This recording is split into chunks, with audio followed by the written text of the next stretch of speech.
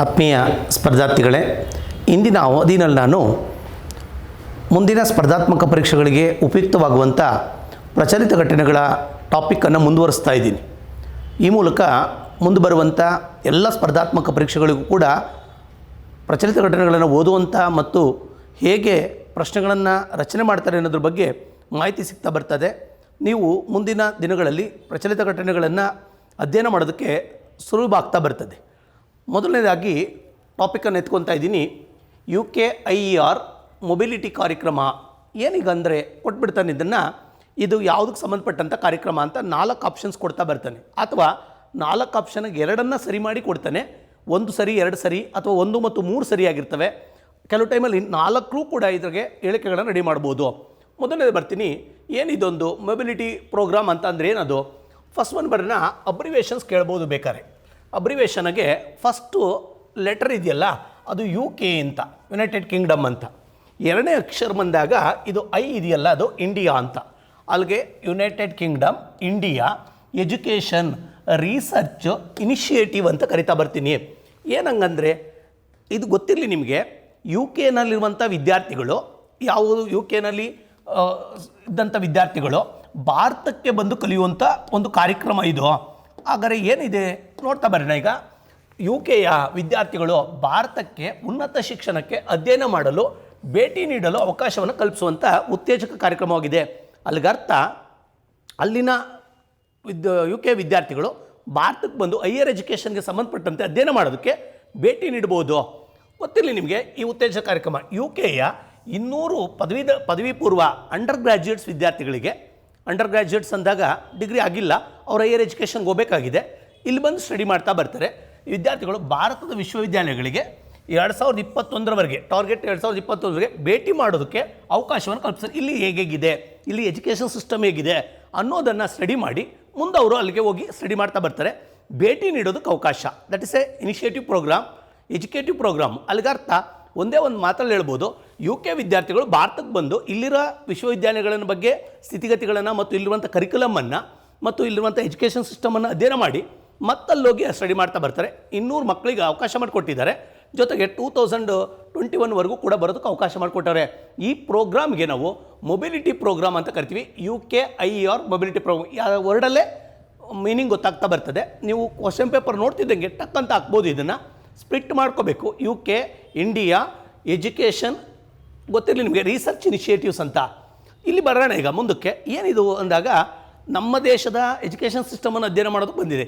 ಇದು ಈ ಕಾಲದ್ದಲ್ಲ, ಮೊದಲಿಂದಲೂ ಬರ್ತಿದ್ರು ನಮ್ಮ ದೇಶಕ್ಕೆ. ಸರ್ ಬರ್ತಾಯಿದ್ರೆ ಯಾಕೆ ಬರ್ತಾಯಿದ್ರು ಅಂದರೆ, ನಮ್ಮ ದೇಶದಲ್ಲಿ ಪ್ರಾಚೀನವಾದಂಥ ಒಂದು ವಿಶ್ವವಿದ್ಯಾಲಯ ಇದೆ, ನಳಂದ ವಿಶ್ವವಿದ್ಯಾಲಯ ಅಂತ. ಬಿಹಾರದ ಬರುವಂಥ ನಳಂದ ವಿಶ್ವವಿದ್ಯಾಲಯಕ್ಕೆ ಜಗತ್ತಿನ ಮೂಲೆ ಮೂಲೆಯಿಂದ, ಅದರಲ್ಲೂ ವಿಶೇಷವಾಗಿ ದಕ್ಷಿಣ ಏಷ್ಯಾದಿಂದ ಬರ್ತಾಯಿದ್ರು. ಆ ಏಷ್ಯಾ ಕಾಂಟಿನೆಂಟಲ್ಲಿ ದಕ್ಷಿಣ ಏಷ್ಯಾ ಮತ್ತು ಏಷ್ಯಾದ ಕೆಲವು ದೇಶಗಳಲ್ಲೂ ಕೂಡ ಬಂದು ಅಧ್ಯಯನ ಮಾಡ್ತಾ ಬಂತು. ಅದನ್ನು ವಸತಿ ಸಹಿತವಾಗಿ ಅಧ್ಯಯನ ಮಾಡ್ತಾಯಿದ್ರು. ಒಳ್ಳೆ ಪ್ರಾಚೀನವಾಗಿ ಕೂಡ ಒಳ್ಳೆ ಶಿಕ್ಷಣವನ್ನು ಕೊಡ್ತಾಯಿತ್ತು. ಈಗಲೂ ಕೂಡ ಜಗತ್ತಿನ ಅನೇಕ ದೇಶಗಳಲ್ಲಿ ಒಂದು ಭಾವನೆ ಇದೆ, ಇಂಡಿಯಾದಲ್ಲಿ ಒಳ್ಳೆ ಎಜುಕೇಷನ್ ಇದೆ ಅಂತೇಳಿ. ಅದನ್ನು ಸ್ಟಡಿ ಮಾಡೋದಕ್ಕಾಗಿ ಇಲ್ಲಿ ಬರ್ತಾರೆ. ಮೌಲ್ಯಗಳನ್ನು ಕಲಿಸುವಂಥದ್ದು, ಒಳ್ಳೊಳ್ಳೆ ವಿಷಯಗಳನ್ನು ಕಲಿಸುವಂಥದ್ದು, ಸ್ಪಿರಿಚುವಲ್ ಕಲಿಸುವಂಥದ್ದೆಲ್ಲ ಇದೆ. ಅದು ಸ್ಟಡಿ ಮಾಡ್ಕೊಂಬನ್ನಿ ಅಂತ ಕಳಿಸ್ತಾ ಬರ್ತಾರೆ. ಅವರು ಇಲ್ಲಿ ಬರೋದಕ್ಕೆ ಈ ಕಾರ್ಯಕ್ರಮದ ಹೆಸರಾಗಿದೆ. ನೆಕ್ಸ್ಟ್ ಮುಂದೆ ಬರ್ತಾ ಇದ್ದೀನಿ. ಇದೇ ರಿಲೇಟೆಡ್ ಆಗಿ ಇದಕ್ಕೆ ಸಂಬಂಧಪಟ್ಟಂತೆ ಇನ್ನೇನಾರು ಕೇಳ್ಬೋದಾ ಅಂತ ಯೋಚನೆ ಮಾಡ್ತಾ ಬಂದಾಗ, ವಜ್ರ ಕಾರ್ಯಕ್ರಮ, ವಜ್ರ ಯೋಜನೆ ಜಾರಿ ಇದು ಬಂತು ಜ್ಞಾಪಕ. ಏನು ಸರ್ ವಜ್ರ ಯೋಜನೆ? ವಿಸ್ತೃತ ರೂಪ ಕೇಳ್ತಾ ಬರ್ತಾನೆ. ವಜ್ರ ಸ್ಕೀಮ್ ಅಂದ್ರೇನು ಅಂತ. ಅಲ್ಲಿಗೆ visiting, V means visiting advanced joint research faculty scheme ಅಂತ. ಇಲ್ಲಿಗೆ ಅರ್ಥ ಜಾಯಿಂಟ್ ಅಂತಿದ್ದಂಗೆ ಗೊತ್ತಿರಲಿ ನಿಮಗೆ, ವಿದೇಶದ ವಿಜ್ಞಾನಿಗಳಿಂದ ಭಾರತೀಯ ಸಂಶೋಧನಾ ವಿದ್ಯಾರ್ಥಿಗಳಿಗೆ ಮಾರ್ಗದರ್ಶನ ಕೊಡಿಸೋದು. ಅಲ್ಲಿಂದ ಇವರು ಬಂದಿದ್ದರು, ಇದಕ್ಕೆ ಏನು ಮಾಡೋದು, ವಿದೇಶದವರಿಂದ ನಮ್ಮ ಮಕ್ಕಳಿಗೆ ಗೈಡೆನ್ಸ್ ಕೊಡಿಸ್ತಾ ಬರೋದು ನೀಡುವ ಉದ್ದೇಶದಿಂದ ಕೇಂದ್ರ ವಿಜ್ಞಾನ ಮತ್ತು ತಂತ್ರಜ್ಞಾನ ಸಚಿವಾಲಯ ರೂಪಿಸಿದ ಯೋಜನೆ ಆಗಿದೆ. ಇವೆರಡಕ್ಕೂ ಸಣ್ಣ ವ್ಯತ್ಯಾಸ ಹೇಳ್ಬಿಡ್ತೀನಿ. ಅಲ್ಲಿಂದ UK-ಯಿಂದ ಬಂದರೆ ಅದನ್ನು ನಾವು UKIER ಅಂತ ಕರೆದು, ನಮ್ಮ ಮಕ್ಕಳಿಗೆ ವಿದೇಶದವರ ತಜ್ಞರಿಂದ ಅಥವಾ ವಿದ್ವಾಂಸರಿಂದ ಅಥವಾ ವಿಜ್ಞಾನಿಗಳಿಂದ ಮಾಹಿತಿ ಕೊಡಿಸಿದ್ರೆ ಸೈನ್ಸ್ ಆ್ಯಂಡ್ ಟೆಕ್ನಾಲಜಿ ಬಗ್ಗೆ, ದಟ್ ಇಸ್ ವಜ್ರ ಯೋಜನೆ ಅಂತ ಕರಿತಾ ಬರ್ತೀವಿ. ಅದು ಜಾಯಿಂಟ್ ಅಂತ ಕರೆದು ರಿಸರ್ಚ್ಗೆ ಸಂಬಂಧಪಟ್ಟಂತೆ ಮಾಹಿತಿ ಕೊಡ್ತಾ ಬರ್ತಾರೆ. ಯಾವ ಫ್ಯಾಕಲ್ಟಿ ಅದು? ವಿದೇಶದ ಫ್ಯಾಕಲ್ಟಿ ನಮ್ಮ ದೇಶದ ಮಕ್ಕಳಿಗೆ ಕೊಡ್ತಾ ಬರ್ತಾರೆ. ಅಲ್ಲಿಗರ್ಥ ಇದನ್ನು ಆಯೋಜನೆ ಮಾಡೋರು ಯಾರು ಅಂತ ಕೇಳ್ತಾರೆ. ಕೇಂದ್ರ ವಿಜ್ಞಾನ ಮತ್ತು ತಂತ್ರಜ್ಞಾನ ಸಚಿವಾಲಯ. ಸೈನ್ಸ್ ಆ್ಯಂಡ್ ಟೆಕ್ನಾಲಜಿ ಮಿನಿಸ್ಟ್ರಿಯವರು ಕಂಡಕ್ಟ್ ಮಾಡ್ತಾ ಬರ್ತಾರೆ. ಯಾರ್ಯಾರು ವಿಜ್ಞಾನದಲ್ಲಿ ಸಂಶೋಧನೆಗಳನ್ನ ಮಾಡಬೇಕು ಅಂತಾರೋ ವಿದೇಶದ ಇವ್ರಿಗೆ ಕೊಡ್ತಾ ಬರ್ತಾರೆ. ದಟ್ ಇಸ್ ಎ ವಜ್ರ ಕಾರ್ಯಕ್ರಮ. ವಜ್ರ ಎಂಬುದು ಅಂತ ಕೇಳ್ತಾ ಬರ್ತಾರೆ. ಇತ್ತೀಚೆಗೆ ಕೇಂದ್ರ ವಿಜ್ಞಾನ ಮತ್ತು ತಂತ್ರಜ್ಞಾನ ಸಚಿವಾಲಯವು ರೂಪಿಸಿದಂಥ ಯೋಜನೆ ವಜ್ರ ಎಂಬುದು ಅಂತ ಕೇಳಿದ್ರೆ, ವಜ್ರ ಅಂದರೆ ಈ BMTC ಬಸ್ ಬಿಟ್ಟಿದ್ದಾರೆ, ಅದನ್ನು ಹಾಕ್ಬಿಟ್ಟಿರ ನೀವು. ವಜ್ರ ಅಂದರೆ ಇದನ್ನ ಫ್ಯಾಕಲ್ಟಿಯಿಂದ ಇದನ್ನ ಗೈಡೆನ್ಸನ್ನು ಮಾಡಿಸ್ತಾ ಬರುತ್ತೆ, ಅವರೆಲ್ಲ ಗೈಡ್ ಮಾಡ್ತಾ ಬರ್ತಾರೆ. ಈ ಕಾರ್ಯಕ್ರಮ ಇದೆ. ಇಲ್ಲಿ ಇನ್ನೂ ಒಂದು ಯೋಚನೆ ಮಾಡ್ತಾ ಬಂದೆ, ಇನ್ನೇನು ಬರ್ಬೋದು ಅಂದಾಗ ಇನ್ನೂ ಒಂದು ಕಾರ್ಯಕ್ರಮ ಶಿಕ್ಷಣಕ್ಕೆ ಸಂಬಂಧಪಟ್ಟಂತೆ ಈ ಥರ ಗೈಡೆನ್ಸ್ ಕೊಡೋದೇ ಮತ್ತು ಗೈಡೆನ್ಸ್ ಪಡೆಯೋದೇ ಇದೆ. ಅದನ್ನೇ ನಾವು ಪ್ರಬುದ್ಧ ಯೋಜನೆ ಅಂತ ಕರಿತಾ ಬರ್ತೀವಿ. ಪ್ರಬುದ್ಧ ಯೋಜನೆ ಸರ್, ಹಾಗಾದ್ರೆ ಈ ಮೂರಕ್ಕೂ ನಾವು ಒಂದೇ ಲೈನಲ್ಲಿ ಡಿಫ್ರೆನ್ಸಸ್ ಹೇಳ್ಬೋದು, ಗ್ಯಾರಂಟಿ ಹೇಳ್ಬೋದು.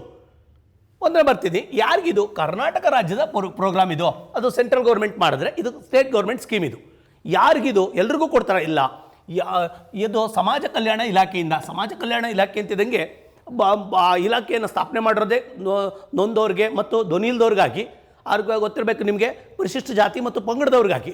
ಅವ್ರಿಗೆ SC ಮತ್ತು ST ವಿದ್ಯಾರ್ಥಿ ಪಂಗಡದವರಿಗೆ ಏನು ಮಾಡೋದು, ವಿದೇಶ ವಿಶ್ವವಿದ್ಯಾಲಯಗಳಲ್ಲಿ ಉನ್ನತ ಶಿಕ್ಷಣ ಪಡೆಯೋದು. ಅಲ್ಲಿಂದ ಬಂದಿದ್ದರು, ಇದು ಇಲ್ಲಿಂದ ಹೋಗ್ತಾ ಬರೋದು. ಯಾರವರು? SC ಮತ್ತು ST ವಿದ್ಯಾರ್ಥಿಗಳು ಎಲ್ಲಿಗೆ ಹೋಗ್ತಾ ಬರ್ತಾರೆ? ವಿದೇಶಕ್ಕೆ ಹೋಗ್ತಾರೆ. ವಿದೇಶಕ್ಕೆ ಹೋಗಿ ಕಲಿತಾ ಬರ್ತಾರೆ. ಅಲ್ಲಿಗೆ ಶಿಕ್ಷಣಕ್ಕೆ, ಉನ್ನತ ಶಿಕ್ಷಣ ಪಡೆಯಲು ಹಣಕಾಸಿನ ನೆರವನ್ನು ಒದಗಿಸುವಂಥ ಉದ್ದೇಶದಿಂದ ಇವ್ರಿಗೆ ಯಾರ್ಯಾರು ಹೋಗ್ತಾರೋ ಇಲ್ಲಿಗೆಲ್ಲ ಅವ್ರಿಗೆಲ್ಲ ಫೈನಾನ್ಷಿಯಲ್ ಸಪೋರ್ಟನ್ನು ನೀಡ್ತಾ ಬರ್ತೀವಿ. ಗೌರ್ಮೆಂಟ್ ಫೈನಾನ್ಷಿಯಲ್ ಸಪೋರ್ಟ್ ನೀಡುತ್ತೆ. ಈ ಮೂಲಕ ಅವ್ರಿಗೆ ಉನ್ನತ ಶಿಕ್ಷಣವನ್ನು ಪಡೆಯೋದಕ್ಕೆ ಅವಕಾಶವನ್ನು ಮಾಡಿಕೊಡ್ತೀವಿ. ಇಲ್ಲಿ ಪರಿಶಿಷ್ಟ ಜಾತಿ ಮತ್ತು ಪಂಗಡದವರಿಗೆ ಸ್ಕಾಲರ್ಶಿಪ್ಸ್ಗಳನ್ನು ಕೊಡ್ತೀವಿ. ಮತ್ತು ಎರಡನೇದು ಬಂದಾಗ ವಸತಿ ನಿಲಯಗಳಿದೆ. ಅಷ್ಟಕ್ಕೆ ಮಾತ್ರ ಸೀಮಿತವಾಗಬಾರ್ದು, ಅವರು ವಿದೇಶದಲ್ಲೂ ಓದಬೇಕು ಅಂತೇಳಿ, ಅವ್ರಿಗೂ ಆ ನಾಲೆಡ್ಜು ಬರಬೇಕು ಅಂತೇಳಿ ಅದಕ್ಕಾಗಿ ಈ ಪ್ರಬುದ್ಧ ಯೋಜನೆಯನ್ನು ತರ್ತಾ ಬಂದಿದ್ದಾರೆ. ಕೇಳ್ತಾ ಬರ್ತಾರೆ, ಪ್ರಬುದ್ಧ ಯೋಜನೆ ಅನ್ನೋದು ಈ ಕೆಳಗಿನ ಯಾರ್ಯಾರಿಗೆ ಅನ್ವಯ ಆಗುತ್ತೆ ಅಂದರೆ purely for SC and ST.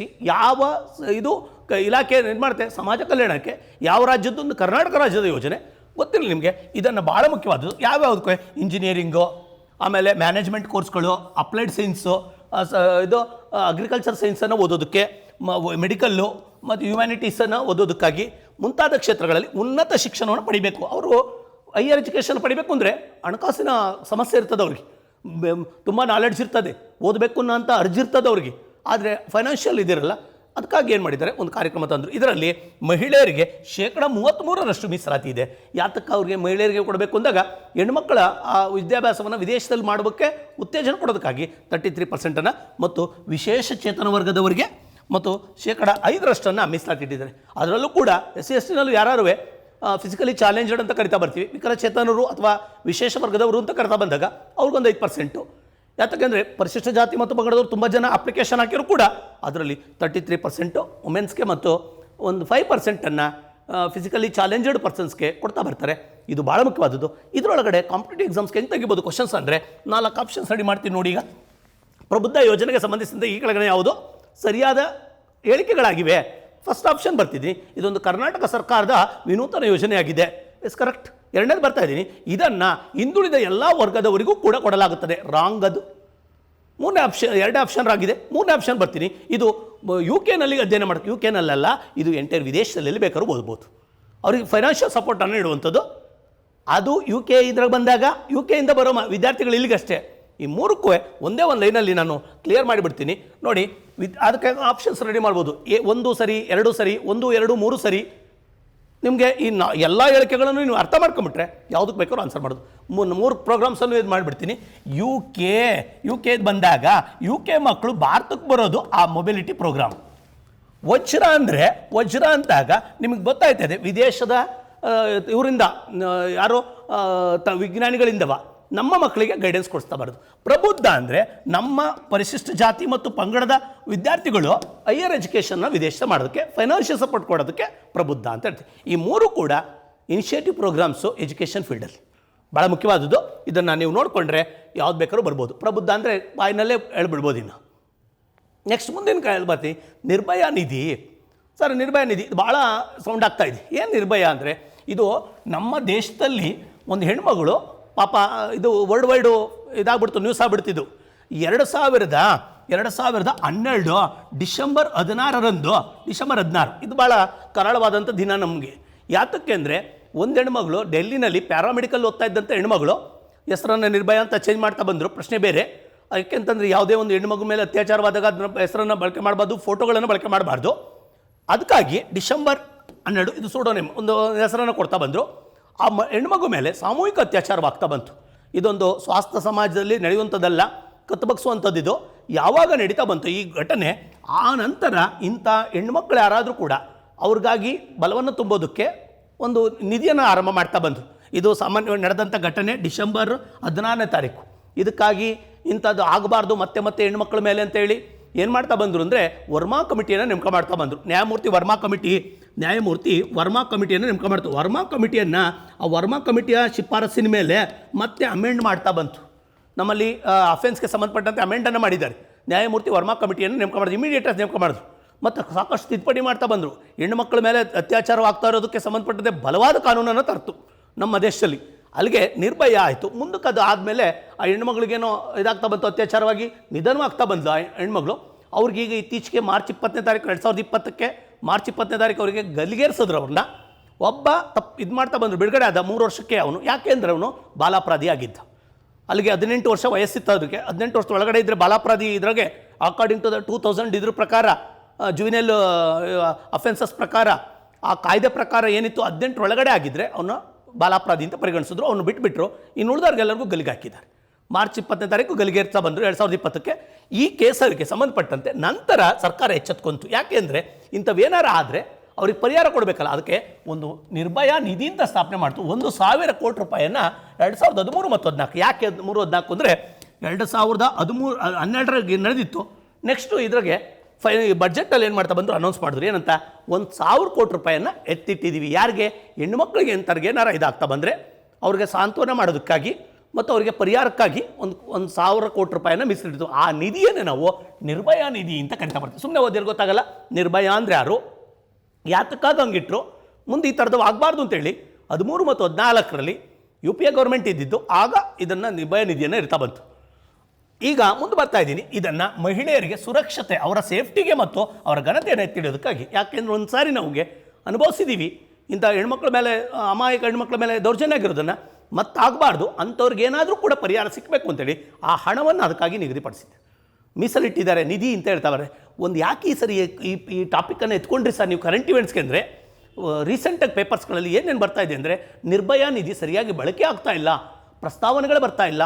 ಅಲ್ಲಿಗೆ ಎಷ್ಟೋ ಹೆಣ್ಮಕ್ಳುಗಳು ಶೋಷಣೆಗೆ ಒಳಗಾದರೂ ಕೂಡ ಹೊರಗಡೆ ಬರ್ತಾ ಇಲ್ಲ, ಅವ್ರು ಹೇಳ್ಕೊತಾ ಇಲ್ಲ, ಅದಕ್ಕೆ ಸಂಬಂಧಪಟ್ಟಂತೆ ಅವರು ಪರಿಹಾರವನ್ನು ಪಡಿತಾ ಇಲ್ಲ. ಇವತ್ತು ಗೊತ್ತಿರಲಿ ನಿಮಗೆ, ಕ್ರೈಮ್ ರೇಟು ಅಥವಾ ಹೆಣ್ಮಕ್ಳ ಮೇಲೆ ದೌರ್ಜನ್ಯ ಯಾಕಾಗ್ತಾ ಇದೆ ಅಂದರೆ ಅವರು ಅದನ್ನು ಮುಚ್ಚಾಕ್ತಾರೆ ಅಥವಾ ಅವರು ತಂದು ಅದು ದೂರುಗಳನ್ನು ಕೊಡಲ್ಲ ಮತ್ತು ತಮ್ಗೆ ಆಗಿರುವಂಥ ಅನ್ಯಾಯವನ್ನು ಪ್ರತಿಭಟಿಸಲ್ಲ. ಅದಕ್ಕಾಗಿ ಇದಾಗ್ತಾ ಇದೆ. ಅದು ಇಶ್ಯೂ ಆಗಿ 2016, 17 ಮತ್ತು 18ನೇ ಸಾಲಿನಲ್ಲಿ ಕಳೆದ 3 ಇದರಲ್ಲಿ ವರ್ಷಗಳಲ್ಲಿ ಫೈನಾನ್ಷಿಯಲ್ ಇಯರ್ಗೆ ವಿವಿಧ ಸಚಿವಾಲಯಗಳಿಗೆ, ಬೇರೆ ಬೇರೆ ಸಚಿವಾಲಯಗಳಿಗೆ ಏನು ಮಾಡ್ತಾ ಬಂದಿದೆ, ಈ ವಿವಿಧ ಸಚಿವಾಲಯಗಳಿಗೆ ಮತ್ತು ರಾಜ್ಯಗಳಿಗೆ ಈ ಕೇಂದ್ರಾಡಳಿತ ಪ್ರದೇಶಗಳಿಂದ 59 ಪ್ರಸ್ತಾವನೆಗಳು ಬಂದಿವೆ.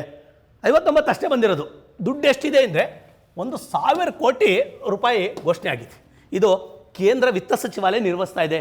ಇಲ್ಲೊಂದು ಪ್ರಶ್ನೆ ಭಾಳ ಮುಖ್ಯವಾದದ್ದು, 1,000 ಕೋಟಿ ರೂಪಾಯಿ ಎಲ್ಲೈತೆ ಹಣ ಅಂದರೆ, ಇದು ನನ್ನ ಕ್ವಶನ್ ಪೇಪರ್ ಕೈಗೆ ಸಿಕ್ಬಿಟ್ರೆ ಸರಿಯಾದ ಕೈಗೆ ಈ ಕ್ವಶನ್ ಮಿಸ್ ಮಾಡಿಬಿಡ್ತೀವಿ, ಇದು ಮಾಡಿಬಿಡ್ತಾರೆ, ಡೂಪ್ ಮಾಡಿಬಿಡ್ತಾರೆ. ನಿರ್ಭಯ ನಿಧಿಯನ್ನು ನಿರ್ವಹಣೆ ಮಾಡುತ್ತಿರುವವರು ಮೊದಲನೇದು ಇದು ಮಹಿಳಾ ಮತ್ತು ಮಕ್ಕಳಾಭಿವೃದ್ಧಿ ಸಚಿವಾಲಯ, ಮಹಿಳಾ ಮತ್ತು ಮಕ್ಕಳಾಭಿವೃದ್ಧಿ ಸಚಿವಾಲಯ. ಎರಡನೇದು ಬಂದಾಗ ಗೊತ್ತಿರಬೇಕು ಸಮಾಜ ಕಲ್ಯಾಣ ಇಲಾಖೆ, ಸಮಾಜ ಕಲ್ಯಾಣ ಇಲಾಖೆ ಕಲ್ಯಾಣ. ನೆಕ್ಸ್ಟ್ ಮೂರನೇದು ಬಂದಾಗ ವಿತ್ತ ಸಚಿವಾಲಯ ಅಂದಾಗ ಯಾರೂ ಕೂಡ ನಿರೀಕ್ಷೆ ಮಾಡೋಕ್ಕಲ್ಲ. ವಿತ್ತ ಸಚಿವಾಲಯ ಅಂತವ ಎಲ್ಲ ಹಾಕೋದು ಯಾರಿಗೆ ಅಂದರೆ ಮಹಿಳಾ ಮತ್ತು ಮಕ್ಕಳ ಅಭಿವೃದ್ಧಿ ಅಂತ ಆಗ್ತಾ ಬರ್ತೀವಿ. ಮಹಿಳಾ ಮತ್ತು ಮಕ್ಕಳ ಅಭಿವೃದ್ಧಿಯಿಂದಾಗ ನಮಗೇನು ಬರ್ತದೆ ಅಂದರೆ ನಿರ್ಭಯ ಒಂದು ಹೆಣ್ಮಗಳು, ಅವಳು ಆ ನಿಧಿಯನ್ನು ನಿರ್ವಹಣೆ ಮಾಡ್ತಾರೋ ಗ್ಯಾರಂಟಿ ಇವರು ಅಂದರೆ, ಆದರೆ ನಿರ್ವಹಣೆ ಮಾಡ್ತಾರೆ ಯಾರು ಅಂದರೆ ವಿತ್ತ ಸಚಿವಾಲಯ. ಬೇರೆ ಬೇರೆ ಇಲಾಖೆಗಳಿಂದ ಪ್ರಸ್ತಾವನೆಗಳು ಕೊಡಬೇಕು. ನನಗಿದು, ನಾನು ಸಂತ್ರಸ್ತೆ, ನನಗೆ ಹಣ ಬೇಕಾಗಿದೆ, ಆ ಫಂಡಿಂದ ಕೊಡಿಂತವ ಯಾವ ಹೆಣ್ಮಕ್ಳು ಮುಂದೆ ಬರ್ತಾ ಇಲ್ಲ. ವಿಪರ್ಯಾಸ ಏನಂದರೆ, ಇದು ಚರ್ಚೆ ಆಗ್ತಾ ಇರೋದೇನೆಂದರೆ ಫಂಡ್ ಇದೆ, ಯುಟಿಲೈಸ್ ಮಾಡ್ತಾ ಇಲ್ಲ. ಅದಕ್ಕಾಗಿ ಇವತ್ತು ಹೆಚ್ಚೆಚ್ಚು ನ್ಯೂಸ್ ಆಯಿತು ಇದು. ಯಾತಕ್ಕೆ ಅಂದರೆ ಕಳೆದ ಫೈನಾನ್ಷಿಯಲ್ ಇಯರ್ಗಳಲ್ಲಿ ದೇಶಾದ್ಯಂತ 59 ಪ್ರಸ್ತಾವನೆಗಳು ಮಾತ್ರ ಬಂದಿರೋದ್ರಿಂದ ಇದರ ಸದ್ಬಳಕೆ ಆಗ್ತಾ ಇಲ್ಲ ಅಂತ ಚರ್ಚೆ ಆಗ್ತಾ ಬಂತು. ಹಣವನ್ನು ಮೀಸಲಿಟ್ಟಿದ್ದಾರೆ, ಬಟ್ ಅದು ಬಳಕೆ ಆಗ್ತಾ ಇಲ್ಲ.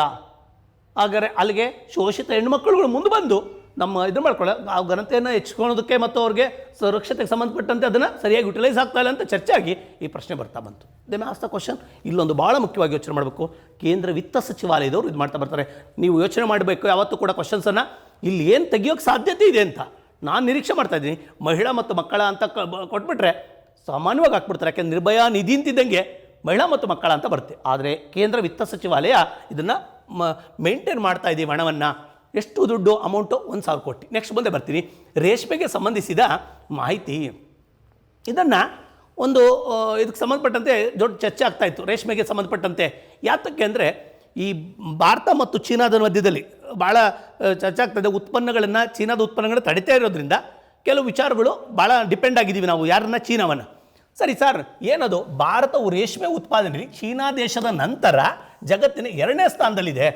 ಉತ್ಪಾದಕ 2ನೇ ಸ್ಥಾನ. ಅಲ್ಲಿಗೆ ಅರ್ಥ ಇನ್ನೊಂದು ಟೈಪ್ ಕೇಳ್ಬೋದು. SCFDನಲ್ಲಿ ರೇಷ್ಮೆಯಲ್ಲಿ ಉತ್ಪಾದನೆಯಲ್ಲಿ ಯಾರು ಫಸ್ಟ್ ಅವ್ರೆ ಅಂತಂದರೆ ಚೀನಾ ಇಸ್ ಅ ಫಸ್ಟ್, ನಾವು ಸೆಕೆಂಡ್. ಅವು ಒಂದು ವಿಚಾರ ಗೊತ್ತಿರಲಿ, ಉತ್ಪಾದನೆಯಲ್ಲಿ ಅವ್ನು ಫಸ್ಟ್ ಅವನೇ, ಆದರೆ ಬಳಕೆನಲ್ಲಿ ಮಾತ್ರ ದೊಡ್ಡ ಬಳಕೆದಾರ ದೇಶವಾಗಿದೆ. ಅಲ್ಲಿಗೆ ಅರ್ಥ ಬಳಕೆ ನಾವು ಜಾಸ್ತಿ ಮಾಡ್ತಾ ಇದ್ದೀವಿ ಅಂದರೆ ನಾವು 2ನೇ ಪ್ಲೇಸ್ ಆಗಿದ್ದು ಉತ್ಪಾದನೆಯಲ್ಲಿ ಬಳಕೆ ಜಾಸ್ತಿ ಮಾಡ್ತಾ ಇದ್ದೀವಿ, ನಮಗೆ ಸಾಕಾಗ್ತಾ ಇಲ್ಲ. ಅಲ್ಲಿಗೆ ಅರ್ಥ ಇಂಪೋರ್ಟ್ ಮಾಡ್ಕೊತಾ ಇದ್ದೀವಿ. ಎಲ್ಲಿಂದ? ಚೀನಾದಿಂದ. ಗೊತ್ತಿರಲಿ ನಿಮಗೆ, ನಮ್ಮ ಚೀನಾದಿಂದ ಬರ್ತಾ ಇರುವಂಥ ನಮ್ಮ ರೇಷ್ಮೆಗೆ, ನಮ್ಮ ಭಾರತದ ರೇಷ್ಮೆ ಮೇಲೆ ಏಟು ಹೊಡಿತಾ ಇದೆ. ಆ್ಯಕ್ಚುಲಿ ನಮ್ಮ ರೇಷ್ಮೆ ಬೆಳೆಗಾರರಿಗೆ ತುಂಬ ತೊಂದರೆ ಆಗ್ತಾ ಇರೋದು ಎಲ್ಲಿಂದ ಅಂದರೆ ಚೀನಾದಿಂದ ಆಮದಾಗ್ತದೆ. ಯಾಕೆ ಅಂದರೆ ನಮ್ಮಲ್ಲಿ ಹೆಚ್ಚು ಬಳಕೆದಾರರಿದ್ದಾರೆ. ನಮ್ಮದೇ ಬಳಸಿದ್ರೆ ಸಾಕು, ಜೊತೆಗೆ ಅದು ಬೇರೆ ಬರ್ತಾಯಿದೆ. ಇಲ್ಲಿ ಬಳಸೋದೇ ನಮ್ಮದೇ ಮಾತ್ರ ಬಳಸ್ತಾ ಬಂದರೆ ಬೇಡಿಕೆ ಜಾಸ್ತಿ ಆಗುತ್ತೆ ನಮ್ಮರಿಗೆ. ಅದಕ್ಕೆ ಇವತ್ತು ರೇಷ್ಮೆ ಬೆಳೆಗಾರರ ಪರಿಸ್ಥಿತಿ ಭಾಳ ಹೀನಾಯವಾಗಿದೆ. ಚೀನಾದಿಂದ ಆಮದಾಗ್ತಾ ಇದೆ. ಬಳಕೆ ಮಾತ್ರ ಗ್ಯಾರಂಟಿ. ನಾವು ಹಬ್ಬ ಹರಿದಿನಗಳೆಲ್ಲ ರೇಷ್ಮೆ ಸೀರೆ ಉಟ್ಕೊತಾರೆ. ಹಬ್ಬಕ್ಕೆ ಬೇಕೇ ಬೇಕು, ಅರ್ಥ ಆಯ್ತಲ್ಲ. ಗಂಡಿ ಕಡೆಯವರು ಉಟ್ಕೊತಾರೆ, ಹೆಣ್ಣು ಕಡೆಯವರು ಕೂಡ ಬೇಕೇ ಬೇಕದು. ಆದರೆ ಈ ಬಳಕೆ ಜಾಸ್ತಿ ಮಾಡ್ತಾ ಇದ್ದೀವಿ, ಉತ್ಪಾದನೆ 2ನೇ ಸ್ಥಾನದಾಗಿದೆ. ಈ ಇಶ್ಯೂನಲ್ಲಿ ಚರ್ಚೆ ಆಗ್ತಾ ಇದೆ. ಮುಂದೆ ಬರ್ತಾ ಇದ್ದೀನಿ. ಈಗ ಗೊತ್ತಿರಲಿ, ಭಾರತವು ವಾಣಿಜ್ಯ ದೃಷ್ಟಿಯಿಂದ 5 ವಿಧದ ತಳಿಗಳನ್ನು ಬೆಳೀತಾರೆ. ನಮ್ಮಲ್ಲಿ 5 ವಿಧದ ತಳಿಗಳು. 2ನೇ ಪ್ಲೇಸ್ ಆಗಿದ್ದೀವಿ, ಫಸ್ಟ್ ಪ್ಲೇಸ್ ಆಗವನೇ. ಆದರೆ ನಮ್ಮಲ್ಲಿ ಬೆಳೆಯುವಂಥದ್ದು 5 ತಳಿಗಳು. ಆ ಯಾವ್ಯಾವ ತಳಿಗಳು? ಮಲ್ಬರಿ, ಇದನ್ನು ನಾನು ಕೇಳಿದ್ದೇನೆ. ಮಲ್ಬರಿ ಅನ್ನೋದು ಏನು ಅಂತ ಕೇಳಿದೆ. ಮಲ್ಬರಿ ಇಸ್ ರೇಷ್ಮೆ ತಳಿ. ಒಂದು ಸಾರಿ ಕೇಳಿದ್ದ. ಜಯ, ವಿಜಯ, ಇದೆಲ್ಲ ಏನವು? ಭತ್ತದ ತಳಿಗಳವು. ಭತ್ತದ ತಳಿಗಳೇ ರೊಬಸ್ಟಾ ಅದು ಕಾಫಿ ತಳಿ. ಅದೇ ಥರ ಮಲ್ಬರಿ ಅಂತ ಕೇಳಿದ್ದಾನೆ. ಇವೆಲ್ಲವೂ ಕೂಡ ಒಕ ಟಸಾರ್, ನೆಕ್ಸ್ಟು ಟ್ರಾಫಿಕಲ್ ಟಸ್ಸಾರ್, ನೆಕ್ಸ್ಟ್ ಮತ್ತು ಮುಗ ಮತ್ತು ಎರ್ರಿ, ಇವೆಲ್ಲವೂ ಕೂಡ ಇದು. ಇದರೊಳಗಡೆ ಭಾಳ ಮುಖ್ಯವಾದದ್ದು ಯಾವುದು ಅಂದರೆ ಗೋಲ್ಡನ್ ಮುಗ ಅನ್ನುವಂಥದ್ದು ಬೆಳೆ ನಮ್ಮ ಭಾರತದಲ್ಲಿ ಜಾಗತಿಕವಾಗಿ ಫೇಮಸ್ ಆಗಿರುವಂಥದ್ದು. ನಮ್ಮ ಈ 4 ಆಪ್ಷನ್ಗೆ ಏನು ಕೊಟ್ಬಿಡ್ತಾನೆ, 4 ಕೊಟ್ಬಿಟ್ಟು ಇದ್ರಾಗ ಯಾವುದು ಭಾರತದಲ್ಲಿ ಜಾಗತಿಕವಾಗಿ ಬ್ರ್ಯಾಂಡ್ ಆಗಿದೆ ಅಂತ ಕೇಳ್ತಾ ಬರ್ತಾರೆ. ಗೋಲ್ಡನ್ ಮುಗ ಅನ್ನೋದು ಜಾಗತಿಕವಾಗಿ ಯಾವುದ್ರಿಂದ? ಈ ಕಾಯಿನಲ್ಲಿ, ತೆಂಗಿನಕಾಯಿನಲ್ಲಿ ಯಾವುದು ಭಾಳ ಫೇಮಸ್ಸು ಅಂದರೆ, ಕೊಬ್ಬರಿನಲ್ಲಿ ಯಾವುದು ಫೇಮಸ್ಸು ಅಂದರೆ ತಿಪ್ಟೂರು ಅಂತ ಹೇಳ್ತಾ ಬರ್ತೀವಿ. ಸರ್, ಬೇರೆ ಕಡೆ ಬೆಳೆಯಲ್ವೇ ಅಂದರೆ ಅದು ಜಾಗತಿಕವಾಗಿ ಅಥವಾ ರಾಷ್ಟ್ರ ಮಟ್ಟದಲ್ಲಿ ಫೇಮಸ್ ಆಗಿರ್ತದೆ. ಅದೇ ಥರ ಅದೇ ಥರ ಕಾಫಿನಲ್ಲಿ ಬಂದಾಗ ಅರೇಬಿಕಾ ಇದೆ, ರೊಬಸ್ಟಾ ಇದೆ. ಅದೇ ಥರ ಒಂದೊಂದು ತಳಿನಲ್ಲಿ ಒಂದೊಂದು ಯಾವುದೋ ಒಂದು ಜಾತಿ ಅತ್ಯಂತ ಹೆಚ್ಚು ಪಾಪ್ಯುಲರ್ ಆಗಿರ್ತದೆ. ಇದನ್ನು ಕೇಳ್ತಾ ಬರ್ಬೋದು, ಕೇಳೋಕ್ಕೆ ಸಾಧ್ಯತೆ ಇದೆ. ಇನ್ನೂ ಒಂದು ಮಾತು ಹೇಳ್ತಾ ಬರ್ತೀನಿ. ಕರ್ನಾಟಕದಲ್ಲಿ 2ನೇ ನಮ್ಮ ಇದು ಆದಾಯ ಬರ್ತಾ ಇರೋದು ಎಲ್ಲಿಂದ ಅಂದರೆ ರೇಷ್ಮೆಯಿಂದ ಬರ್ತಾಯಿದೆ. ಮೊದಲನೇ ಬಂದಾಗ IT ಸೆಕ್ಟರಿಂದ. ನಮ್ಮ SGDPಗೆ ಕಾಂಟ್ರಿಬ್ಯೂಷನ್ಸು ನಮ್ಮದು IT ಸೆಕ್ಟರ್. ನಮ್ಮ ಕರ್ನಾಟಕದ SGDPಗೆ, ಗ್ರಾಸ್ ಡೊಮೆಸ್ಟಿಕ್ ಪ್ರಾಡಕ್ಟ್ಗೆ, ಸ್ಟೇಟ್ ಗ್ರಾಸ್ ಡೊಮೆಸ್ಟಿಕ್ ಪ್ರಾಡಕ್ಟ್ಗೆ IT ಸೆಕ್ಟರಿಂದ ಜಾಸ್ತಿ ಬರ್ತಾ ಇರೋದು. ನಮಗೆ ಆದಾಯದ ಮೂಲ ಮೇಜರಾಗಿ ಅದೇ. ಕರ್ನಾಟಕ ಅತಿ ಹೆಚ್ಚು ಉದ್ಯೋಗವನ್ನು ಸೃಷ್ಟಿ ಮಾಡಿದೆ ಅಂದರೆ ಗೌರ್ಮೆಂಟ್ ಕೆಲಸಗಳಾಗಲ್ಲ, ಅವರು IT ಕಂಪ್ನಿಯವರು ಉದ್ಯೋಗ ಸೃಷ್ಟಿ ಮಾಡಿದರು. ಈಗಲ್ಲ, ಕೋವಿಡ್ಕಿಂತ ಮೊದಲು ಈ ಹೇಳಿಕೆಗಳನ್ನು ನೋಡ್ತಾ ಇರ್ಬೋದು ನೀವು. ಯಾತಕ್ಕೆ ಅಂದರೆ ಕರ್ನಾಟಕದಾಗೆ ಬೇಕಾದಷ್ಟು ಈ IT ಕಂಪನಿಗಳಿದ್ದು 2ನೇ ಸ್ಥಾನ ಅಂದಾಗ ರೇಷ್ಮೆ ಕೂಡ ಕಾಂಟ್ರಿಬ್ಯೂಟ್ ಮಾಡ್ತಾಯಿದೆ. ಕರ್ನಾಟಕದ ರೇಷ್ಮೆಗೆ ಹೆಚ್ಚು ಬೇಡಿಕೆ ಇದೆ. ಇದನ್ನು ನಾನು ಮುಂದೆ ಬರ್ತಾ ಇದ್ದೀನಿ. ಇದು ನೋಡ್ಕೋಬೋದು. ಫಸ್ಟ್ ಪ್ಲೇಸು ಚೀನಾ, 2ನೇ ಪ್ಲೇಸು ಕರ್ನಾಟಕ. ಉತ್ಪಾದನೆಯಲ್ಲಿ 2ನೇ ಪ್ಲೇಸ್ ಯಾವುದು? ಭಾರತ. ಉತ್ಪಾದನೆಯಲ್ಲಿ ಇದು ಮಾಡ್ತಾ ಇರೋದ್ರಾಗೆ, ಯುಟಿಲೈಸ್ ಮಾಡೋದ್ರಾಗೆ ಅಥವಾ ನಮ್ಮಲ್ಲಿ ಬಳಕೆ ಮಾಡೋದ್ರಾಗೆ ನಾವು ವರ್ಲ್ಡಲ್ಲೇ ಫಸ್ಟ್.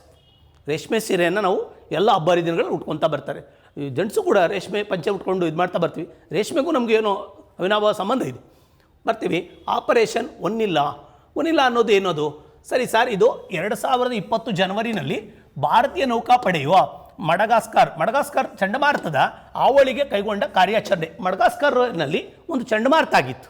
ಆ ಟೈಮಲ್ಲಿ ನಮ್ಮರು ಪರಿಹಾರ ಕಾರ್ಯಕ್ರಮವನ್ನು ಕೊಡ್ತಾ ಬಂದರು, ಕಾರ್ಯಾಚರಣೆಯನ್ನು ಮಾಡ್ತಾ ಬಂದರು. ಎಲ್ಲಿ, ಯಾವ ಇದರಲ್ಲಿ? ಮಡಗಾಸ್ಕರ್ ದ್ವೀಪದಲ್ಲಿ. ಯಾವುದದು ಗೊತ್ತಿರಲಿ ನಿಮಗೆ. ಇದಕ್ಕೆ ಚಂಡಮಾರುತ ಯಾವುದು ಅಂದರೆ ಡಿಯಾನ್ ಅನ್ನೋ ಚಂಡಮಾರುತ. ಭಾಳ ಸಿಂಪಲಾಗಿ ಹೇಳ್ಬಿಡ್ತೀನಿ. ಆ ಮಡಗಾಸ್ಕರ್ ಅನ್ನೋದಕ್ಕೆ ಡಿಯಾನೆ ಚಂಡಮಾರುತ ಹೊಡೆದಿತ್ತು, ಅಪಾರವಾದ ನಷ್ಟವಾಗಿತ್ತು. ಆಗ ನಮ್ಮ ಭಾರತ ದೇಶ ಇಡೀ ವರ್ಲ್ಡಲ್ಲೇ ಮೊದಲು ಸಹಾಯ ಹಸ್ತವನ್ನು ಚಾಚ್ತಾ ಬಂತು. ಯಾರಿಗೆ ಕೊಡ್ತಾ ಬಂತು? ಅವ್ರಿಗೆ ಸಹಾಯವನ್ನು ನೀಡಿದ್ದಾರಿಗೆ ಅಂದರೆ ಮಡಗಾಸ್ಕರ್ಗೆ ಏನನ್ನು ಕಳಿಸಿತ್ತು ಅಂದರೆ ನಮ್ಮಲ್ಲಿ INS ಐರಾವತ್ ಅನ್ನುವಂಥ ಹಡಗಿನ ಮೂಲಕ ಸಾಕಷ್ಟು ಬಟ್ಟೆಗಳು, ಔಷಧಿಗಳನ್ನು, ಆಹಾರ ಪದಾರ್ಥಗಳನ್ನು ಮಡಗಾಸ್ಕರ್ಗೆ ಕಳಿಸ್ತಾ ಬಂತು. ಈ ಕಾರ್ಯಾಚರಣೆಗೆ ನಾವೇನಂತ ಕರಿತೀವಿ? Operation vanilla. ಒಂದೊಂದು ಆಪರೇಷನ್ಸ್ಗೂ ಕೂಡ ಒಂದೊಂದು ಹೆಸರನ್ನು ಕೊಡ್ತಾ ಬರ್ತಾರೆ. ಯಾವುದೋ ಒಂದು ದೇಶಕ್ಕೆ ಹೋಗಿ ನಾವು ಅಲ್ಲಿನ ಜನಗಳು ಯಾವುದೋ ಆಪತ್ತು ಸಿಕ್ಕಾಕ್ಕೊಂಡಾಗ ನಾವು ಸಹಾಯ ಮಾಡಿದ್ರೆ ಅದಕ್ಕೊಂದು ಕಾರ್ಯಾಚರಣೆ ಅಂತ ಹೆಸರು ಕೊಡ್ತೀವಿ, ವನಿಲಾ. ಇದು ವನಿಲಾ ಅನ್ನೋದು ವಿಶೇಷವಾಗಿ ಯಾವ ಇದಕ್ಕೆ ಅಂತ ಅಂದರೆ ಮಡಗಾಸ್ಕರ್ಗೆ. ಅಲ್ಲಿ ಇನ್ನೊಂದು ಕೇಳ್ತಾ ಬರ್ತಾನೆ ಕ್ವಶನನ್ನು, ಯಾವುದು ಚಂಡಮಾರುತ ಅಂತ ಕರಿತಾರೆ? ಡಿಯಾನೆ ಚಂಡಮಾರುತಕ್ಕೆ ಅವಳಿಗೆ ಇದಾಗಿತ್ತು. ಇದಕ್ಕೆ ಮಡಗಾಸ್ಕರ್ನಲ್ಲಿ ಇದನ್ನು ಕಳಿಸಿ ಇದರೊಳಗಡೆ ಏನೇನನ್ನು ಕಳಿಸಿದ್ರು ಅಂದರೆ ಕಾರ್ಯಾಚರಣೆ ಆಗಿದೆ. ಊಟ, ಆಹಾರ, ಬಟ್ಟೆ, ಔಷಧಿಗಳು ಅಗತ್ಯವಾಗಿ ಆ ಜನಕ್ಕೆ ಏನು ಬೇಕಾಗಿದೆಯೋ ಆ ಸಂಕಷ್ಟದಾಗಿದ್ದಂಥ ಜನಕ್ಕೆ ನಾವು ಅಗತ್ಯ ನೆರವನ್ನು ನೀಡ್ತಾ ಬಂದು ಇದನ್ನು ನಾವೇನು ಅಂತ ಕರಿಬೋದು? ವನಿಲಾ ಅಂತ ಕರಿತಾ ಬರ್ಬೋದು. ಆಪರೇಷನ್ ವನಿಲಾ ಕಾರ್ಯಾಚರಣೆ ಅಂತ ಕರಿತಾ ಬರೋದು. ಎರಡೇ ಪದ ಬೇಕಾಗಿರೋದು. ಈ ಪದ ಮುಖ್ಯವಾದದ್ದು. ಡಿಯಾನೆ ಚಂಡಮಾರುತ, ಮಡಗಾಸ್ಕರ್ಗೆ ಕಾರ್ಯಾಚರಣೆ. ಇನ್ನು ಉಳಿದಿದ್ದೆಲ್ಲ ಹೇಳ್ತಾ ಬರ್ತೀರಿ ನೀವು. ಇನ್ನೊಂದು ಭಾಳ ಮುಖ್ಯವಾದ ಯಾವುದು ಹೋಗಿದ್ದು ನಮ್ಮದು ಹಡಗು ಅಂತ INS ಐರಾವತ್. ಜಲಸ್ವ ಅಂತ ಹೇಳಿದ್ದೆ ನಾನು. ಜಲಸ್ವ ಅನ್ನೋದು ನಿನ್ನೆ ಕ್ಲಾಸಲ್ಲಿ ಹೇಳ್ಬೇಕಾದ್ರೆ ಹೇಳ್ತಾ ಬಂದೆ. ಏನದು? ಸೇತು ಇದ್ರಾಗೆ ಕಾರ್ಯಾಚರಣೆಯಲ್ಲಿ ಬಂದಾಗ, ಸಮುದ್ರ ಸೇತು ಕಾರ್ಯಾಚರಣೆಯಲ್ಲಿ ಮಾಲ್ಡೀವ್ಸಿಂದ ಭಾರತಕ್ಕೆ ಕೊಂಡೊಯ್ದಂಥ ನೌಕೆ ಹೆಸರು ಜಾಲ್ವಾಸ್. ಇಲ್ಲಿ ಬಂದಾಗ ಐರಾವತ್. ಕನ್ಫ್ಯೂಸ್ ಮಾಡ್ಕೊಬೇಡ್ರಿ. ಇವು ಕೂಡ ಇನ್ನು ಒಂದೊಂದು ಟೈಮಲ್ಲಿ ಯಾವುದರಿಂದ ಅಂತ ಕೇಳಿದಾಗ ಇದೊಂದು ಆಯ್ಕೆ ಆಗ್ಬೋದು. ಮಡಗಾಸ್ಕರ್ಗೆ ಕೈಗೊಂಡ ಕಾರ್ಯಾಚರಣೆ ಇದರಲ್ಲಿ ಜಾಲಾಸ್ವ ಅನ್ನುವಂಥ ನೌಕೆನ ಅಲ್ಲ, ಐರಾವತ್. ಅಲ್ಲಿ ಜಾಲಾಸ್. ಕಂಪ್ಯಾರಿಸನ್ ಮಾಡಬೇಕು, ಹೋಲಿಕೆಗಳನ್ನು ಮಾಡಬೇಕು, ವ್ಯತ್ಯಾಸಗಳನ್ನು ನೋಡಬೇಕು, ಸಾಮ್ಯತೆಗಳನ್ನು ನೋಡಬೇಕಾಗಿದೆ ಒಂದು ಮತ್ತು ಇನ್ನೊಂದ್ರ ಮಧ್ಯೆ. ಆಗ ಲಾಂಗ್ ಟರ್ಮ್ ಉಳ್ಕೊತದೆ. ಗಟ್ಟು ಮಾಡಬೇಕಾದ ಅವಶ್ಯಕತೆ ಇಲ್ಲ. 3 ಕೀವರ್ಡ್ಸ್ಗಳು, ಈ 3 ಇಟ್ಕೊಂಡು ಕ್ವಶನ್ ತೆಗಿತಾ ಬರ್ತದೆ. ಇನ್ನೊಂದು ಭಾಳ ಮುಖ್ಯವಾದ, ನಾನು ಮೊದಲು ಹೇಳಿದೆ, ಈ ಮಡಗಾಸ್ಕರ್ ಪ್ರವಾಹಕ್ಕೆ ಸ್ಪಂದಿಸಿದಂಥ ಜಗತ್ತಿನ ಮೊದಲ ದೇಶವೇ ಭಾರತ. First country. ನಾವೇ ಫಸ್ಟ್ ಹೋಗಿ ಅವ್ರಿಗೆ ಹೆಲ್ಪ್ ಮಾಡ್ತಾ ಬಂದು. ನೇಪಾಳದಲ್ಲಿ ಭೂಕಂಪ ಆಗ್ತಾ ಬಂತು, ಆಗಲೂ ಕೂಡ ನಾವು ಫಸ್ಟ್ ಹೋಗಿ ಸಹಾಯ ಮಾಡ್ತಾ ಬಂತು. ಇದನ್ನು ನಾವು ಏನಂತ ಕರಿತಾ ಬರ್ತೀವಿ? ನಾವು ಆಯಾ ಟೈಮಲ್ಲಿ ಆಪತ್ತಿಗೆ ಸಿಕ್ಕಂಥ ದೇಶಗಳಿಗೆ ನಾವು ಸಾಕಷ್ಟು ನೆರವನ್ನು ನೀಡ್ತಾ ಬರ್ತೀವಿ. ಭಾರತೀಯರದೊಂದು ದೊಡ್ಡ ಗುಣ. ಮುಂದೆ ಬರ್ತಾ ಬರ್ತೀನಿ. ನೆಕ್ಸ್ಟು ಟಾಪಿಕನ್ನು ಎತ್ಕೊತಾ ಬರೋಣ. ರಕ್ಷಿತ ವಿಶೇಷ ಕೃಷಿ ವಲಯ ಅಂತ. ಅಲ್ಲಿಗೆ ಆ ವಲಯವನ್ನು ಇದು ತಮಿಳುನಾಡು ಸರ್ಕಾರ ಡಿಕ್ಲೇರ್ಡ್ ಎಸೆ ಏನಂತ ಈ ಭಾಗವನ್ನೇ ಡಿಕ್ಲೇರ್ಡ್ ಎಸೆ ಇದಾಗ್ತಾ ಬಂದುಬಿಡ್ತು. ಏನಂತ ಇದು ಮಾಡ್ತಾ ಬಂತು ಅಂದರೆ ಒಂದಷ್ಟು ಭಾಗವನ್ನು ರಕ್ಷಿತ ವಲಯ. ಯಾವುದಕ್ಕೆ? ರಕ್ಷಿತ ವಿಶೇಷವಾಗಿ ಕೃಷಿ ವಲಯ ಅಂತ ಮಾಡ್ತಾವೆ. ಅಲ್ಲಿಗೆ ಕೃಷಿ ಚಟುವಟಿಕೆಗಳು ಬಿಟ್ಟು ಬೇರೆ ಮಾಡೋಂಗಿಲ್ಲ. ಅಲ್ಲಿ ಉಳೆತ್ತದು ಮತ್ತು ಬೇರೆ ಎಲ್ಲದು ನದಿ ಮುಖಜ ಭೂಮಿನಲ್ಲಿ.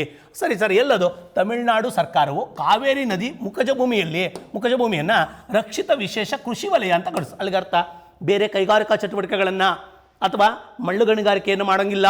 ಬರೀ ಪ್ಯೂರ್ಲಿ ಫಾರೇ ಅದು ಇದಕ್ಕೆ ಬರ್ತಾ ಬಂತು. ಸರ್, ಏನು ನದಿ ನಮ್ಮ ಕರ್ನಾಟಕದಲ್ಲಿ ತಲಕಾವೇರಿನ ಹುಟ್ಟಿದಂಥ ನದಿ ಮುಂದಕ್ಕೆ ಹೋಗಿ ಇದಕ್ಕೆ ಬಂದಿದ್ದು ತಮಿಳುನಾಡಿಗೆ ಕಾವೇರಿ ಪಟ್ಟಣಮಿಂದ ಹೋಗಿ ನೆಕ್ಸ್ಟು ಬಂಗಾಳ ಕೊಲ್ಲಿನ ಸೇರುತ್ತೆ.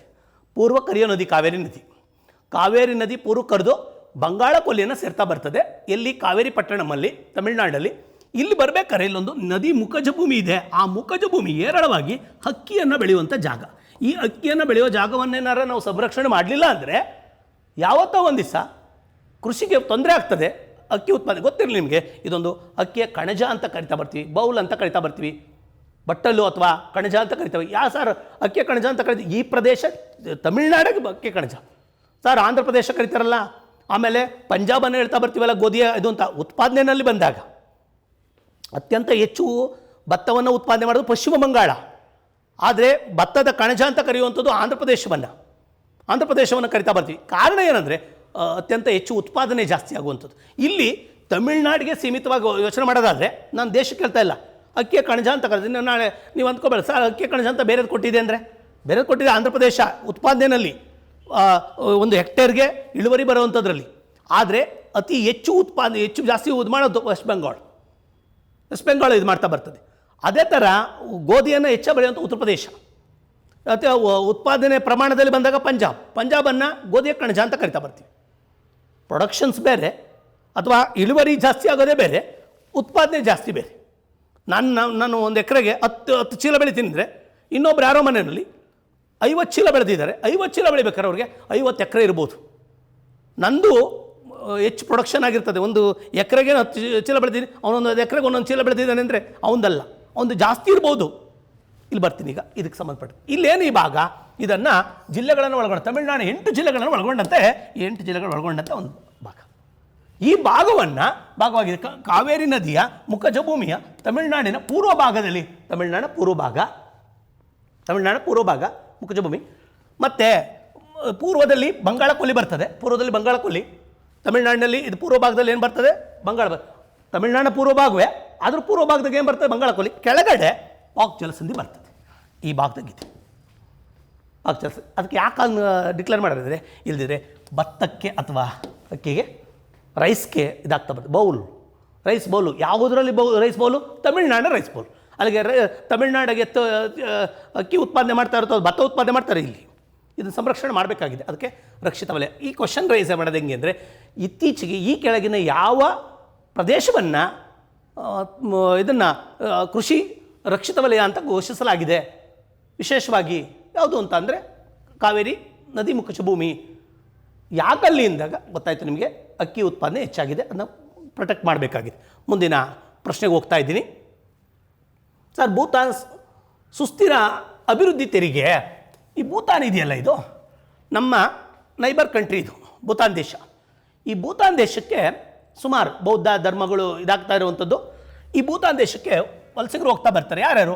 ಭಾರತ, ಬಾಂಗ್ಲಾದೇಶ ಮತ್ತು ಮಾಲ್ಡೀವ್ಸ್ನಿಂದ ಪ್ರವಾಸಿಗರು ಹೆಚ್ಚೆಚ್ಚು ಹೋಗ್ತಾ ಬರ್ತಾರೆ. ಪುಟ್ಟ ಕಂಟ್ರಿ, ನಮ್ಮ ನೈಬರ್ ಕಂಟ್ರಿ ಅದು. ಆ ದೇಶಕ್ಕೆ ಪ್ರವಾಸಿಗರ ಸಂಖ್ಯೆ ಹೆಚ್ಚಾಗಿದೆ. ಆ ದೇಶ ಏನು ಮಾಡ್ತು ಅಂದರೆ ಒಂದು ತೆರಿಗೆಯನ್ನು ಇಂಪೋಸ್ ಮಾಡ್ತು. ಯಾವುದದು? ಸುಸ್ಥಿರ ಅಭಿವೃದ್ಧಿ, ಸಸ್ಟೈನಬಲ್ ಡೆವಲಪ್ಮೆಂಟ್ ಟ್ಯಾಕ್ಸ್ ಅಂತ ಹೇಳಿ ಆ ಟ್ಯಾಕ್ಸಿಂದ ವಿಧಿಸ್ತಾ ಬಂತು. ಹೊಸ ತೆರಿಗೆಯು ಭೂತಾನ್ ದೇಶಾದ್ಯಂತ ವಿಧಿಸಿಲ್ಲ. ಎಲ್ಲಿ ಟೂರಿಸ್ಟ್ಗಳು ಜಾಸ್ತಿ ಇದ್ದಾರೋ ಅಲ್ಲಿ ಮಾತ್ರ ಮಾಡ್ತು. ಯಾಕೆಂದರೆ ಕಡಿಮೆ ಇರೋತಕ್ಕೆ ಮಾಡಲಿಲ್ಲ. ಟೂರಿಸ್ಟ್ ಬಂದೇ ಬರ್ತಾರೆ ಗ್ಯಾರಂಟಿ ಅಂತ ಗೊತ್ತಾದಾಗ ಅಲ್ಲಿ ಟ್ಯಾಕ್ಸ್ ಆಗ್ತಾ ಬಂತು. ಅಲ್ಲಿಗೆ ಎಂಟೈರ್ ಭೂತಾನ್ ದೇಶದ ಪೂರ್ತಿ ಇಲ್ಲ, ಕೆಲವು ಪ್ರದೇಶದಲ್ಲಿದೆ.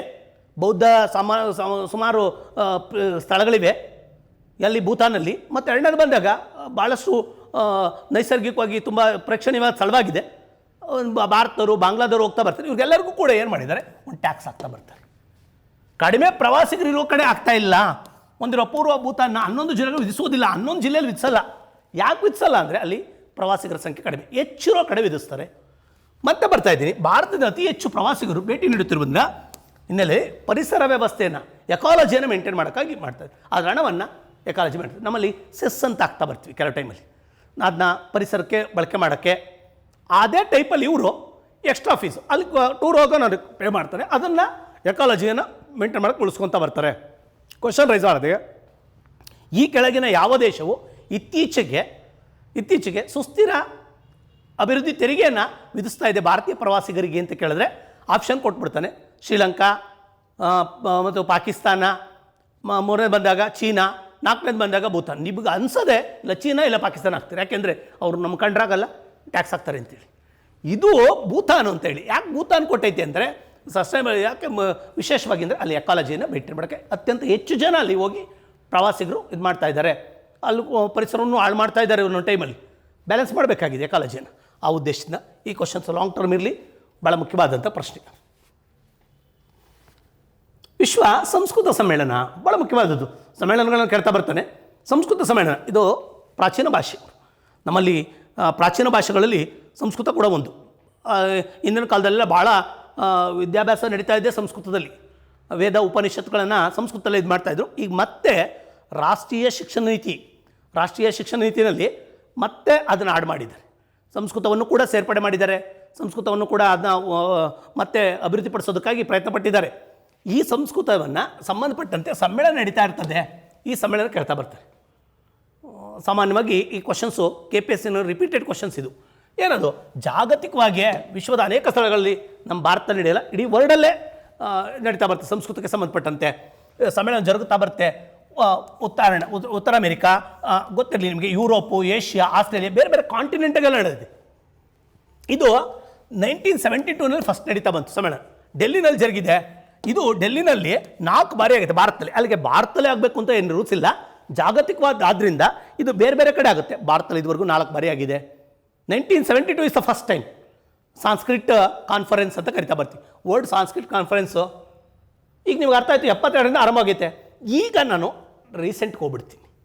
ರೀಸೆಂಟ್ಗೆ ಹೋಗ್ತೀನಿ ಅಂದರೆ 2018ರಲ್ಲಿ 18 ಜುಲೈ 9ರಿಂದ ಜುಲೈ 15ರವರೆಗೆ 18 ಸಾಕು. 18ರಲ್ಲಿ 17ನೇ ಸಮ್ಮೇಳನ, ಅಲ್ಲಿಗೆ 17 ಸಮ್ಮೇಳನ ಆಗಿದೆ. ಎವರಿ ಇಯರ್ ನಡೆಯಲ್ಲ, 2 ಇಯರ್ಸು 3 ಇಯರ್ಸ್ ಆದಮೇಲೆ ಒಂದೊಂದು ಸಾರಿ ನಡೀತಾ ಬರ್ತವೆ ಜಾಗತಿಕವಾದ್ದರಿಂದ. 17ನೇ ಸಮ್ಮೇಳನ ಕೆನಡಾದ ವಕೋವಾರ್ನಲ್ಲಿ ಇರುತ್ತಾ ಬಂತು.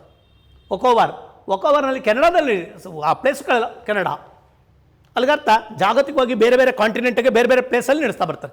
ನೆಕ್ಸ್ಟ್ ಮುಂದಕ್ಕೆ ಕೇಳ್ತಾ ಬರ್ತಾನೆ, ಇದು ಕೇಳ್ಬೋದು, ಇಲ್ಲ ಮುಂದಿನ 2022ಕ್ಕೆ ಇದು ಮಾಡ್ತಾ ಬಂದಿದೆ. ಒಂದೊಂದು ಟೈಮ್ 4 ವರ್ಷ 5 ವರ್ಷದ ನಂತರ ಬರ್ತಾರೆ.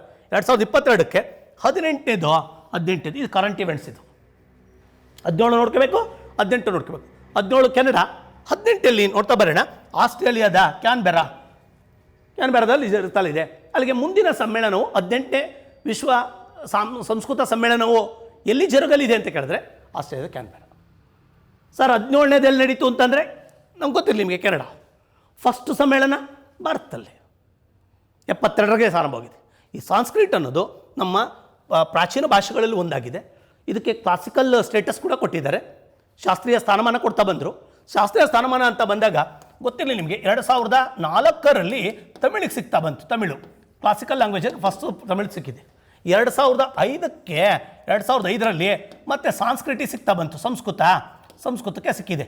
ಸಂಸ್ಕೃತ ಕ್ಲಾಸಿಕಲ್ ಲ್ಯಾಂಗ್ವೇಜ್ ಆಗೋಯ್ತು, 6 ಭಾಷೆಗೆ ಸಿಕ್ಕಿದೆ.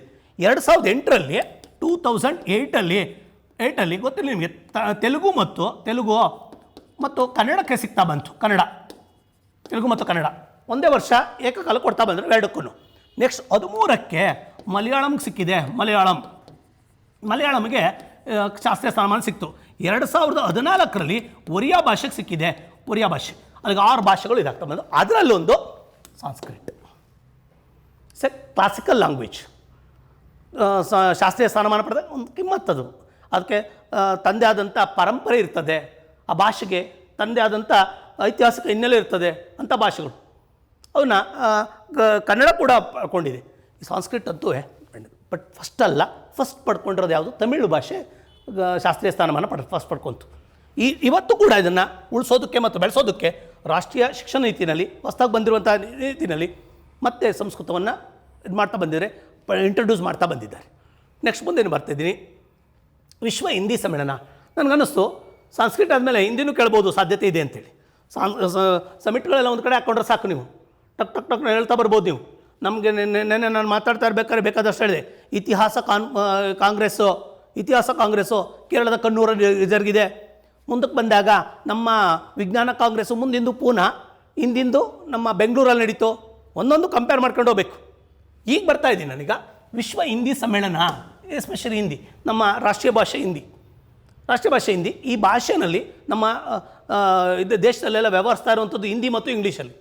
ಹಿಂದಿ ಭಾಳ ಮುಖ್ಯವಾದದ್ದು. ಈಗ ಬರ್ತೀನಿ 1975ರಲ್ಲಿ ಭಾರತದ ನಾಗ್ಪುರ್ನಲ್ಲಿ ಮಹಾರಾಷ್ಟ್ರದ ನಾಗ್ಪುರ. ಭಾರತದ ಅಂದರೆ ಮಹಾರಾಷ್ಟ್ರದ ನಾಗ್ಪುರ. ಸರ್ ಭಾರತ ಯಾಕೆ ಬರೆದ್ರಿ ಅಂದರೆ ವಿಶ್ವದ ಹಿಂದಿ ಸಮ್ಮೇಳನವನ್ನು ಇಂದಿರಾ ಗಾಂಧಿಯವರು ಅಲ್ಲಿಗೆ ನಮ್ಮ ಇದು ಮಾಡ್ತಾಯಿದ್ದೆ ಸರ್ಕಾರವೇ. ಅಲ್ಲಿಗೆ ಅರ್ಥ ಇದನ್ನು ಭಾರತ ಸರ್ಕಾರದ ವತಿಯಿಂದ ಜಾರಿ ಮಾಡಿ, ಅದು ಹಂಗಲ್ಲ, ಅದು ಗ್ಲೋಬಲ್ಲು. ಇಲ್ಲಿ ವಿಶ್ವದ ಬೇರೆ ಬೇರೆ ಕಡೆಯಿಂದ ಜನ ಬರ್ತಾರೆ ಹಿಂದಿ ಇದಕ್ಕಾಗಿ. ಬಟ್ ಇದೊಂದು ಜಾಗತಿಕವಾದ but organise by the government of India. Next ಮುಂದೆ ಬರ್ತಾಯಿದ್ದೀನಿ 10ನೇ ಸಮ್ಮೇಳನ. ಅದು 18ನೇದು ಸಂಸ್ಕೃತ, ಇದು 15ನೇದು. ಮುಂದೆ ನಡೆಯುವಂಥದ್ದು 18ನೇದು, ನಡೆದಿರೋದು 17 ಅದು ಸಂಸ್ಕೃತ. ಇದು ನಾನು ಮಾತಾಡ್ತಾ ಹಿಂದಿದು 10ನೇ ಸಮ್ಮೇಳನ 15ರ ಜರುಗಿತ್ತು.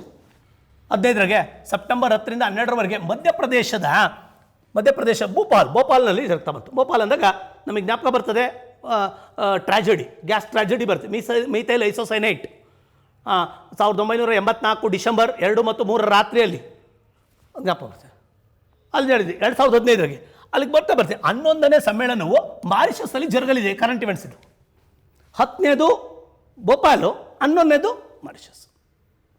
ಅದು 17ನೇದು ಕೆನಡಾ, 18ನೇದು ಆಸ್ಟ್ರೇಲಿಯಾ. ಬರ್ತಾ ಕಂಪ್ಯಾರಿಸನ್. ಇದು 3 ವರ್ಷಗಳಿಗೊಮ್ಮೆ ನಡಿಬೇಕು. ಬಟ್ ಈ ಸರಿ ಏನು ಮಾಡಿದ್ರು, ಇದಾಗ್ತಾ ಇಲ್ಲ. 18ಕ್ಕೆ ಆಗಬೇಕಾಗಿತ್ತು, ಒಂದು ಇದು ಮಾಡ್ತಾ ಬಂದಿದ್ದಾರೆ. ಸಾಮಾನ್ಯವಾಗಿ 3 ವರ್ಷಕ್ಕೊಮ್ಮೆ ಜರುಗ್ತಾ ಬರ್ತು. ಭಾರತ ಸರ್ಕಾರ ಆಯೋಜನೆ ಮಾಡ್ತಾ ಬರ್ತದೆ. ಮುಂದೆ ಇದಕ್ಕೆ ಸಂಬಂಧಪಟ್ಟಂತೆ ಚೂರು ಮಾತಾಡ್ತಾ ಬರ್ತಿದ್ದೆ. ಇಲ್ಲಿಗೆ ಹಿಂದಿ ಇದು ಗೊತ್ತಾಯಿತು. ಮುಂದೆ ಎಲ್ಲಿ ನಡೀತದೆ ಅಂದರೆ ನಮ್ಮ ಸರ್ಕಾರವೇ ಆಯೋಜನೆ ಮಾಡುತ್ತೆ. ಫಸ್ಟು ಆಯೋಜನೆ ಮಾಡಿರೋದು ಎಲ್ಲಿ ಅಂತ ಅಂದಾಗ ನಾಗ್ಪುರದಲ್ಲಿ. ಇದು KPSCನಲ್ಲಿ ನೀವು FDC STC KS ಪೇಪರ್ ನೋಡಿದಾಗ ಸಾಂಸ್ಕ್ರಿಟ್ ಕಾನ್ಫರೆನ್ಸು ಮತ್ತು ಹಿಂದಿ ಕಾನ್ಫರೆನ್ಸ್ ಕೇಳಿದ್ದಾರೆ. ಹಿಂದಿ ಕೇಳ್ತಾ ಬರ್ತಾರೆ. ಮತ್ತೆ ಬರ್ತೀನಿ, ಭಾರತ ಸರ್ಕಾರವು ಸೆಪ್ಟೆಂಬರ್ 14 ಹಿಂದಿ ದಿನವನ್ನಾಗಿ ಆಚರಿಸುತ್ತೆ. Every year September 14 is a Hindi day. ಇದು ಯಾಕೆ ಅಂದರೆ ಹಿಂದಿ ಇದಕ್ಕಾಗಿ ಹೋರಾಟ ಮಾಡಿದಂಥ ಒಬ್ಬರು ದೊಡ್ಡ ವ್ಯಕ್ತಿ ಇದ್ದಾರೆ, BO ರಾಜೇಂದ್ರ ಸಿನ್ಹಾ. ಅವ್ರದ್ದು 50ನೇ ವರ್ಷದ ಹುಟ್ಟುಹಬ್ಬದ ಜ್ಞಾಪಕಾರ್ಥವಾಗಿ September 14 the declared as a Hindi ಭಾಷೆಯನ್ನು ಅಂದು ಅಧಿಕೃತ ಭಾಷೆಯಾಗಿ ಅಳವಡಿಸ್ಕೊಳ್ಳುತ್ತೆ. ಅವರ 50ನೇ ವರ್ಷದ ಹುಟ್ಟುಹಬ್ಬ ದಿನ ಏನು ಮಾಡ್ತಾ ಬಂದು ಆ ಹಿನ್ನೆಲೆ ಒಳಗಡೆ ಪ್ರತಿ ವರ್ಷ ಸೆಪ್ಟೆಂಬರ್ 14. ಸರ್ ಕಾನ್ಸ್ಟಿಟ್ಯೂಷನ್ ಬಂದಿಲ್ಲ, ಹೆಂಗೆ ಅವತ್ತ ಡಿಕ್ಲೇರ್ ಮಾಡಿಬಿಡ್ತು ಸರ್ಕಾರ, ಕಾನ್ಸ್ಟಿಟ್ಯೂಷನ್ ಅಸೆಂಬ್ಲಿ ಇತ್ತು ಇನ್ನೂ.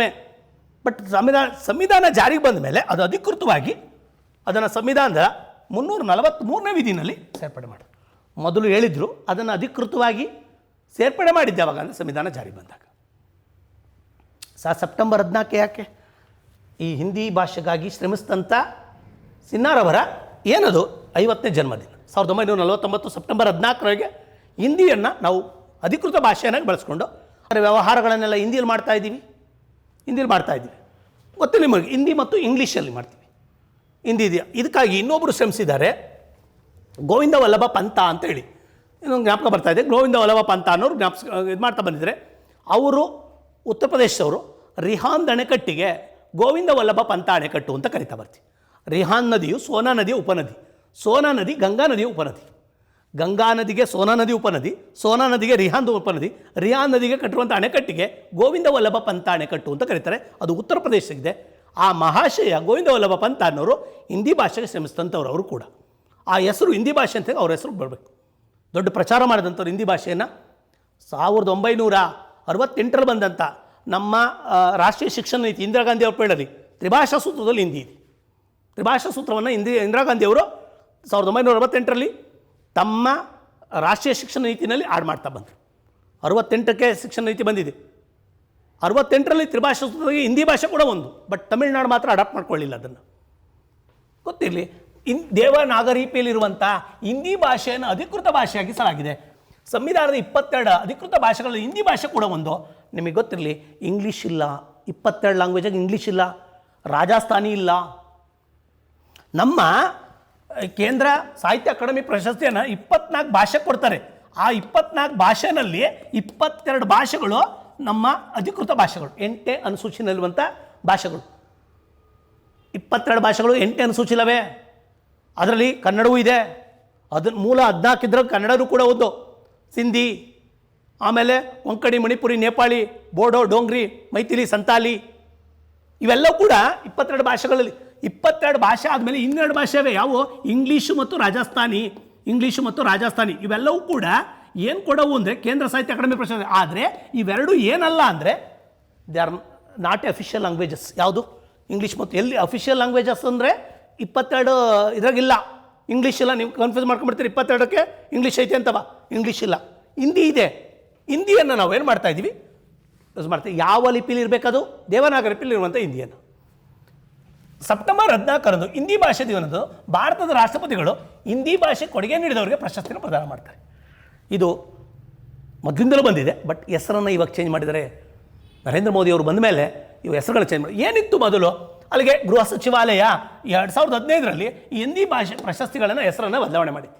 ಕೊಟ್ಕೊಂಬರೋದು ಕಾಮನ್ನು, ಹೆಸರುಗಳು ಚೇಂಜ್. ಈಗ ಯಾರು ದೇಶಾದ್ಯಂತ ಹಿಂದಿ ಭಾಷೆಗೆ ಸಾಹಿತಿಗಳು ಅಥವಾ ಅದನ್ನು ಉಳಿಸೋದಕ್ಕೆ ಮತ್ತು ಬೆಳೆಸೋದಕ್ಕೆ ಶ್ರಮಿಸಿರ್ತಾರೋಂಥಕ್ಕೆ ಪ್ರಶಸ್ತಿ ಕೊಡ್ತಾರೆ. ಯಾವ್ಯಾವುದದು? ಇಂದಿರಾ ಗಾಂಧಿ ರಾಜಭಾಷಾ ಪುರಸ್ಕಾರ ಅಂತ ಇತ್ತು ಮೊದಲು. ಈ ಪ್ರಶಸ್ತಿಯನ್ನು ಭಾರತದ ರಾಷ್ಟ್ರಪತಿಗಳು ಸೆಪ್ಟೆಂಬರ್ 14ನೇ ತಾರೀಕು ಕೊಡ್ತಿದ್ರು. ಈ ಪ್ರಶಸ್ತಿ ತೆಗೆದಿಲ್ಲ ಈಗ. ಅದ್ರ ಬದಲಿಗೆ ರಾಜಭಾಷಾ ಕೀರ್ತಿ ಪುರಸ್ಕಾರ ಅಂತ ಯಾರಿಲ್ಲ ಈಗ? ಇಂದಿರಾ ಗಾಂಧಿ ಇಲ್ಲ. ಇಲ್ಲಿಗೇನು ಆಡ್ ಮಾಡಿದ್ರು ಅಂದರೆ ಇಂದಿರಾ ಗಾಂಧಿ ತೆಗೆದು ಕೀರ್ತಿ ಆಡ್ ಮಾಡಿದ್ರು. ರಾಜಭಾಷಾ ಕೀರ್ತಿ ಪುರಸ್ಕಾರ ಇಟ್ಸ್ ಎ ಪ್ರೆಸೆಂಟೆಡ್ ಬೈ, ಯಾರಿಂದ ಕೊಡಲ್ಪಡ್ತಿದ್ದು? ರಾಷ್ಟ್ರಪತಿಗಳಿಂದ. ಯಾವ ಡೇಟ್ಗೆ? ಸೆಪ್ಟೆಂಬರ್ 14 ಯಾರು? ಸಿನ್ನಾರ್ ಅವ್ರದ್ದು 1949 ಸೆಪ್ಟೆಂಬರ್ 14 ಅವ್ರು 50ನೇ ವರ್ಷ. ಅವತ್ತ ಹಿಂದಿ ಭಾಷೆಯನ್ನು ಏನಾಗಿ ಅಧಿಕೃತ ಭಾಷೆಯಾಗಿ ಘೋಷಣೆ ಮಾಡ್ತು. ನಂತರ ಸಂವಿಧಾನ ಜಾರಿ ಬಂದ ಮೇಲೆ ಆರ್ಟಿಕಲ್ ಅಡಿನಲ್ಲಿ ಅದನ್ನು ಅಧಿಕೃತಗೊಳಿಸಲಾಯಿತು. ಇಲ್ಲಿ ಇನ್ನೊಂದಿತ್ತು, ರಾಜೀವ್ ಗಾಂಧಿ ರಾಷ್ಟ್ರೀಯ ಜ್ಞಾನ ವಿಜ್ಞಾನ ಮೌಲಿಕ ಪುಸ್ತಕ್ ಲೇಖನ್ ಪುರಸ್ಕಾರ ಅಂತ. ಅದನ್ನು ದೇ ರೀನೇಮ್ಡ್ ಆಸ್ ಎ ರಾಜ್ಭಾಷ್ ಗೌರವ ಪುರಸ್ಕಾರ ಅಂದರು. ಯಾರು ಬೇಡ ಅಂತ ರಾಜೀವ್ ಗಾಂಧಿ ತೆಗೆದುಹಾಕಿದ್ರು. ಸುಮಾರು ಯೋಜನೆಗಳಲ್ಲಿ ಇಂದಿರಾ ಗಾಂಧಿ ಮತ್ತು ರಾಜೀವ್ ಗಾಂಧಿ ಅವರ ಹೆಸರಲ್ಲಿದ್ದಂಥ ಅನೇಕ ಕಾರ್ಯಕ್ರಮಗಳನ್ನು ತೆಗೆದುಹಾಕಿ ಕೆಲವಕ್ಕೆ ಕಾಮನ್ ನೇಮ್ಸನ್ನು ಇದು ಮಾಡ್ತಾ ಬಂದರು. ಈಗೇನು ಮಾಡಿದ್ದಾರೆ, ರಾಜ್ಭಾಷಾ ಗೌರವ ಪುರಸ್ಕಾರ ಅಂತ ಕೊಡಿದ್ರು. ಬಟ್ 2 ಪ್ರಶಸ್ತಿಗಳನ್ನು ಕೂಡ ಭಾರತ ರಾಷ್ಟ್ರಪತಿಗಳು ಕೊಡ್ತಾರೆ, ಹಿಂದಿ ಭಾಷೆ ಸಂಸ್ಥೆಯವರಿಗೆ ಕೊಡ್ತಾರೆ. ಬಟ್ ಆದರೆ ರೀನೇಮ್ ಮಾಡಿದ್ದಾರೆ 2015ಇಂದ. ಅದಕ್ಕೆ ನೀವು ಗಮನಿಸಲೇಬೇಕಾಗಿದೆ ಇವೆಲ್ಲ. ಮತ್ತಿನ್ನೊಂದು 2019ನೇ ವರ್ಷವನ್ನು ವಿಶ್ವಸಂಸ್ಥೆಯು ದೇಶೀಯ ಭಾಷೆಗಳ ಅಂತಾರಾಷ್ಟ್ರೀಯ ವರ್ಷ ಅಂತ, ದೇಶೀಯ ಭಾಷೆಗಳ ಅಂತಾರಾಷ್ಟ್ರೀಯ ವರ್ಷ, ಅದಕ್ಕೆ ಆಯಾ ದೇಶದ ಭಾಷೆಗಳನ್ನು ಉಳಿಸೋದಕ್ಕಾಗಿ ವಿಶ್ವಸಂಸ್ಥೆ 2019 ದೇಶೀಯ ಭಾಷೆಗಳ ವರ್ಷ ಅಂತ ಕರಿತಾ ಬಂತು. ಇದು ಕೂಡ ಭಾಳ ಇಂಪಾರ್ಟೆಂಟ್ ಪಾಯಿಂಟ್ ಇದು. ಅಲ್ಲಿಗೆ ಸೆಪ್ಟೆಂಬರ್ 14 ನಮ್ಮದು ಯಾವ ಡೇ ಅಂತ ಕೇಳಿದ್ರೆ ಹಿಂದಿ ಡೇ ಅಂತ ಕರಿತಾ ಬರ್ತೀವಿ. ವರ್ಷ 2019ಕ್ಕೆ ದೇಶೀಯ ಭಾಷೆಗಳ ವರ್ಷ ಅಂತ ಮಾಡ್ತಾ ಬಂದರು. ನಮ್ಮ ಹಿಂದಿ ಭಾಷೆಯನ್ನು ಇವತ್ತು ನಾವು ನ್ಯಾಷನಲ್ ಲೆವೆಲ್ಗೆಲ್ಲ ಬಳಸ್ತಾ ಇದ್ದೀವಿ. ಇವಾಗಲೂ ಕೂಡ ತ್ರಿಭಾಷಾ ಸೂತ್ರವನ್ನು ಉಳಿಸ್ಕೊಂಡಿದ್ದಾರೆ. ತ್ರಿಭಾಷಾ ಸೂತ್ರವನ್ನು 1968ರಲ್ಲಿದ್ದಂಥ ರಾಷ್ಟ್ರೀಯ ಶಿಕ್ಷಣ ನೀತಿಲಿದ್ದಂಥದ್ದನ್ನೇ ಮತ್ತೆ 86 ಇದರಲ್ಲೂ ಇತ್ತು. ನೆಕ್ಸ್ಟ್ ಇದನ್ನು ಉಳಿಸ್ಕೊಂಡಿದ್ದಾರೆ ತ್ರಿಭಾಷಾ ಸೂತ್ರವನ್ನು. ಬಟ್ ತಮಿಳ್ನಾಡು ಮಾತ್ರ ನಾನು ತ್ರಿಭಾಷಾ ಸೂತ್ರ ಅಡಕು ಮಾಡ್ಕೊಳ್ಳೋ, ವಿಶೇಷವಾಗಿ ಹಿಂದಿಯನ್ನು ಅಡಾಪ್ಟ್ ಮಾಡ್ಕೊಳ್ಳಲ್ಲ ಅಂತ ಹೇಳ್ತಾ ಇದ್ದೆ. ದಕ್ಷಿಣ ಭಾರತಕ್ಕೆ ಸ್ವಲ್ಪ ಸಮಸ್ಯೆ ಯಾರ್ದು ಹಿಂದಿ ಭಾಷೆದು. ಉತ್ತರ ಭಾರತದಲ್ಲಿ ಪ್ರಾಬ್ಲಮ್ ಇಲ್ಲ, ಎಲ್ಲ ರಾಜ್ಯಗಳಲ್ಲೂ ಕೂಡ ಹಿಂದಿ ಭಾಷೆ ಇದೆ. ಮುಂದೆ ಹೋಗ್ತಾ ಬರ್ತೀನಿ. ಇಷ್ಟನ್ನು ನೋಡಿಕೊಂಡ್ರೆ ಬೇಕಾದಷ್ಟಾಯಿತು. ಆವರ್ತ ಕೋಷ್ಟಕಕ್ಕೆ 150 ವರ್ಷ. ನೀವು ಒಂದು ಗಮನಿಸಲೇಬೇಕಾಗಿದೆ, ಯಾವುದು ನೀವು ಪರೀಕ್ಷೆ ಬರೆಯೋ ಸಂದರ್ಭದಲ್ಲಿ ಆ ಹಿಂದಿನ ವರ್ಷ ಅಥವಾ ಆ ವರ್ಷ 50, 100 ಮತ್ತು 150 ವರ್ಷಗಳನ್ನು ಆಚರಣೆ ಮಾಡ್ಕೊತಾರೆ. ಆ ಪ್ರಶ್ನೆಗಳನ್ನ ಬಹುಪಾಲು ತೆಗೆದಿದ್ದಾರೆ. ಸಾಮಾನ್ಯವಾಗಿ ನೋಡ್ತಾ ಬಂದರೆ ನಾನು ಸುಮಾರು ವಿದ್ಯಾರ್ಥಿಗಳಿಗೆ ಹೇಳ್ತಾ ಇದ್ದೆ, ಈ ವರ್ಷ ಈ ಘಟನೆ 100 ವರ್ಷವನ್ನು ತುಂಬುತ್ತೆ. 1919ರ ಜಲಿಯನ್ ವಾಲಾಬಾಗ್ ದುರಂತ 2019ಕ್ಕೆ ಸುಮಾರು ಕ್ವಶನ್ಸ್ ಅದು. 1917ಗೆ ಚಂಪಾರಣ್ಯ, 2017ಕ್ಕೆ ಚಂಪಾರಣ್ಯದ ಕ್ವಶನ್ಸು ರಿಪೀಟೆಡ್ ಕ್ವಶನ್ಸ್. ಯಾಕೆ ಸರ್ ಅಂತ ತೆಗಿತಾರೆ ಅಂದರೆ ಅದು 100ನೇ ವರ್ಷದ ಆಚರಣೆಯನ್ನು ಸುಮಾರು ಬಾರಿ ಏನು ಮಾಡಿರ್ತಾರೆ, ಆಚರಣೆ ಮಾಡಿರ್ತಾರೆ ನ್ಯಾಷನಲ್ ಲೆವೆಲ್ಗೆಲ್ಲವ. ಅದು ಪೇಪರ್ ಸೆಟ್ ಮಾಡೋರು ತಲೆ ಒಳಗಡೆ ಇರ್ತದೆ, ಆ ಕ್ವಶನ್ ತೆಗಿತಾರೆ. ಇಲ್ಲಿ ಬರೋಣ. ಈಗ ಆವರ್ತ ಕೋಷ್ಟಕ ಅಂದರೆ ಪಿರಿಯಾಡಿಕ್ ಟೇಬಲ್ ಅಂತ ಕರಿತೀವಿ. ಪಿರಿಯಾಡಿಕ್ ಟೇಬಲ್ಲು ರಚನೆ ಆಗಿ 150 ಇಯರ್ಸ್ ಆಗಿದೆ. ಅದಕ್ಕೆ ವಿಶ್ವಸಂಸ್ಥೆಯ ಅಂಗಸಂಸ್ಥೆಯಾದ ಯುನೆಸ್ಕೋದವರು, ಸರ್ ಯುನೆಸ್ಕೋ ಯಾಕೆ ಇದು ಮಾಡಬೇಕು, ಇದು education, social and cultural organisation, united ನೇಷನ್ದು ಪ್ಯಾರಿಸ್ ಆಗಿದೆ ಅದರ ಕೇಂದ್ರ ಕಚೇರಿ. ಯುನೆಸ್ಕೋದ ಕೇಂದ್ರ ಕಚೇರಿ ಪ್ಯಾರಿಸಲ್ಲಿ. ಇದರದ್ದು ಮೂಲ ಇದೇನು ಹೇಳ, ಎಜುಕೇಷನಲ್ ಪ್ರೋಗ್ರಾಮ್ಸು. ಅವ್ರು ಏನು ಮಾಡಿದ್ರು ಅಂದರೆ ಇಂಥ ವ್ಯವಹಾರ ಎಜುಕೇಷನಲ್ ಪ್ರೋಗ್ರಾಮ್ಸ್ಗಳು ಬಂದರೆ ಆ ವರ್ಷವನ್ನು ವಿಶೇಷವಾಗಿ ಆಚರಣೆ ಮಾಡ್ತಾರೆ. ಸರ್ ಹಂಗಾರೆ ಆರೋಗ್ಯದ ಬಗ್ಗೆ ಆಚರಣೆ ಮಾಡೋರು WHO ಹಾಗಾದ್ರೆ ಈ ಸರಿ ಹೋದ ಸಾರಿ ನರ್ಸಸ್ ಮತ್ತು ಮಿಡ್ವೈಫ್ಸ್ ಅಂತ ಮಾಡ್ತಾ ಬಂದಿದ್ದಾರೆ. ಎಲ್ತಿಗೆ ಬಂದಾಗ ಅವ್ರು ಡಿಕ್ಲೇರ್ ಮಾಡ್ಕೊತಾರೆ. ಯುನೆಸ್ಕೋದಲ್ಲಿ ಡಿಕ್ಲೇರ್ ಮಾಡಿದ್ರು 2019 they declared as A the international year of the periodic table of the chemical elements ಅಂದರು. ರಾಸಾಯನಿಕ ಮೂಲವಸ್ತುಗಳ ಆವರ್ತ ಕೋಷ್ಟಕದ ಅಂತಾರಾಷ್ಟ್ರೀಯ ವರ್ಷ ಅಂತ ಡಿಕ್ಲೇರ್ ಮಾಡಿದ್ರು. ಯಾಕೆ ಮಾಡಿದ್ದಾರೆ, 150 ವರ್ಷ ಹೆಂಗೆ ಇದು, ಇನ್ನೇನೋ ನೋಡ್ತಾ ಬರೋಣ. ಅಲ್ಲಿಗೆ ಘೋಷಿಸಿದೆ. ಕ್ವಶನ್ ರೈಸ್ ಮಾಡ್ಬೋದು. 2019 ಯುನೆಸ್ಕೋ ಏನೆಂದು ಘೋಷಿಸಿದೆ ಅಂದರೆ ಪಿರಿಯಾಡಿಕ್ ಟೇಬಲ್ ಇಯರು ಏನದು ಇಂಟರ್ನ್ಯಾಷನಲ್ಲು. ಅಲ್ಲಿಗೆ ಇಲ್ಲಿಗೆ 150 ಇಯರ್ಸ್ ಆದ ಹಿನ್ನೆಲೆಯನ್ನು ಘೋಷಿಸಿ ಬಂದಿದೆ. ಬರ್ತೀನಿ ಮುಂದಕ್ಕೆ. 1869ರಲ್ಲಿ 1869 1869ಕ್ಕೆ 150 ವರ್ಷ ಸೇರಿಸಿದ್ರೆ 2019 ಆಗ್ತದೆ. 2019 ಅಲ್ಲಿಗೆ ಅರ್ಥ 150 ಇಯರ್ಸ್ ಕಂಪ್ಲೀಟ್ ಆಗಿದೆ. ಈ ಹಿನ್ನೆಲೆ ಒಳಗೆ ರಷ್ಯಾದ ವಿಜ್ಞಾನಿ ಡಿಮಿಟ್ರಿ ಮೆಂಡಲೀವರ್ ಅವರು ಏನು ಮಾಡ್ತಾ ಬಂದರು, ಆವರ್ತ ಕೋಷ್ಟಕವನ್ನು ರಚಿಸಿದ್ರು. ಅದಕ್ಕೆ ಇವರನ್ನು father of modern periodic table ಅಂತ ಕರಿತೀವಿ. ಆಧುನಿಕ ಆವರ್ತ ಕೋಷ್ಟಕದ ಜನಕ ಅಂತ ಕರಿತೀವಿ. ಈ ಕೆಳಗಿನ ಯಾರನ್ನ ಆಧುನಿಕ ಆವರ್ತ ಕೋಷ್ಟಕದ ಜನಕ ಮೆಂಡಲೀವರ್ನ ಕರಿತಾ ಬರ್ತೀವಿ. ಏನು ಮಾಡಿದ್ರು ಅವರು 1869ರಲ್ಲೇ ಕೆಮಿಕಲ್ ಪ್ರಾಪರ್ಟೀಸನ್ನು ಆಧಾರವಾಗಿ ಇಟ್ಕೊಂಡು, ಅವರ ಆಟಾಮಿಕ್ ನಂಬರ್ನ ಆಧಾರವಾಗಿ ಇಟ್ಕೊಂಡು, ರಾಸಾಯನಿಕ ವಸ್ತುಗಳ ಪರಮಾಣು ಸಂಖ್ಯೆಯನ್ನು ಆಧಾರವಾಗಿ ಇಟ್ಕೊಂಡು, ಅವುಗಳ ರಾಸಾಯನಿಕ ಗುಣಧರ್ಮದ ಮೇಲೆ ಒಂದು ಗ್ರೂಪ್ಸ್ಗಳನ್ನು ಮತ್ತು ಪೀರಿಯಡ್ಸ್ಗಳನ್ನು ಮಾಡಿ ಒಂದು ಟೇಬಲ್ ಫಾರ್ಮೇಷನ್ ಮಾಡಿದ್ರು, ಒಂದು ಕೋಷ್ಟಕವನ್ನು ರೆಡಿ ಮಾಡಿದ್ರು. ದಟ್ ಕೋಷ್ಟಕವನ್ನೇ ನಾವೇನಂತ ಕರಿತೀವಿ, ಆವರ್ತ ಕೋಷ್ಟಕ ಅಂತ ಕರಿತೀವಿ. ಈ ಆವರ್ತ ಕೋಷ್ಟಕ ರಚನೆಯಾಗಿ 150 ವರ್ಷ ಆದ್ದರಿಂದ ಈ ವರ್ಷ ಘೋಷಣೆ ಮಾಡಿದ್ದಾರೆ. ಇದನ್ನು ಮತ್ತೆ ಹೇಳಬೇಕಾದ ಅವಶ್ಯಕತೆ ಇಲ್ಲ, ಘೋಷಣೆ ಮಾಡಿದ್ದಾರೆ. ಮ್ಯಾಂಡಲೀವ್ ಆವರ್ತ ಕೋಷ್ಟಕ ಇದು ಮಾಡಿದಾಗ ಬರೀ 63 ಎಲಿಮೆಂಟ್ಸ್ಗಳಿತ್ತು. 63 ಎಲಿಮೆಂಟ್ಸ್ ಇದ್ದು ಈಗ ಪ್ರೆಸೆಂಟ್ 118 ಆಗಿವೆ, 118 ಎಲಿಮೆಂಟ್ಸ್ಗಳಾಗಿವೆ. ಅದರ 94 ನ್ಯಾಚುರಲಿ ಅಕರಿಂಗ್ ಎಲಿಮೆಂಟ್ಸು, 24 ಆರ್ಟಿಫಿಷಿಯಲ್ ಅಥವಾ ಮ್ಯಾನ್ ಮೇಡ್ ಅಂತ ಕರಿತಾ ಬರ್ತೀವಿ. ಒಟ್ಟು 118 ಎಲಿಮೆಂಟ್ಸ್ಗಳಿವೆ. ಆ 118 ಎಲಿಮೆಂಟ್ಸ್ಗಳನ್ನು ಇದ್ರಾಗೆ 94 ಸ್ವಾಭಾವಿಕ, 24 ಕೃತಕ, ಒಟ್ಟು 118 ಮೂಲ ವಸ್ತುಗಳಿವೆ ಪಿರಿಯಾಡಿಕ್ ಟೇಬಲ್ಗೆ. ಇದನ್ನು ಟೇಬಲ್ ಫಾರ್ಮೇಷನ್ ಮಾಡಿದಂಥ ಮಹಾಶಯನೇ ನಮ್ಮ ಮ್ಯಾಂಡಲೀವ್ ಅವರು. ಆಗ ಬರೀ 63 ಇದ್ದು ಉಳಿದವು ಖಾಲಿ ಬಿಟ್ಟಿದ್ರು. ಯಾವಾರ ಆ ಥರದ್ದು ಗುಣಧರ್ಮ ಬಂದರೆ ಸೇರ್ಸಪ್ಪ ಅಂತ ಹೇಳಿ ಮಾಡ್ತಾ ಬಂದರು. ಅದರೊಳಗಡೆ ಇದು ಮಾಡ್ತಾ ಬಂದರೆ 7 ಪೀರಿಯಡ್ಸ್ಗಳು, 7 ಪೀರಿಯಡ್ಸು, 18 ಗ್ರೂಪ್ಸ್ ಇವೆ. 18 ಗ್ರೂಪ್ಸು, 7 ಪೀರಿಯಡ್ಸು, 7 ಪೀರಿಯಡ್ಸು, 18 ಗ್ರೂಪ್ಸು. ಈ 7 ಇದನ್ನು ಆವರ್ತಗಳು ಮತ್ತು 18 ಗುಂಪುಗಳನ್ನು ಒಂದು ಟೇಬಲ್ ಫಾರ್ಮೇಷನ್ ಮಾಡಿದ್ದಾರೆ. ಅದನ್ನೇ ನಾವೇನಂತ ಕರಿತೀವಿ, ಪಿರಿಯಾಡಿಕ್ ಟೇಬಲ್ ಅಂತ ಕರಿತೀವಿ. ಪಿರಿಯಾಡಿಕ್ ಟೇಬಲ್ಲಾಗ ಏನೇನವೆ ಅಂತ ಕೇಳಿದ್ರೆ ಇದನ್ನು ಆರಂಭ ಬರೀಬೇಕು. 7 ಪೀರಿಯಡ್ಸು, 7 ಆವರ್ತಗಳು, 18 ಗುಂಪುಗಳು. 7 ಆವರ್ತಗಳು ಮತ್ತು 18 ಗುಂಪುಗಳನ್ನು ಒಂದು ಟೇಬಲ್ ಫಾರ್ಮೇಷನ್ ಮಾಡಿದರೆ ಒಂದೇ ಪ್ರಾಪರ್ಟಿ ಇರೋವನ್ನೇ ಒಂದು ಕಡೆಗೆ ಹಾಕಿದ್ದಾರೆ. ಆ ಪ್ರಾಪರ್ಟಿ ಇರೋವನ್ನೇ ಒಂದು ಕಡೆ ಬರಂಗೆ ಮಾಡಿದ್ದಾರೆ. ಒಂದು ಕಡೆ ಇದು ಒಂದು ಗುಂಪಲ್ಲಿ ಬರ್ತದೆ. 18th group is A Nobel gases, ಇಲಿಯಂ, neon, argon, krypton, xenon, Radeon, ಇವೆಲ್ಲ ಕೂಡ ಜಡಾನಿಲಗಳು. ಆ ಜಡಾನಿಲಗಳೆಲ್ಲ ಒಂದೇ ಕಡೆ ಬರಂಗೆ ಮಾಡಿದರೆ ಅವೆಲ್ಲ ಒಂದೇ ಗ್ರೂಪಲ್ಲಿ ಬರ್ತವೆ. ಹಿಂಗೆ ಆರ್ಗನೈಸ್ ಮಾಡಿ ಒಂದು ಟೇಬಲ್ ಫಾರ್ಮೇಷನ್ ಮಾಡಿದಂಥ ವ್ಯಕ್ತಿನೇ ಮ್ಯಾಂಡಲೀವ್ ಅವರು. ಆ ಮ್ಯಾಂಡಲೀವ್ನ ಆಧುನಿಕ ಆವರ್ತ ಕೋಷ್ಟಕದ ಜನಕ ಅಂತಾರೆ. ಆ ಮಹಾಶಯ ಆ ಟೇಬಲನ್ನು ಮಾಡಿ ಇಲ್ಲಿಗೆ 2019ಕ್ಕೆ 150 ವರ್ಷ ಆಯಿತು. ಬೇಕಾದಷ್ಟು ಎಲಿಮೆಂಟ್ಸ್ಗಳಿಗೆ ವೈಶಿಷ್ಟ್ಯತೆ ಇದೆ. ಅದು ಅತ್ಯಂತ ಹಗುರವಾದ ಮೂಲ ವಸ್ತು ಅಂದಾಗ ಜಲಜನಕ ಬರ್ತದೆ. ಎರಡನೇದು ಬಂದಾಗ ಇಲಿಯಂ ಬರ್ತದೆ. ನಾವು ಪಿರಿಯಾಡಿಕ್ ಟೇಬಲ್ನ ನೋಡ್ತಾ ಬಂದಾಗ ಭಾಳಷ್ಟು ನೋಡ್ಬೋದು. ಇದನ್ನು ಲ್ಯಾಟಿನ್ ಭಾಷೆಯಿಂದ ತೆಗೆದುಕೊಂಡು ಸಂಕೇತಗಳನ್ನು ಕೊಡ್ತಾ ಬಂದಿದ್ದಾರೆ. ಸಂಕೇತಗಳನ್ನು ಕೊಟ್ಟಿದೆ. ಅತ್ಯಂತ ಮೋರ್ ರಿಯಾಕ್ಟಿವ್ ಎಲಿಮೆಂಟ್ ಅಂತ ಫ್ಲೋರಿನ್ ಬರ್ತದೆ. ಎಲೆಕ್ಟ್ರೋನೆಗೆಟಿವಿಟಿ ಇಸ್ ಮೋರ್, ವಿದ್ಯುತ್ ಋಣತ್ವ ಹೆಚ್ಚಾಗಿರೋದ್ರಿಂದ ಅದು ಮೋರ್ ರಿಯಾಕ್ಟಿವ್ ಎಲಿಮೆಂಟ್. ಅದು ಫ್ಲೋರಿನ್ ಬಿಟ್ಟರೆ ಕ್ಲೋರಿನ್ನು. ನಾನ್ ಮೆಟಲ್ಸು ನಾನ್ ಮೆಟಲ್ಸು ಎಲ್ಲವನ್ನು ನಾವು ಇದನ್ನು ಕಾಣ್ತಾ ಬರ್ಬೋದು. ಇದನ್ನು ಮಾಡಿದಂಥ ವ್ಯಕ್ತಿನೇ ಮ್ಯಾಂಡಲೀವ್. ನೆಕ್ಸ್ಟ್ ಬರ್ತಾ ಇದ್ದೀನಿ ಈಗ. ಅದೇ ಥರ 2020 2019 ಅದಾಯಿತು. 2020 ವಿಶ್ವಸಂಸ್ಥೆ ಏನಂತ ಘೋಷಿಸಿದೆ, ಇದು ಕ್ವೆಶ್ಚನ್ ತೆಗಿಬೋದು. ಇನ್ನು ಸಸ್ಯಗಳ ಆರೋಗ್ಯದ ಅಂತಾರಾಷ್ಟ್ರೀಯ ವರ್ಷ, international year of the plant health ಅಂತ. Plants health international year of the plants health ಯಾವ ವರ್ಷ ಅದು? 2020.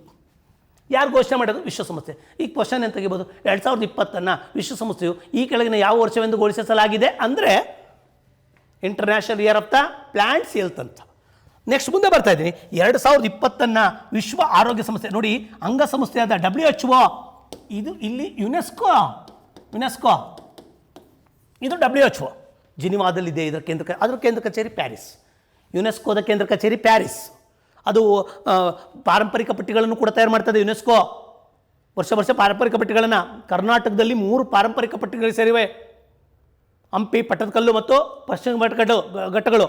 ಆ ಕೆಲಸ ಎಲ್ಲ ಅವ್ರು ಮಾಡ್ತಾರೆ. ಇಲ್ಲಿ ಆರೋಗ್ಯ ಸಂಬಂಧಪಟ್ಟ ಇವ್ರು ಬಿಡ್ತಾರೆ. ಈ ವರ್ಷ ಸಾಮಾನ್ಯವಾಗಿ ಕೋವಿಡ್ಗಾಗಿ ಶ್ರಮಿಸಿರುವಂಥವ್ರು ಯಾರ್ಯಾರು? ನರ್ಸ್ಗಳು ಮತ್ತು ಶುಶ್ರೂಷಕಿಯರು. ಆ ವರ್ಷವನ್ನು ನರ್ಸಸ್ ಅಂಡ್ ಮಿಡ್ವೈಸ್ ಇಯರ್ ಅಂತ ಕರೆದ್ರು. ಯಾರು ಕರೆದಿದ್ದು ಸರ್? ಇದಕ್ಕೂ ಇದೇ ಬೇರೆ. ಈ ಸಂಸ್ಥೆ ಓವರಾಲ್ ಕರೆದ್ರೆ ವಿಶ್ವಸಂಸ್ಥೆಯ ವಿಶೇಷ ಅಂಗಸಂಸ್ಥೆಯಾದ WHO ದೇ ಡಿಕ್ಲೇರ್ಡ್ ನರ್ಸಸ್ಗೆ ರೆಸ್ಪೆಕ್ಟ್ ಮಾಡೋದಕ್ಕಾಗಿ ನರ್ಸಸ್ ಆ್ಯಂಡ್ ಮಿಡ್ವೈಸ್ ಇಯರ್ಸ್ ಅಂತ ಕರಿತಾವೆ, ಇಂಟರ್ನ್ಯಾಷನಲ್ ಇಯರ್ ಅಂತ ಕರಿತಾ ಬಂತು. ಕ್ವಶನ್ ತೆಗಿಬೋದು. ವಿಶ್ವ ಆರೋಗ್ಯ ಸಂಸ್ಥೆಯು 2020 ಏನೆಂದು ಘೋಷಿಸಿದೆ ಅಂತ ಕರಿಬೋದು, ಅಥವಾ ವಿಶ್ವಸಂಸ್ಥೆ ಏನಂತ ಘೋಷಿಸಿದೆ ಇದು ಬರಿಬೇಕು. ಆರೋಗ್ಯ ಸಂಸ್ಥೆ ಅದೇ ಥರ 2019 ಯುನೆಸ್ಕೋ ಅದು ಘೋಷಿಸ್ತು. ಇನ್ನೂ ಒಂದು ಇದು ಮಾಡಿದೆ ವಿಶ್ವಸಂಸ್ಥೆ, ದೇಶೀಯ ಭಾಷೆಗಳ ವರ್ಷ ಅಂತ ಮಾಡ್ತೀವಿ. 2019 ವಿಶ್ವಸಂಸ್ಥೆ, ಯುನೆಸ್ಕೋ, ಪಿರಿಯಾಡಿಕ್ ಟೇಬಲ್. ಇಲ್ಲಿ WHO ನೀವು ಕನ್ಫ್ಯೂಸ್ ಆಗಬಾರ್ದು. 2020 2 ಇದೆ. ವಿಶ್ವಸಂಸ್ಥೆದು ಅಂತ ಬಂದಾಗ international year for the plant. Nurses ಯಾವುದು? WHO. ಇಷ್ಟು ನೋಡಿಕೊಂಡ್ರೆ ಭಾಳ ಅನುಕೂಲ ಆಗ್ತಾ ಬರ್ತದೆ. ನೆಕ್ಸ್ಟು ಮುಂದಿನ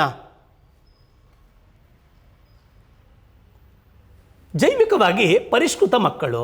ಸರ್ ಏನು ಹೊಸ ಕಾನ್ಸೆಪ್ಟು? ಗ್ಯಾರಂಟಿ ನಾವು ಕೇಳಿಲ್ಲಲ್ಲ ನಂಗೆ ಆಗ್ಬಿಡ್ತದೆ. ಇದು ಜೆನೆಟಿಕಲಿ ಎಡಿಟೆಡ್ ಬೇಬೀಸ್ ಅಂತ. ನೀವು ಒಂಚೂರು ಇದು ಮಾತಾಡೋಕ್ಕಿಂತ ಮುಂಚಿತವಾಗಿ ಸ್ವಲ್ಪ ಬರ್ತೀನಿ.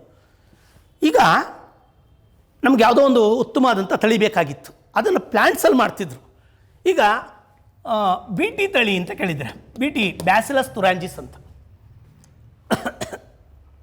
BT ತಳಿ ಜೆನೆಟಿಕಲಿ ಮಾಡಿಫೈಡ್ ಕ್ರಾಪ್ ಅಂತ, ಅದಕ್ಕೆ ಕುಲಾಂತರಿ ತಳಿ ಅಂತ ಕರೀತಾರೆ. ಇದಕ್ಕೆ ಬೇರೆದಕ್ಕೆ ಒಂದು ಕಾಟನ್ಗೆ ಬೇರೆದ್ರಿಂದವ ಒಂದು ಬ್ಯಾಕ್ಟೀರಿಯಾದಂಥ ಬ್ಯಾಸಿಲಸ್ ತುರಾಂಜಿಸ್ ಅನ್ನೋ ಬ್ಯಾಕ್ಟೀರಿಯಾದಿಂದ ಒಂದು ಜೀನ್ಸನ್ನು ಸೇರಿಸ್ತಿದ್ರು. ಆಗ ಇದು ಬರೇ ತಳಿಯಲ್ಲ, ಇದು ಬಿ ಟಿ ಕಾಟನ್ ಅಂತ ಕರೆದು. B T cotton is a ಜೈವಿಕವಾಗಿ ಮಾರ್ಪಾಟಾದಂಥ ಒಂದು ತಳಿ. ಅಲ್ಲಿಗರ್ಥ we are added the genes of the bacillus thuringiensis ಬ್ಯಾಕ್ಟೀರಿಯಾದಾಗಿದ್ದಂಥ ಜೀನ್ಸನ್ನು. ಸರ್ ಇದರ ವಿಶೇಷತೆ ಏನು? ಬಿ ಟಿ ಕಾಟನ್ದು ಹಾಗಾದರೆ ಇನ್ಸೆಕ್ಟಿಸೈಡ್ ಗುಣ ಇದೆ, ಕೀಟನಾಶಕ ಗುಣ ಇದೆ. ಇದನ್ನು ನಾವು ಪ್ಲ್ಯಾಂಟ್ಸಲ್ಲಿ ಕಾಣ್ತಾ ಇತ್ತು. ಗೊತ್ತಿರಲಿ ನಿಮಗೆ, ಫ್ಲೇವರ್ ಸೇವರ್ ಅಂತೇಳಿ ಒಂದು ಟೊಮೊಟೊ ಮಾಡಿದ್ದಾರೆ, ಜೆನೆಟಿಕಲಿ ಮಾಡಿಫೈಡ್ ಕ್ರಾಪ್. ಅದು ಬಿ ಟಿ ಕ್ರಾಪ್ಸ್ ಮಾಡಿದ್ದಾರೆ, B T cotton, B T brinjals, mustard ಎಲ್ಲ ಮಾಡಿದ್ದಾರೆ. ಇದು ಪ್ಲ್ಯಾಂಟ್ಸಲ್ಲಿ, ಇದು ಬಯೋಟೆಕ್ನಾಲಜಿಲಿ ಆಯಿತು. ಅದೇ ಥರ ಇಲ್ಲೊಬ್ಬ ಚೀನಾ ದೇಶದ ಒಬ್ಬ ಸೈಂಟಿಸ್ಟು, ಆ ಸೈಂಟಿಸ್ಟು ಚೀನಾ ದೇಶ ಭೌತವಿಜ್ಞಾನಿ ಜೈವಿಕವಾಗಿ ಪರಿಷ್ಕೃತವಾದ ಮಕ್ಕಳನ್ನು ಅಭಿವೃದ್ಧಿಪಡಿಸಿದ್ದಾನೆ. ಅವನ ಹೆಸರು ಕೇಳ್ತಾನೆ ಜಿಯಾನ್ ಕುಯಿ, ಚೀನಾದವನು ಜಿಯಾನ್ ಕುಯಿ. ಅವನು ಏನು ಮಾಡಿದ್ದಾನೆ ಅಂದರೆ ಈ ಕಾರ್ಯವನ್ನು ಮಾಡಿ ಕಾನೂನು ಬಾಹಿರವೆಂದು ಚೀನಾ ಕೂಡ ಇದಕ್ಕೆ ಇವನಿಗೆ 3 ವರ್ಷ ಜೈಲಿಗೆ ಹಾಕೈತಿ. ಸ್ವಲ್ಪ ಮಾತಾಡ್ತೀನಿ ನಾನೀಗ. ಏನು ಮಾಡವನೇ, ಮಕ್ಕಳಲ್ಲಿ ಜೀನ್ಸನ್ನೇ ಚೇಂಜಸ್ ಮಾಡಿ ಅದನ್ನು ಅಭಿವೃದ್ಧಿಪಡಿಸಿದ್ದಾನೆ.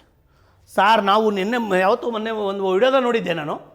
ತಂದೆದು ಸ್ಪರ್ಮು ತಾಯಿದು ಓವಾ ತೆಗೆದುಕೊಂಡು ನೀವು ಏನು ಮಾಡಿದ್ರಿ, ಒಂದು ಮಗುವನ್ನು ಬೆಳೆಸಿದ್ರಿ, that is a test tube baby ಅಂತ ಕರೆದ್ರೆ ಇದ್ರಾಗೆ ಜೀನ್ಸನ್ನು ಮಾಡಿಫಿಕೇಷನ್ ಮಾಡಿಲ್ಲ ನಾವು.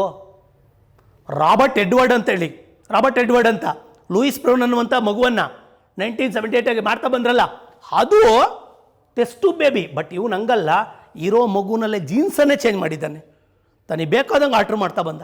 ಇದನ್ನು ಪರಿಷ್ಕೃತ ಅಂತ ಕರೆದು. ಇಲ್ಲಿ ಕೇಳೋದೇನೆಂದರೆ ಇವನು ಯಾವ ದೇಶದವನು ಅಂತ ಕೇಳ್ತಾ ಬರ್ತಾನೆ. ಮಾಡಿಬಿಟ್ಟು ಅಭಿವೃದ್ಧಿಪಡಿಸಿದ್ದಾನೆ, ಅನೌನ್ಸ್ ಮಾಡಿಬಿಟ್ಟ ನಾನು ಮಕ್ಕಳನ್ನು. ಅಲ್ಲಿಗರ್ಥ ನಮ್ಮ ಕ್ಯಾರೆಕ್ಟ್ರನ್ನೇ ಬದಲಾವಣೆ ಮಾಡುವಂಥ, ತಂದೆ ತಾಯಿಗಳಿಂದ ಬಂದಿರುವಂಥ ವಂಶವಾಹಿನಿಯ ಗುಣಗಳನ್ನೇ ಬದಲಾವಣೆ ಮಾಡಿ ವಸ್ತನ್ನು ಎಡಿಟಿಂಗ್ ಮಾಡ್ದ. ಅದನ್ನು ಎಡಿಟಿಂಗ್ ಅಂದಾಗ ಇರೋದಕ್ಕಿಂತ ಬೇರೆದನ್ನು ಆಡ್ ಮಾಡೋದು ಎಡಿಟಿಂಗ್ ಅಂತ.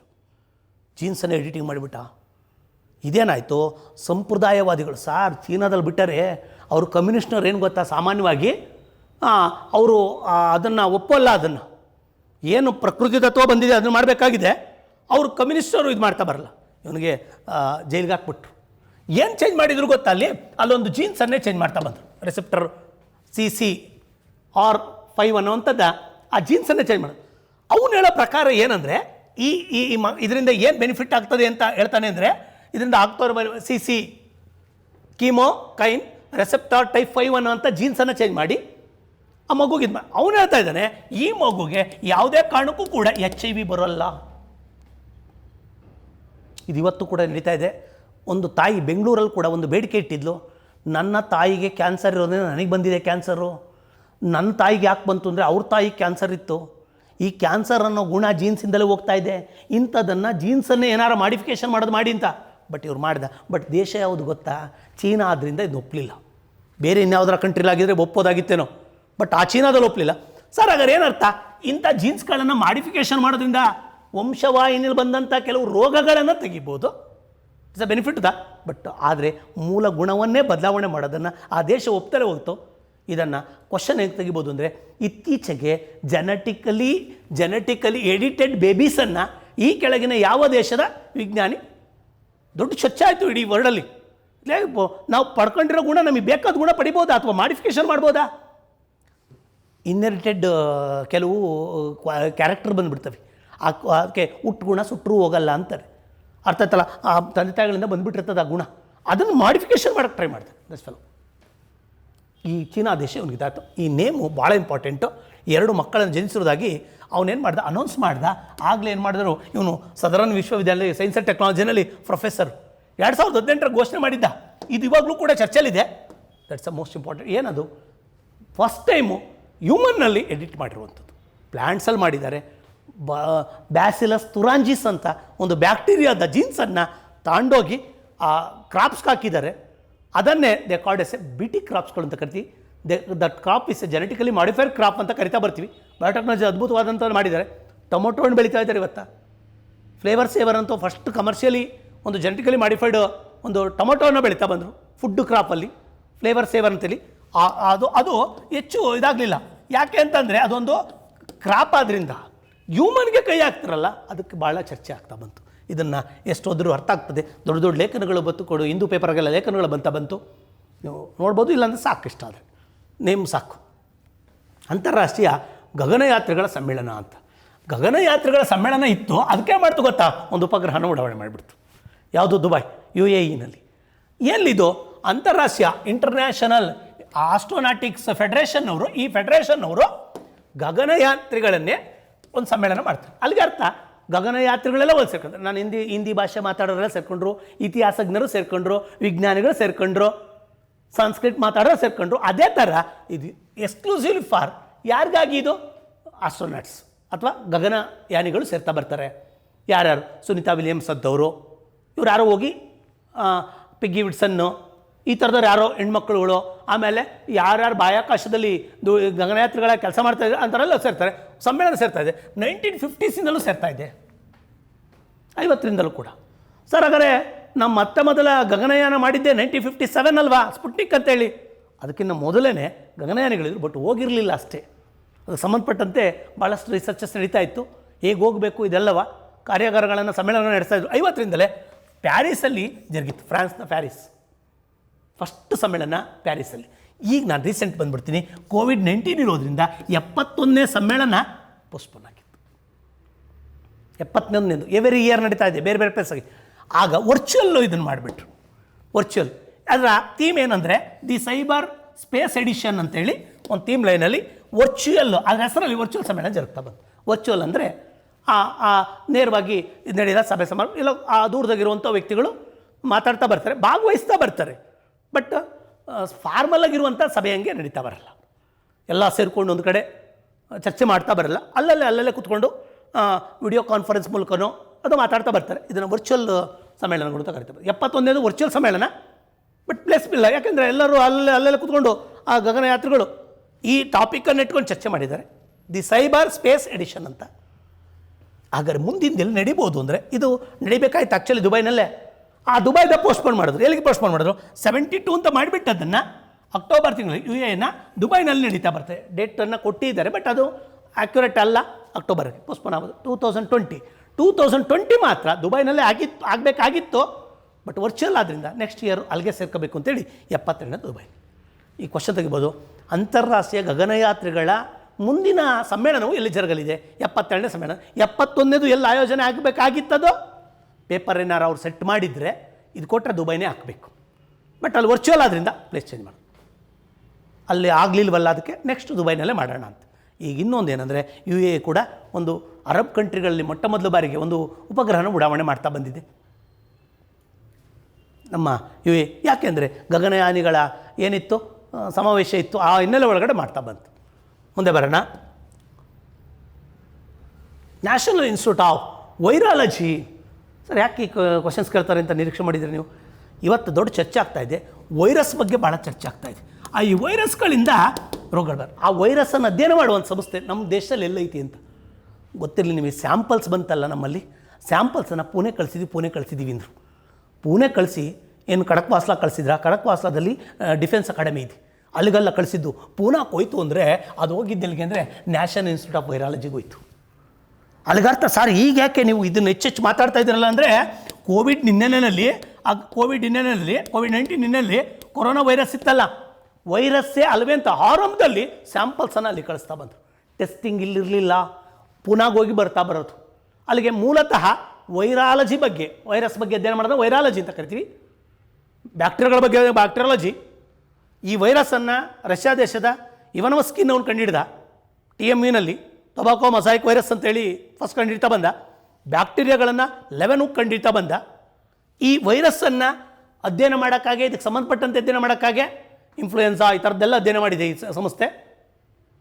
ಅದಕ್ಕಾಗಿ ಹೆಪಟೈಟಿಸು ಈ ಥರದವನ್ನೆಲ್ಲ ಆ ಸಂಸ್ಥೆ ಇದೆ. ಅದೆಲ್ಲಿದೆ ಅಂದರೆ, ಈ ವೈರಾಲಜಿ ಸಂಸ್ಥೆ ICMR ಅಡಿನ ಕೆಲಸ ಮಾಡ್ತಾರೆ. ICMR ಅನ್ನೋದೇ ಇಡೀ ಮೆಡಿಕಲ್ಗೆ ಸಂಬಂಧಪಟ್ಟಂತೆ ಒಂದು ಸಂಸ್ಥೆ ಇದೆ, ICMR ಅಂತ. ICMR ಅಡಿನಲ್ಲಿ ಅನೇಕ ರಿಸರ್ಚ್ ಸೆಂಟರ್ಗಳು ದೇ ಆರ್ ವರ್ಕಿಂಗ್. ಇದು ಕೇಂದ್ರದ ಹೆಲ್ತ್ ಮಿನಿಸ್ಟ್ರಿ ಅಡಿನ ಕೆಲಸ ಮಾಡ್ತದೆ, ಆರೋಗ್ಯ ಸಚಿವಾಲಯದಲ್ಲಿ. ಆರೋಗ್ಯ ಸಚಿವಾಲಯದಡಿ ಕೆಲಸ ಮಾಡುವಂಥ ಒಂದು ಸಂಸ್ಥೆ ಯಾವುದು ಅಂದರೆ ಆರೋಗ್ಯ ಸಚಿವಾಲಯದ ಅಡಿನಲ್ಲಿ, that is ICMR. ICMR headquarter ಎಲ್ಲೈತೆ ಅಂದರೆ ದೆಹಲಿನಲ್ಲಿ ಐತೆ. ಅದು ಬೇರೆ ಬೇರೆ ಕಡೆಯಲ್ಲಿ ಎಲ್ಲ ಕಡೆಯೂ ಕೂಡ ಬೇರೆ ಬೇರೆ ರಿಸರ್ಚ್ ಇನ್ಸ್ಟಿಟ್ಯೂಷನ್ಗಳು they are working under the ICMR, Indian council for medical research ಅಂತ.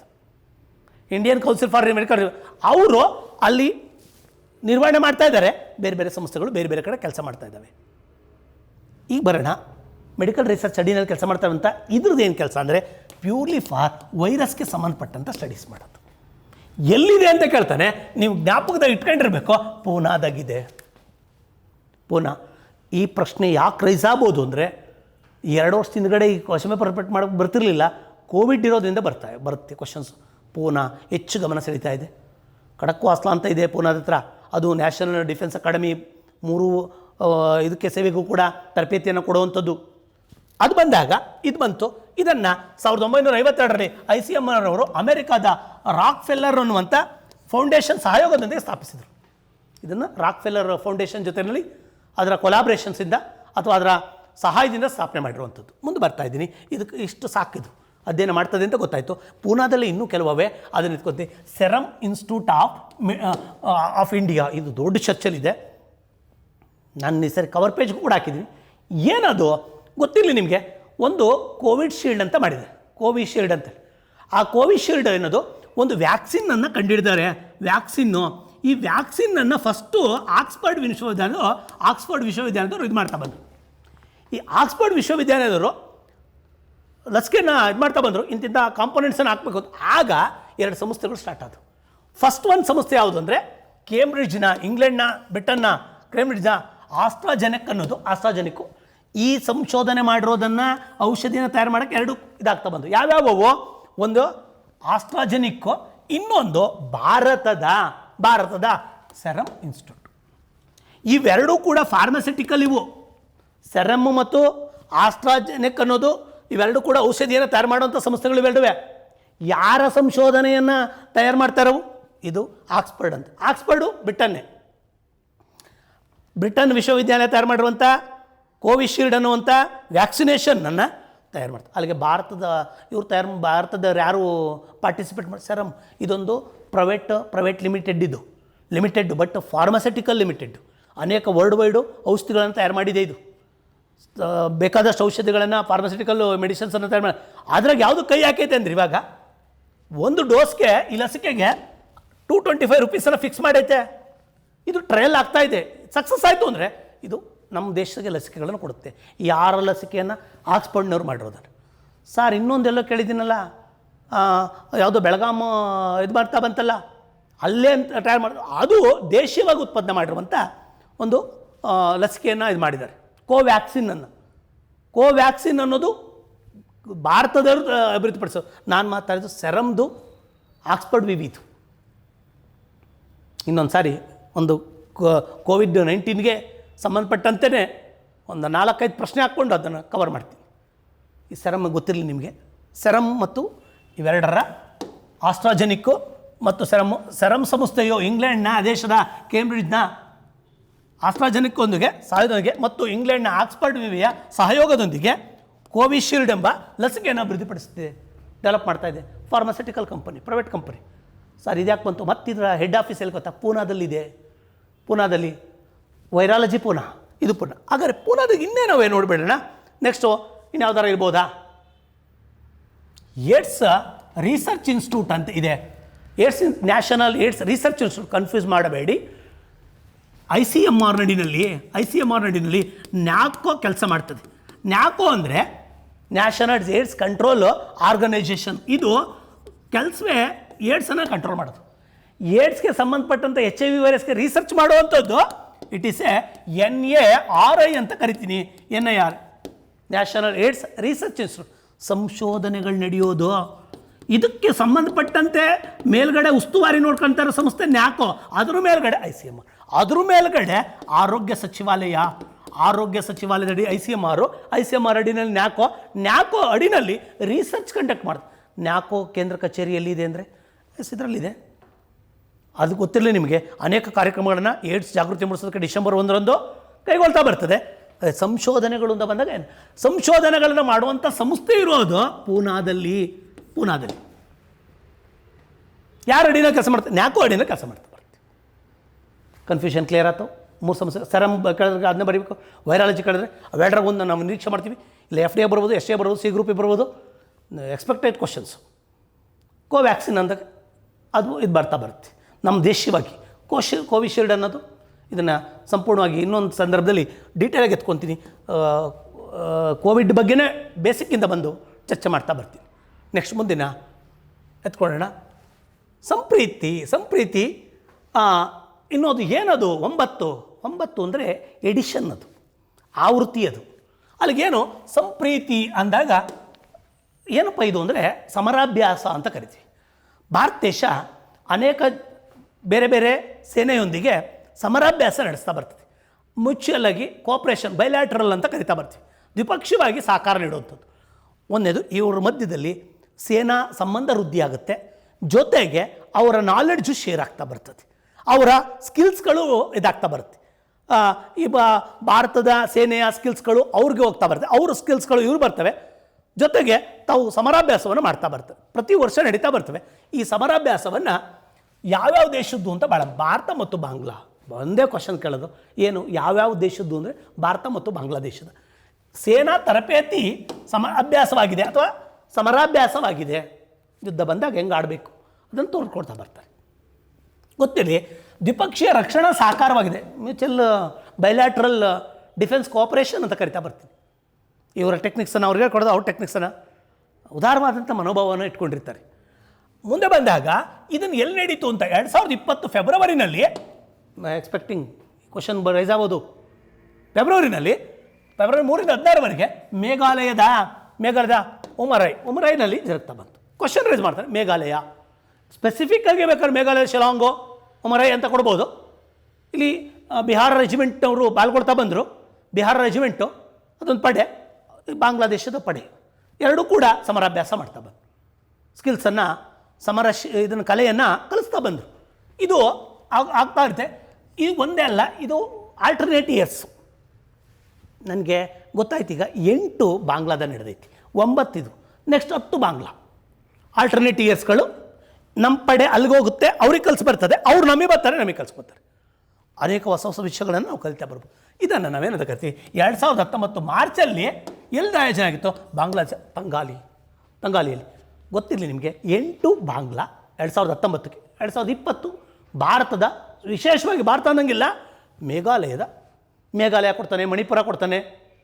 ಸರ್ ಮೇಘಾಲಯ ಯಾಕೆ? ಅಲ್ಲೇ ಬಿಹಾರಿ ರೆಜಿಮೆಂಟು ಅಲ್ಲಿಗೆ ಹೋಗಿ ಪಾರ್ಟಿಸಿಪೇಟ್ ಮಾಡಿತ್ತು ಈ ಸಮರಾಭ್ಯಾಸದಲ್ಲಿ, ಮಿಲಿಟರಿ ಎಕ್ಸಸೈಸ್ ಅಂತ ಕರಿತಾರೆ. ಇಲ್ಲಿ ಸಣ್ಣದಾಗಿ ಒಂಚೂರು ನೋಡ್ತಾ ಬರೋಣ, ಬೇರೆ ದೇಶದೊಂದಿಗೆ ಜರುಗಿಸುವ ಸಮರಾಭ್ಯಾಸಗಳು. ಅಲ್ಲಿಗಾರ್ಥ ಇಲ್ಲಿ ಭಾರತ ಬಿಟ್ಬಿಟ್ಟಿದ್ದೀನಿ, ಬರೀ ಎಲ್ಲವೂ ಭಾರತ ಹಾಕಬೇಕು. ಗರುಡ ಶಕ್ತಿ ಅನ್ನೋ ಹೆಸರಿನಲ್ಲಿ ಮಾಡಿದ್ದು ಇಂಡೋನೇಷ್ಯಾದ ಭಾರತ ಮತ್ತು ಇಂಡೋನೇಷ್ಯಾದ ಜಂಟಿ ಸಮರಾಭ್ಯಾಸ ಗರುಡ ಶಕ್ತಿ. ಇಕ್ಯುವೆರಿನ್ ಅನ್ನೋದು ಮಾಡಿಸು ಮತ್ತು ನಮ್ಮದು. Next hand in hand, China hand in hand. ಸ್ವಲ್ಪ ಇದಾಗ್ತಾ ಬಂದಿದೆ. ಯಾಕೆ ಅಂತಂದರೆ ನಮ್ಮ ಅವರ ನಡುವೆ ಸಂಬಂಧ ಹದಗೆಡ್ತಾ ಬಂದಿದೆ. ನೆಕ್ಸ್ಟ್ ಮುಂದಕ್ಕೆ ಕುರುಕ್ಷೇತ್ರ ಸಿಂಗಾಪುರ. ಮೈತ್ರಿ ಶಕ್ತಿಯಿಂದಾಗ ಶ್ರೀಲಂಕಾ. ಎಲ್ಲ ಕಡೆಯೂ ಭಾರತ ಇದೆ, ಭಾರತ ವಿತ್ ಅಂತ ಹಾಕ್ಕೋಬೇಕು. ನೆಕ್ಸ್ಟ್ ಮುಂದೆ ಬಂದಾಗ ನಾರ್ಡಿಕ್ ಎಲಿಫೆಂಟ್ ಅಂತೇಳಿ, ಇದನ್ನು ಕ್ವಶನನ್ನು KPSCನವ್ರು ತೆಗೆದಿದ್ರು. ನಾರ್ಡಿಕ್ ಎಲಿಫೆಂಟ್ ಮಂಗೋಲಿಯಾದೊಂದಿಗೆ, ಬೇರೆ ಬೇರೆ ದೇಶದೊಂದಿಗೆ ಬೇರೆ ಬೇರೆ ಸಮರಾಭ್ಯಾಸಗಳಿವೆ. ರೀಸೆಂಟಾಗಿ ಇವನ್ನ ಇನ್ನೂ ಕೆಲವನ್ನು ಆಡ್ ಮಾಡ್ಕೋಬೋದು, ಗೊತ್ತಾಗಲಿ ಅಂತ ಹೇಳಿದ್ದೀನಿ. ಎಂಥ ಕ್ವಶನ್ ತೆಗೆದುಬಿಡ್ತಾನೆ ಅಂದರೆ, ಮೈತ್ರಿ ಶಕ್ತಿ ಯಾವುದು ಅಂತ ಕೇಳ್ತಾನೆ. Maitri Shakti Sri Lanka. Hand in hand ಚೀನಾದೊಂದಿಗೆ ಮಾಡ್ಕೊಳ್ಳುವಂಥದ್ದು. ಗರುಡ ಶಕ್ತಿಯಿಂದಾಗ ಇಂಡೋನೇಷ್ಯಾ. ಈ ಪ್ರಶ್ನೆ ಬರ್ಬೋದು. ನಾನು ಎಕ್ಸ್ಪೆಕ್ಟ್ ಮಾಡ್ತಾ ಇದ್ದು ಸಂಪ್ರೀತಿನೇ ಎಕ್ಸ್ಪೆಕ್ಟ್ ಮಾಡ್ತಾ ಇದ್ದೀನಿ. ಯಾಕೆಂದರೆ ಅದು ಭಾರತ ಮತ್ತು ಬಾಂಗ್ಲಾದೊಂದಿಗೆ ಉತ್ತಮ ಸಂಬಂಧ ಹೊಂದಿದೆ. ಯಾಕೆಂದರೆ 1971 ಭಾರತ ಅವ್ರಿಗೆ ಸ್ವಾತಂತ್ರ್ಯ ಕೊಡಿಸಿರೋದು. 71ರಲ್ಲಿ ಭಾರತ ಮತ್ತು ಪಾಕ್ ಯುದ್ಧ ಆಗಿ ಬಾಂಗ್ಲಾ ಸ್ವಾತಂತ್ರ್ಯ ಪಡಿಬೇಕಾದ್ರೆ ನಮ್ಮ ಭಾರತೀಯ ಸೇನೆಯ ಇದಿದೆ. ಜೊತೆಗೆ ಮಿಲಿಟ್ರಿ ಸಾಮಗ್ರಿಗಳನ್ನು ಖರೀದಿ ಮಾಡೋಕ್ಕೆ ಕೂಡ ನಾವು ಆರ್ಥಿಕ ನೆರವನ್ನು ನೀಡ್ತಾ ಬಂದಿದ್ದೀವಿ ಬಾಂಗ್ಲಾದೇಶಕ್ಕೆ. ಬಾಂಗ್ಲಾದೇಶ ನೈಬರ್ ಕಂಟ್ರಿ, ಜೊತೆಗೆ ಮಿಲಿಟ್ರಿನಲ್ಲೂ ಕೂಡ ನಾವು ಒಳ್ಳೆಯ ಸಹಕಾರವನ್ನು ಇಟ್ಕೊಂಡಿದ್ದೀವಿ. ಮುಂದಿನ ಬರ್ತಾಯಿದ್ದೀನಿ. ಹಳದಿ ಕಲೆ ಭಾಳ ಇಂಪಾರ್ಟೆಂಟ್. ಎಲ್ಲೋ ರಸ್ಟ್ ಅಂತ ಕರಿತಾವೆ. ರಸ್ಟ್ ಅಂದರೆ ಈ ಎಲೆ ಮೇಲ್ಗಡೆ ಒಂದು ರೀತಿ ಹಳದಿಯಾದಂಥ ಕಲೆ ಕಾಣುತ್ತೆ ನೋಡಿ. ಇಲ್ಲಿದೆ, ಈ ಕಲೆ ಕಾಣ್ತಾ ಇದೆ. ಭಾಳ ಇಂಪಾರ್ಟೆಂಟು. ಈ ಹಳದಿ ಕಲೆ ಈ ಕೆಳಗಿನ ಯಾವ ಬೆಳೆಗೆ ಕಂಡು ಬರ್ತಾ ಇದೆ ಅಂತ ಕೇಳ್ತಾ ಬರ್ತಾರೆ. ಒಂದನೇ ಆಪ್ಷನ್ನು ಭತ್ತಕ್ಕೆ ಅಂತ ಕೊಟ್ಬಿಡ್ತಾನೆ. ರಾಂಗ್. ಅದು ಭತ್ತಕ್ಕಲ್ಲ, ಕ್ರಾಪ್ ಈಸ್ ಮೋಸ್ಟ್ ಇಂಪಾರ್ಟೆಂಟ್. ಯಾವುದ್ರ ಮೇಲೆ ಅಂದರೆ ಗೋಧಿ ಎಲೆ ಮೇಲೆ. ಒಂದು ಟೈಮ್ ಕೊಟ್ಬಿಡ್ತಾನೆ ಫಸ್ಟ್ ಆಪ್ಷನ್ಗೆ. ಗೋಧಿ ಎಲೆ ಮೇಲೆ ಈಗ ಕಂಡು ಬರ್ತಾ ಇದೆ, ಅದರ ಇಳುವರಿಗೆ ಕಡಿಮೆ ಆಗೋದಕ್ಕೆ ಕಾರಣವಾಗ್ತಾ ಇದೆ. ಇದು ಈ ಕೆಳಗಿನ ರಾಜ್ಯದಲ್ಲಿ ಕಂಡು ಬರ್ತಾ ಇದೆ. ಆಗ ಕ್ವಶನ್ ಚೇಂಜ್ ಮಾಡ್ಬೋದು. ಇದು ಕಂಡು ಬರ್ತಾ ಇರೋದೇ ಈ ರೋಗ ಪಂಜಾಬ್ ಮತ್ತು ಹರಿಯಾಣದ ಕಂಡು ಬಂದು ಇಶ್ಯೂ ಆಗಿದೆ, ಚರ್ಚೆಲಿದೆ. ಈ ರೋಗ ಪಂಜಾಬ್ ಮತ್ತು ಹರಿಯಾಣ ಭಾಗದಲ್ಲಿರುವಂಥ ಗೋಧಿ ಬೆಳೆಗೆ ಕಂಡು ಬಂತು. ಇಳುವರಿ ಕಡಿಮೆ ಆಯಿತು. ಕಾಳು ಕಟ್ಟೋ ಟೈಮಲ್ಲಿ ಇದು ಉಂಟಾಗ್ತಾ ಬಂದಾಗ ತುಂಬ ಬೇಗ ಸ್ಪ್ರೆಡ್ ಆಗ್ತಾ ಬರ್ತದೆ ಈ ರೋಗ. ಇಳುವರಿ 30%ವರೆಗೂ ಕೂಡ 5 to 30%ವರೆಗೂ ಕೂಡ ಕಡಿಮೆ ಆಗ್ತಾ ಸಾಧ್ಯತೆ. ಇದನ್ನು ದೊಡ್ಡ ಚರ್ಚೆ ಆಗ್ತಾ ಬಂತು ಆ ಭಾಗದಲ್ಲಿ. ಪಂಜಾಬ್ ಮತ್ತು ಹರಿಯಾಣದಲ್ಲಿ ಗೋಧಿಯನ್ನು ಹೆಚ್ಚಾಗಿ ಬೆಳೀತಾ ಬರ್ತದೆ. ಗೋಧಿಯ ಕಣಜ ಅಂತ ಕರಿತೀವಿ ಪಂಜಾಬನ್ನು. 5 ನದಿಗಳು ಹರಿತಾ ಬರ್ತವೆ, ಬಿಯಾಸ್, ರಾವಿ, ಸಟ್ಲೆಜ್, ಅವನ್ನೆಲ್ಲವೂ ಕೂಡ ಸಿಂಧು. ಆ ನದಿಗಳೆಲ್ಲ ಹರಿಯೋದ್ರಿಂದ ಇದನ್ನು ನಾವು ಪಂಚನದಿಗಳ ಬೀಡು ಅಂತ ಕರಿತಾ ಬರ್ತೀವಿ. ಬಿಜಾಪುರವನ್ನು ಕರ್ನಾಟಕದ ಪಂಚನದಿಗಳ ಬೀಡು ಅಂತ ಕರಿತಾ ಬರ್ತೀವಿ. ಇಲ್ಲಿ ಈ ಪಂಜಾಬ್ ಮತ್ತು ಹರಿಯಾಣದಾಗೆ ಈ ಗೋಧಿ ಬೆಳೆ ಇದಾಗ್ತಾ ಇದೆ. ಇದು ಏನೇನು ಕ್ವಶನು, ಒಂದು ಇದು ಚೇಂಜ್ ಮಾಡ್ಬೋದು, ಇಲ್ಲ ಸ್ಟೇಟ್ ಚೇಂಜ್ ಮಾಡ್ಬೋದು. ಸ್ಪ್ರೆಡ್ ಆಗ್ತಾ ಬರ್ತದೆ. 2 ಆಪ್ಷನ್ ಕೊಟ್ಟು, 1 ಸರಿ 2 ಸರಿ, 1 ಮತ್ತು 2 ಸರಿ ಇಲ್ಲ. ಭತ್ತಕ್ಕೆ ಕಂಡು ಬರುವಂಥ ಇದಾಗಿದೆ ಅಂತ. ಭತ್ತಕ್ಕಲ್ಲ ಇದು. ಕೆಲವು ರೋಗಗಳು ಯಾವುದಕ್ಕೆ ಬರ್ತದೆ ಅಂತ ವಿಶೇಷವಾಗಿ ನೋಡ್ಕೋಬೇಕು. ಇದು ಪಂಜಾಬ್ ಮತ್ತು ಹರಿಯಾಣ. ಪಂಜಾಬ್ ಮತ್ತು ಹರಿಯಾಣ ಅಂತ ಬತ್ತಿದಂಗೆ ಒಂಚೂರು ಎತ್ಕೊಂಡೋಣ. 1965ರಲ್ಲಿ ಹಸಿರು ಕ್ರಾಂತಿ ಆಯಿತು. ಹಸಿರು ಕ್ರಾಂತಿಯಿಂದಾಗ ನಾರ್ಮನ್ ಬೋರ್ಲಾಗನ್ನು ಬರ್ತಾ ಹಸಿರು ಕ್ರಾಂತಿ ಪಿತಾಮಹ ಅಂದಾಗ ನಾರ್ಮನ್ ಬೋರ್ಲಾಗ್ ಹಸಿರು ಕ್ರಾಂತಿ ಪಿತಾಮಹ, ಗ್ರೀನ್ ರೆವಲ್ಯೂಷನ್. ಆ ನಾರ್ಮನ್ ಬೋರ್ಲಾಗು ಭಾರತಕ್ಕೆ ಬಂದಾಗ ಸ್ವಾಮಿನಾಥನ್, ಸುಬ್ರಹ್ಮಣ್ಯಂ ಮತ್ತು ಶಿವರಾಮ್ ಅವರೆಲ್ಲ ಕರೆಸಿದಾಗ ಅವ್ರು ಬಂದು ಆಯ್ಕೆ ಮಾಡ್ಕೊಂಡಿದ್ದೆ ಪಂಜಾಬ್ ಮತ್ತು ಹರಿಯಾಣ. ಇದನ್ನು ಒಂದು ಸಾರಿ ಕಾಂಪಿಟೇಟಿವ್ ಎಕ್ಸಾಮಲ್ಲಿ ಕೇಳಿದ್ದಾನೆ. ಹಸಿರು ಕ್ರಾಂತಿಗೆ ಸಂಬಂಧಪಟ್ಟಂತೆ ಗೋಧಿಯನ್ನು ಹೆಚ್ಚು ಇಳುವರಿ ಬರುವಂಥ ಗೋಧಿ ತಳಿಯನ್ನು ಆಯ್ಕೆ ಮಾಡಿಕೊಂಡ ತಳಿ ಕೂಡ ಗೋಧಿನೇ, ಪ್ಲೇಸ್ ಕೂಡ ಇವೇನೆ. ಯಾಕೆಂದರೆ ಐಲಿ ಇರಿಗೇಟೆಡ್ ಲ್ಯಾಂಡು, ಜೊತೆಗೆ ಫಲವತ್ತಾದ ಭೂಮಿ ಇದೆ, ಮೆಕ್ಕಲು ಮಣ್ಣನ್ನು ಹೊಂದಿರ್ತವೆ. ಯಾವುದು ಪಂಜಾಬ್ ಮತ್ತು ಹರಿಯಾಣದಲ್ಲಿ. ಅದರಿಂದ ಅದೇ ಭಾಗವನ್ನು ಎತ್ಕೊಂಡ್ರು. ಇರಿಗೇಷನ್ ಚೆನ್ನಾಗಿತ್ತು. ನಾರ್ಮನ್ ಬೋರ್ಲಾಗು ಟ್ರಯಲ್ ಮಾಡಿದ್ದೇ ಇಲ್ಲಿ. ಏನನ್ನು ಟ್ರಯಲ್ ಮಾಡಿದ ಗೋಧಿಯನ್ನು. ಅದಕ್ಕೆ ಹಸಿರು ಕ್ರಾಂತಿ ಪಿತಾಮಹ. ಭಾರತೀಯ ವ್ಯಕ್ತಿಯಿಂದಾಗ ಸುಬ್ರಹ್ಮಣ್ಯ ಅವರು ನಮ್ಮ ಸ್ವಾಮಿನಾಥನ್, MS ಸ್ವಾಮಿನಾಥನ್ ಅವ್ರನ್ನ ಕರಿತಾ ಬರ್ತೀವಿ. ನಾರ್ಮನ್ ಬೋರ್ಲಾಗು 65ರಾಗ ಆಯ್ಕೆ ಮಾಡಿದ್ದು ಈ ಪ್ಲೇಸ್ಗಳನ್ನು. ತಳಿ ಯಾವುದು ಅಂದರೆ ಹೆಚ್ಚು ಇಳುವರಿ ಬರುವಂಥ ಗೋಧಿ ತಳಿಯನ್ನು ಮೊದಲು ಆಯ್ಕೆ ಮಾಡ್ತವೆ. ಆಮೇಲೆ ದೇಶಾದ್ಯಂತ ಹಸಿರು ಕ್ರಾಂತಿ ಆರಂಭ ಆಯಿತು. ನಮ್ಗೆ ಅನ್ನದ ಬರ ಅರಿತಾ ಬಂತು. ಮೂಲ ಭಾಷೆ ಹಾಲಿನ ಇದಕ್ಕೆ ಸಂಬಂಧಪಟ್ಟಂತೆ ಉತ್ಪಾದನೆಗೆ ವರ್ಗೀಸ್ ಕುರಿಯನ್ರವರು, ಅದು 65ರಾಗೆ ನ್ಯಾಷನಲ್ ಡೈರಿ ಡೆವಲಪ್ಮೆಂಟ್ ಪ್ರೋಗ್ರಾಮನ್ನು ಮಾಡಿ ಅಮೂಲ್ ಅನ್ನುವಂಥ ಒಂದು ಕಂಪನಿಯನ್ನು ಆರಂಭ ಮಾಡ್ತಾ ಬಂದರು. ಎಲ್ಲಿ ಗುಜರಾತ್ನ ಅಮೂಲಲ್ಲಿ, ಎಲ್ಲಿ ಆನಂದಲ್ಲಿ ಅಮೂಲ್. ವರ್ಗೀಸ್ ಕುರಿಯನ್ರವ್ರನ್ನ ಫಾದರ್ ಆಫ್ ವೈಟ್ ರೆವಲ್ಯೂಷನ್, ಕ್ಷೀರಕ್ರಾಂತಿ ಪಿತಾಮಹ. ಮುಂದಕ್ಕೆ ಅದು ಹೆಚ್ಚಳವಾದ್ರಿಂದ ಅದನ್ನೇ ಆಪರೇಷನ್ ಫ್ಲಡ್ ಅಂತ ಕರೆದು. ಪಂಗೋಲಿನ್ ಏನದು? ಪಂಗೋಲಿನ್ ಅಂದರೆ ಚಿಪ್ಪಂದಿ ಅಂತ. ಇದು ದೊಡ್ಡ ಚರ್ಚೆಲಿದೆ ಇದು. ಸಾರ್ ಚಿಪ್ಪಂದಿ ಯಾಕೆ ಬಂತು ಇಲ್ಲಿಗೆ? ಇದೊಂದು ಮ್ಯಾಮಲ್ಲು, ಸ್ಕೇಲನ್ನು ಹೊಂದಿರುವಂಥ. ಸ್ಕೇಲನ್ ಅಂದರೆ ಈ ಚಿಪ್ಪನ್ನು ಹೊಂದಿರುವಂಥ ಮ್ಯಾಮಲ್ ಇದು. ಈ ಮ್ಯಾಮಲ್ದು ವಿಶೇಷತೆ ಏನಂದರೆ ಚಿಪ್ಪಂದಿ ಅಂತ ಕರಿತಾ ಬರ್ತೀವಿ ನಮ್ಮ ಭಾಷೆಯಲ್ಲಿ. ಚೀನಾದಲ್ಲಿ ಭಾಳ ಚರ್ಚೆ ಆಗ್ತಾಯಿದೆ ಇದು. ವುಹಾನಲ್ಲಿ ಮೊದಲು ಕೋವಿಡ್ ಕಂಡು ಬಂದಾಗ, ಕೊರೋನಾ ವೈರಸ್ ಕಂಡು ಬಂದಾಗ ಯಾರಿಂದ ಸ್ಪ್ರೆಡ್ ಆಗುತ್ತೆ? ಬ್ಯಾಟು ಮತ್ತು ಪೆಂಗೋಲಿಯನ್ ಅಂತೇಳಿ. ಅದ್ರಾಗಿರೋ ಜೀನ್ಸ್ಗಳಿಂದ, ಅದ್ರಾಗಿರುವಂಥ ಜೀನ್ಸ್ಗಳು ರೀಕಾಂಬಿನೇಟ್ ಆಗಿ ಅಥವಾ ಆ ವೈರಸ್ಗಳಿಂದ ಬರ್ತಾಯಿದೆ. ಇದ್ರ ಸ್ಪ್ರೆಡ್ ಮಾಡ್ತಾ ಇದೆ ಇದು ಅಂತ. ಒಂದು ಬಾವಲಿಗಳು, ಇನ್ನೊಂದು ಪಂಗೋಲಿಯನ್. ಕ್ವಶನ್ ರೈಸ್ ಮಾಡ್ತಾನೆ. ಬ್ಯಾಟ್ ಕಾಮನ್ನಾಗಿ ಹೇಳ್ತೀರಾ, ಇದನ್ನು ಹೇಳೋದು ಕಷ್ಟ ಆಗುತ್ತೆ. ಇದನ್ನು ಸಾಕಷ್ಟು ಚೀನಾ ಸೈಂಟಿಸ್ಟ್ಗಳು ಹೇಳ್ತಾ ಬಂದರು, ಇದರಿಂದ ಸ್ಪ್ರೆಡ್ ಆಗುತ್ತೆ ಅಂತೇಳಿ. ಸರಿ ಸಾರ್, ಇದೇನಿದು? ಒಂದು ಸಸ್ತನಿ. ಇದು ಅಕ್ರಮವಾಗಿ ಅತಿ ಹೆಚ್ಚು ವ್ಯಾಪಾರವಾಗ್ತಾ ಇರುವಂಥ ಸಸ್ತನಿ ವರ್ಗ ಅಂತ ಏನು ಮಾಡಿದೆ? ಡಿಕ್ಲೇರ್ ಮಾಡ್ತಾ ಬಂದವ್ರೆ. ಕದ್ದು ಮಾರ್ತಾ ಇದ್ದಾರೆ ಇದನ್ನು. ಚೀನಾದವರೆಲ್ಲ ತಿಂತಾರೆ ಬಿಡಿ, ಪ್ರಶ್ನೆ ಬೇರೆ. ಇದು ಹೆಚ್ಚು ಮಾರಾಟವಾಗ್ತಾ ಇದೆ ಕದ್ದು, ಅಕ್ರಮವಾಗಿ. ಇದನ್ನು ಚೀನಾದ ಪಂಗೋಲಿಯನನ್ನು ಕ್ರಿಟಿಕಲಿ ಎಂಡೇಂಜರ್ಡ್,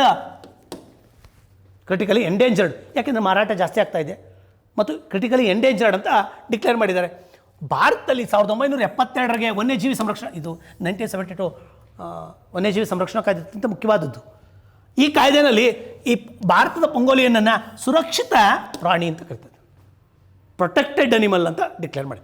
ಇಲ್ಲಿ ಪ್ರೊಟೆಕ್ಟೆಡ್ಡು, ಅಲ್ಲಿ ಕ್ರಿಟಿಕಲಿ ಡೇಂಜರ್ಡು. ಸರಿ, IUCN ರೆಡ್ ಲಿಸ್ಟಲ್ಲಿ ಅವಸಾನದ ಅಂಚಿನಲ್ಲಿರುವಂಥ ಪ್ರಾಣಿಗಳನ್ನು ರೆಡ್ ಲಿಸ್ಟ್ ಮಾಡ್ತಾರೆ. ಅವ್ರೇನು ಮಾಡ್ತಾರೆ? ಅಪಾಯದ ಅಂಚಿನಲ್ಲಿರುವ ಪ್ರಾಣಿ, ಇದ್ರ ಸಂತಾನ ಮುಂದಿನ ದಿನಗಳಲ್ಲಿ ಕಾಣಕ್ಕೆ ಸಾಧ್ಯ ಇಲ್ಲ, ಯಾಕೆಂದರೆ ಎಲ್ಲ ತಿಂತಾಯಿದ್ದಾರೆ. ಇವಾಗ ಯಾಕೆ ಸರ್ ಚರ್ಚೆ ಬಂತು ಅಂದರೆ ಕೊರೋನಾ ರೋಗವನ್ನು ಹರಡೋದಕ್ಕೆ ಕಾರಣ ಎಂದು ಈ ಪ್ರಾಣಿ ಸುದ್ದಿಯಲ್ಲಿದೆ. ಇನ್ನೊಂದು ಯಾವುದು ಅಂದರೆ ಬ್ಯಾಟ್, ಬಾವಲಿಗಳು, ಬಾವಲಿ ಜೊತೆಗೆ ಇನ್ನೊಂದು ಪಂಗುಲಿ. ಬಾವಲಿನ ಸುಮಾರು ಪೇಪರ್ ಬಂತು, ಬಟ್ ಇದು ಹೆಚ್ಚಿದಾಗಲಿಲ್ಲ. ಇದೊಂದು ಮೈಂಡಲ್ಲಿ ಇಟ್ಕೊಂಡ್ರೆ ಸಾಕು, ಟಕ್ ಅಂತ ಆನ್ಸರ್ ಮಾಡ್ತಾ ಬರ್ಬೋದು. Next it is mammal, scaly mammal. Bhuvan panchayat 3.0 ಏನಿದು 3ನೇ ವರ್ಷನ್ ಅಂತ ಸರ್. ಹಾಗಾದರೆ ವೆಬ್ ಪೋರ್ಟಲ್, ಇದು ವೆಬ್ ಪೋರ್ಟಲ್ಲು ಏನಿಲ್ಲ, ಇಸ್ರೋದರ ಹೆಲ್ಪ್ನಲ್ಲಿ ಒಂದು ಪೋರ್ಟಲ್ ಮಾಡಿದ್ದಾರೆ. ಆ ಪೋರ್ಟಲ್ಲು ಬೇರೆ ಬೇರೆ ಸೇವೆಯನ್ನು ಒದಗಿಸ್ತಾ ಇದೆ. ಅದನ್ನೇ 2009ನಲ್ಲಿ ಏನಂತ ಬಿಟ್ಟರು, ಹಾಗಾದರೆ ಭುವನ್ ಅಂತ ಬಿಟ್ಟರು, ಭುವನ್ ಪಂಚಾಯತ್ ಅಂತ ಬಿಟ್ಟರು. ಭುವನ್ ಪಂಚಾಯತ್ ಅನ್ನೋದು ಈ ಸ್ಟಾರ್ಟೆಡ್ ಎಲ್ಲಿಂದ 2009 ಬಂತು. ಇದರ ಅಪ್ಡೇಟೆಡ್ ವರ್ಷನ್ಸು 3.0 ಈಗ ರೀಸೆಂಟಾಗಿ ಇದು ಮಾಡಿದ್ದಾರೆ. Bhuvan panchayat first indicate the meaning panchayat, ಪಂಚಾಯತ್ಗಳಿಗೆಲ್ಲ ಮಾಹಿತಿ. ಹಾಗಾದರೆ ಎಲ್ಲಿದೆ ಅದು, ಅದ್ರಾಗೆ ವೆಬ್ಸೈಟಿಗೆ ಸಿಗ್ತಾ ಬರುತ್ತೆ. ಎಲ್ಲಿಂದ ಕನೆಕ್ಷನ್ಸು, ಇಸ್ರೋದಿಂದ ಕನೆಕ್ಷನ್ ಅಂದಾಗ ಅದು ಗೊತ್ತಿರಲಿ ನಿಮಗೆ, ಮಾಹಿತಿ ಸಂಗ್ರಹಣೆ ಮಾಡ್ತಲ್ಲ 1 ಅಲ್ಲಿ 1 ಸೆಂಟಿಮೀಟ್ರ್ ಇದೆ, 10,000 ಟೈಮ್ಸು ಅದು ರೆಸೊಲ್ಯೂಷನ್ ತೋರಿಸ್ತಾ ಬರ್ತದೆ. 1:10,000 ಟೈಮ್ಸು ರೆಸೊಲ್ಯೂಷನ್ಸ್. ಅಲ್ಲಿಗೆ ಅರ್ಥ ರೈಲ್ವೆ ಟ್ರ್ಯಾಕ್ಗಳು, ಲ್ಯಾಂಡು ಮತ್ತು ಆ ಪಂಚಾಯತಿಗೆ ಸಂಬಂಧಪಟ್ಟಂಥ ಇದನ್ನೆಲ್ಲ ನಾವು ಕಲೆಕ್ಟ್ ಮಾಡಬೇಕು ಅಂತಂದರೆ ಈ ಪೋರ್ಟಲ್ಗೆ ಹೋದರೆ ಸಾಕು. ಈಗಂತೂ ಪಂಚಾಯತಿಗಳು ಅತ್ಯಂತ ಹೆಚ್ಚು ಹೈಟೆಕ್ ಆಗಿಬಿಟ್ಟಿದ್ದಾವೆ. ಭಾರತ್ ನೆಟ್ ಅನ್ನುವಂಥ ಕಾರ್ಯಕ್ರಮದ ಅಡಿನಲ್ಲಿ, ಭಾರತ್ ನೆಟ್ ಕಾರ್ಯಕ್ರಮದ ಅಡಿನಲ್ಲಿ ಇಂಟರ್ನೆಟ್ ಸೇವೆನ ಒದಗಿಸ್ತಾ ಬಂದಿದೆ. ಅಲ್ಲಿ ಥ್ರೂ ದ ಆಪ್ಟಿಕಲ್ ಫೈಬರ್ಸ್ ಮೂಲಕ 2.5 ಲಕ್ಷ ಪಂಚಾಯತಿಗಳೀಗ ಡಿಜಿಟಲ್ ಆಗಿಬಿಟ್ಟಿದ್ದಾವೆ. ಅವರು ಎಲ್ಲ ಇದು ಮಾಡ್ತಾ ಬರ್ತಾರೆ. ಮತ್ತೇನಾರ ಅದಕ್ಕೆ ಸಂಬಂಧಪಟ್ಟಂಥ ಎಲ್ಲ ಮಾಹಿತಿಗಳನ್ನು ನಾವು ಪಡಿಬೇಕು ಅಂದರೆ ಭುವನ್ ಪಂಚಾಯತ್ನಲ್ಲಿ ಪಡಿತಾ ಬರ್ತಾರೆ. ಅದು ಇಸ್ರೋದಿಂದ ಸಹಯೋಗದೊಂದಿಗೆ ಇದು ಮಾಡ್ತಾ ಬಂದರು. ಪಂಚಾಯತ್ ಮತ್ತು ಇಸ್ರೋದವರು ಡೆವಲಪ್ ಮಾಡಿರುವಂಥದ್ದು ಪಂಚಾಯತ್ ಇಲಾಖೆ ಮತ್ತು ಆಪ್ಟಿಕಲ್ ಫೈಬರಿಂದ ಭಾರತ್ ನೆಟ್ ಅಂದರೆ ಇಂಟರ್ನೆಟ್ ಸೇವೆಯನ್ನು ಒದಗಿಸ್ತಾ ಇದೆ. ಡಿಜಿಟಲ್ ಇಂಡಿಯಾ ಅಡಿನಲ್ಲಿ ಭಾರತ್ ನೆಟ್, ಇದು ಕ್ವಶನ್ ರೈಸ್ ಮಾಡಿದ್ದ. ಭಾರತ್ ನೆಟ್ ಅನ್ನೋದು ಏನು, ಗ್ರಾಮ ಪಂಚಾಯಿತಿಗಳಿಗೆ ಇಂಟರ್ನೆಟ್ ಸೇವೆಯನ್ನು ಒದಗಿಸೋ ಬರೋದು. ಆ ಇಂಟರ್ನೆಟ್ ಸೇವೆಯನ್ನು ಥ್ರೂ ದ ಆಪ್ಟಿಕಲ್ ಫೈಬರ್ಸ್ ಮೂಲಕ ಬರುತ್ತೆ. Optical fibres are working under the principle of the total internal reflections. ಸಂಪೂರ್ಣ ಆಂತರಿಕ ಪ್ರತಿಫಲನದ ಮೇಲೆ ಕಾರ್ಯನಿರ್ವಹಿಸ್ತವೆ. Total internal reflections. ಮುಂದೆ ಬರ್ತಾ ಇದ್ದೀನಿ. ಈಗ ಇದೇ ಥರ ಭುವನ್ನು ಬೇರೆ ಬೇರೆ ಕಡೆಯಲ್ಲೂ ಯೂಸ್ ಇದೆ. ಪಂಚಾಯತಿಗಳಲ್ಲಿ ಒಂದು ಭಾಗ ಆದರೆ ಪಂಚಾಯತಿ ಸೇವೆಗಳನ್ನು ಅವ್ರು ಪಡೆಯೋಕ್ಕೆ ಆ ಪೋರ್ಟಲಲ್ಲಿ ಅವ್ರು ಬೇರೆ ಬೇರೆ ಪಂಚಾಯತಿಯ ಮಾಹಿತಿಗಳನ್ನು ಪಡೆಯಾಕ್ತಾರೆ. ಅದೇ ಥರದ ಭುವನ್ನೇ ಬೇರೆ ಬೇರೆ. ಏನದು ಭೂಜಲ್ ಅಂದರೆ ಅಂತರ್ಜಲದ ಸ್ಥಿತಿಗತಿಗಳನ್ನು ನೋಡೋದಕ್ಕೆ ಅದು ಪೋರ್ಟಲ್ ಇದೆ. ನೆಕ್ಸ್ಟ್ ಇನ್ನೊಂದು ಪೋರ್ಟಲ್ ಸ್ಕೂಲ್ ಭುವನ್ ಅಂದರೆ ವಿದ್ಯಾರ್ಥಿಗಳಿಗೆ ಇ ಲರ್ನಿಂಗ್ ಪೋರ್ಟಲ್. ಈ ಪೋರ್ಟಲ್ಲು ಭುವನ್ ಅನ್ನೋದು ಭುವನ್ನು ಬೇರೆ ಬೇರೆ ಇದೆ. ಪಂಚಾಯತಿಗೆ ಜಲಕ್ಕಿದೆ. ಹಾಗಾದ್ರೆ ನಾವು ಈಗ ನೋಡಬೇಕು, ಅರಣ್ಯಕ್ಕೆ ಸಂಬಂಧಪಟ್ಟಂತೆ ನೋಡಬೇಕು ಅಂದರೆ ENVIS ಅರಣ್ಯ ಇಲಾಖೆಯವರು ಮೇಂಟೈನ್. ನೆಕ್ಸ್ಟು ಭುವನ್ ಗಂಗಾ ಅಂದಾಗ ಕ್ಲೀನ್ ಗಂಗಾ ಯೋಜನೆಗೆ ಸಂಬಂಧಪಟ್ಟಂತೆ ಆ ಪ್ರಾಜೆಕ್ಟ್ಗೆ ಅದಕ್ಕೆ ಸಂಬಂಧಪಟ್ಟ ಎಲ್ಲ ಮಾಹಿತಿಗಳು ಇಲ್ಲಿ ಕ್ರೋಢೀಕರಣವಾಗಿರುತ್ತೆ. ನಾನೇನಾರ ಭುವನ್ ಗಂಗಾ ಹೊಡೆದ್ರೆ ಇದಕ್ಕೆ ಸಂಬಂಧಪಟ್ಟಂಥ ಕ್ಲೀನ್ ಗಂಗಾ ಯೋಜನೆಗೆ ಸಂಬಂಧಪಟ್ಟ ಸರಿ. ರಿಷಿತ್ ಬಂದಾಗ ಏನದು ಕಾರ್ಯಕ್ರಮ ಅಂದರೆ ಇಂಟಿಗ್ರೇಟೆಡ್ ವಾಟರ್ ಶೆಡ್ ಡೆವಲಪ್ಮೆಂಟ್ ಪ್ರೋಗ್ರಾಮ್ದು ವರ್ಲ್ಡ್ ಬ್ಯಾಂಕ್ ಇದು. ಇವೆಲ್ಲ ವೆಬ್ಸೈಟ್ಗಳು, ಪೋರ್ಟಲ್ಸ್ಗಳು, ಬೇರೆ ಬೇರೆ ಪೋರ್ಟಲ್ಸ್ಗಳನ್ನು ಬೇರೆ ಬೇರೆ ನಮ್ಮದು ಬಳಸ್ಬೋದಾಗಿದೆ ಪಂಚಾಯತಿಗೆ ಸಂಬಂಧಪಟ್ಟ. ಈಗ ಯಾಕೆ ಸರ್ ಇದು ಬಂತು ಅಂದರೆ ಅಪ್ಡೇಟೆಡ್ ವರ್ಷನ್ಸು. ಸರ್ ಹಾಗಾದರೆ ಈ ಥರದವು ಎಲ್ಲರ ನಮ್ಮಲ್ಲಿ ಬಂದವ ಅಂದರೆ ಒಂದು ನೋಡ್ತಾ ಬರೋಣ. ನಮ್ಮಲ್ಲಿ ಇಂಟರ್ನೆಟ್ಟನ್ನು ಬಳಸಿ ಇದು ಮಾಡ್ತಾ ಭೂಮಿ ಅಂತ ಕಾರ್ಯಕ್ರಮ ಬಂತು 2001ಗೆ ಗಣಕೀಕರಣಗೊಳಿಸೋದು. ಭೂ ದಾಖಲೆಗಳನ್ನು ಗಣಕೀಕರಣಗೊಳಿಸೋದು ಕಂಪ್ಯೂಟರೈಸ್ ಮಾಡ್ತಾ ಬರೋದು. ಈ ಗಣಕೀಕರಣಗೊಳಿಸುವಂಥ ಕಾರ್ಯಕ್ರಮವೇ ಭೂಮಿ ಕಾರ್ಯಕ್ರಮ. ಇದು ಕರ್ನಾಟಕ ರಾಜ್ಯದಲ್ಲಿ ಜಾರಿ ಬಂದಿದೆ. SM ಕೃಷ್ಣರವರು ಕರ್ನಾಟಕದ ಮುಖ್ಯಮಂತ್ರಿ ಆಗಿದ್ದಾಗ ಅವರು ಜಾರಿ ತಂದಂಥ ಒಂದು ಕಾರ್ಯಕ್ರಮ ಯಾವುದಂದರೆ ಭೂಮಿ ಕಾರ್ಯಕ್ರಮ. ಆ ಭೂಮಿ ಕಾರ್ಯಕ್ರಮ ಏನು ಅಂತ ಕೇಳಿದ್ದಾನೆ. ಇವನ್ ಕೇಸಲ್ಲಿ ಕೂಡ ಬಂದಿದೆ. ಭೂ ದಾಖಲೆಗಳ ಗಣಕೀಕರಣ ಮಾಡೋದು, ಕಂಪ್ಯೂಟರೈಸೇಷನ್ ಮಾಡೋದು, ಪಾಣಿ ಪಠ್ಯಗಳನ್ನು ಇದು ಮಾಡ್ತಾ ಬರ್ತೀವಿ. ಇವತ್ತು ಕಂಪ್ಲೀಟ್ ಮಾಹಿತಿ ಸಿಗ್ತಾಯಿದೆ. ಇನ್ನೂ ಮುಂದುವರೆದು ಇಸ್ರೋ ಆದ್ಯತೆ ಇದು ಮಾಡಿಕೊಂಡು ಮಾಹಿತಿ ಕಲೆಕ್ಟ್ ಮಾಡಿಕೊಂಡು ನನ್ನ ಜಮೀನು ಪಕ್ಕ ಬೇರೆ ಯಾರ್ದಿದೆ ಆಫೀಸಲ್ಲೇ ಕೂತ್ಕೊಂಡು ಮುಂದಿನ ದಿನಗಳಲ್ಲಿ ನಮ್ಮ ಜಮೀನ್ದೆಲ್ಲ ಮಾಹಿತಿ ಕಲೆಕ್ಟ್ ಮಾಡ್ಕೋಬೋದು. ಪಕ್ಕದಲ್ಲಿ ಯಾರು ಜಮೀನಿದೆ, ಅವ್ರು ಏನು ಬೆಳೆದಿದ್ದಾರೆ ಎಲ್ಲ ಕೂಡ ಮಾಹಿತಿಯನ್ನು ಸಂಗ್ರಹಣೆ ಮಾಡಿ ಮಾಡ್ತಾ ಬರೋದು ಆ ದಿನಗಳು ಬರ್ತಾ ಇದೆ. ಈಗ ದಾಖಲೆಗಳನ್ನೆಲ್ಲ ಗಣಕೀಕರಣಗೊಳಿಸಿದ್ದಾರೆ. That programme is called as a Bhoomi programme ಅಂತ. ಭೂಮಿ ಎಂಬುದು ಒಂದು ಅಂತ ಕೇಳಿದ್ದಾರೆ. ಅದೇ ಥರ ಪಂಚಾಯಿತಿಗಳಲ್ಲಿರೋದು ಯಾವ ಕಾರ್ಯಕ್ರಮ ಅಂದರೆ ಭಾರತ್ ನೆಟ್ ಅಂತ. ಭಾರತ್ ನೆಟ್ಟು ಡಿಜಿಟಲ್ ಇಂಡಿಯಾ ಕಾರ್ಯಕ್ರಮದ ಅಡಿಯಲ್ಲಿ ಇಂಟರ್ನೆಟ್ಟನ್ನು ಒದಗಿಸುವಂಥದ್ದು. ಆಲ್ರೆಡಿ ಹೇಳಿದ್ದೀನಿ, ಇಂಟರ್ನೆಟ್ ಅಂದಾಗ ಇದನ್ನು ಅಂತರ್ಜಾಲವನ್ನು ಮಾಡ್ತಾ ಬಂದು ಅದರಲ್ಲಿ ಸೇವೆಗಳನ್ನು ಒದಗಿಸ್ತಾ ಬರ್ತಾರೆ. ಇವತ್ತು ಗೊತ್ತಿರಲಿ ನಿಮಗೆ, ಗ್ರಾಮ ಪಂಚಾಯಿತಿ ಒಳಗಡೆ ಎಲ್ಲ ಥರ ಸೇವೆಗಳನ್ನು ಒದಗಿಸ್ತಾ ಇದ್ದಾರೆ ವಿತ್ ಹೆಲ್ಪ್ ಆಫ್ ದ ಇಂಟರ್ನೆಟ್ಸ್. ಮಾಹಿತಿಗಳನ್ನು ಕುಡಿಕ ಅದ್ರಾಗ ಏನಾರ ಸಂಬಂಧಪಟ್ಟಂತೆ ಮಾಹಿತಿಗಳನ್ನು ಒಂದು ಕಡೆ ವೆಬ್ಸೈಟ್ ಪೋರ್ಟಲ್ಗೆ ಇಟ್ಟಿದ್ದಾರೆ. ಅದು ಭುವನ್ ಪಂಚಾಯತ್ ಅಂತ ಅನೇಕ ಪಂಚಾಯತಿಗಳಲ್ಲಿ ಇದನ್ನು ಅನುಷ್ಠಾನಕ್ಕೆ ತಂದಿದ್ದಾರೆ ಇಂಟರ್ನೆಟ್. ಇದ್ರಾಗ ಒಂದು ಪ್ರಶ್ನೆ ಕೇಳಿದ್ದ, ಪಂಚಾಯತಿಗಳಿಗೆ ಇಂಟರ್ನೆಟ್ ಸೌಲಭ್ಯ ಒದಗಿಸುವಂಥ ಕಾರ್ಯಕ್ರಮದ ಹೆಸರು ಅಂತ ಕೇಳಿದ್ದ. ಭಾರತ್ ನೆಟ್ ಅಂತ. 2.5 ಲಕ್ಷಕ್ಕೂ ಹೆಚ್ಚು ಪಂಚಾಯತಿಗಳು ಈ ಸೇವೆಯನ್ನು ಪಡ್ಕೊಂಡಿದ್ದಾವೆ. ಇಲ್ಲಿ ಇಂಟರ್ನೆಟ್ಗೆ ದುರ್ಗಮ ಸ್ಥಳದಲ್ಲೆಲ್ಲ ಇದನ್ನು ಕೊಡೋಕ್ಕೆ, ವೇಗವಾಗಿ ಕೊಡೋಕ್ಕೆ they are providing the optical fibres, ದ್ಯುತಿ ತಂತುಗಳನ್ನು ಬಳಸಿ ಮಾಡ್ತಾ ಇದ್ದಾರೆ. ಆಪ್ಟಿಕಲ್ ಫೈಬರ್ಸ್ ಅಂದಾಗ ನಮ್ಮ ಇಂಟರ್ನೆಟ್ ಸ್ಪೀಡು ಜಾಸ್ತಿ ಆಗ್ತಾ ಬರ್ತದೆ. ಅದನ್ನು ಇದು ಬಳಸ್ತಿದೆ. ಅದು ನಮ್ಮ ಫಿಸಿಕ್ಸಿಗೆ ಬಂದಾಗ ಟೋಟಲ್ ಇಂಟರ್ನಲ್ ರಿಫ್ಲೆಕ್ಷನ್ಸ್ ಮೇಲೆ ಕೆಲಸ ಮಾಡ್ತಾ ಬರ್ತದೆ. ಸಂಪೂರ್ಣ ಆಂತರಿಕ ಪ್ರತಿಫಲನ. ಮುಂದಿನ ಬರ್ತೀನಿ. ಪೌರತ್ವ ತಿದ್ದುಪಡಿ ಕಾಯ್ದೆ ಭಾಳ ದೊಡ್ಡ ಚರ್ಚೆಯಲ್ಲಿರೋದು.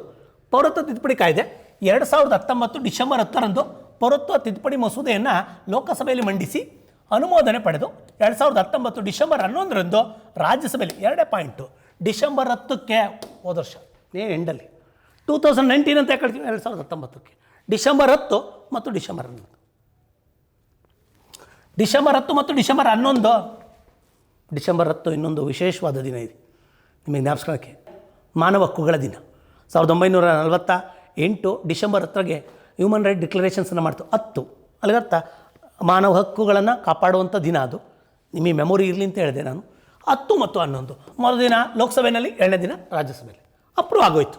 ಈ ಆಯಿತು 12ಕ್ಕೆ 10, 11, 12 ಸರ್ಕಾರ ಮನಸ್ಸು ಮಾಡಿಬಿಡ್ತು. ಡೈರೆಕ್ಟ್ 1, 2, 3 3 ದಿವಸದಲ್ಲಿ ಮುಗಿದೋಯ್ತು. ಮಸೂದೆ ಜಾರಿ ಬಂತು. ಅಂಕಿತ ಪಡೆದು 5 ಆಗ್ತಾ ಬಂತು. ಏನಿದು ಸರಿ ಸರ್, ಏನಕ್ಕೆ ಮಾಡ್ತಾ ಬರ್ತಾರೆ? 2020 ಜನವರಿ 10ರಿಂದ ಜಾರಿ ಬಂತು. 10ಕ್ಕೆ ಫಸ್ಟ್ ಬಂತು, ಇನ್ನು ತಿಂಗಳಿಗಲೇ ಜಾರಿ ಬಂತು. ಈಗ ಹೇಳಿ ಡೇಟ್ ಅಂದರೆ ಡಿಸೆಂಬರ್ 10, ಡಿಸೆಂಬರ್ 11, ಡಿಸೆಂಬರ್ 12, ಜನವರಿ 10, 2020. ಈ 20ಕ್ಕೆ ಮತ್ತು ಜಾರಿ ಬಂತು. ಸರ್ ಏನು ಪ್ರಾಬ್ಲಮ್ ಇದು?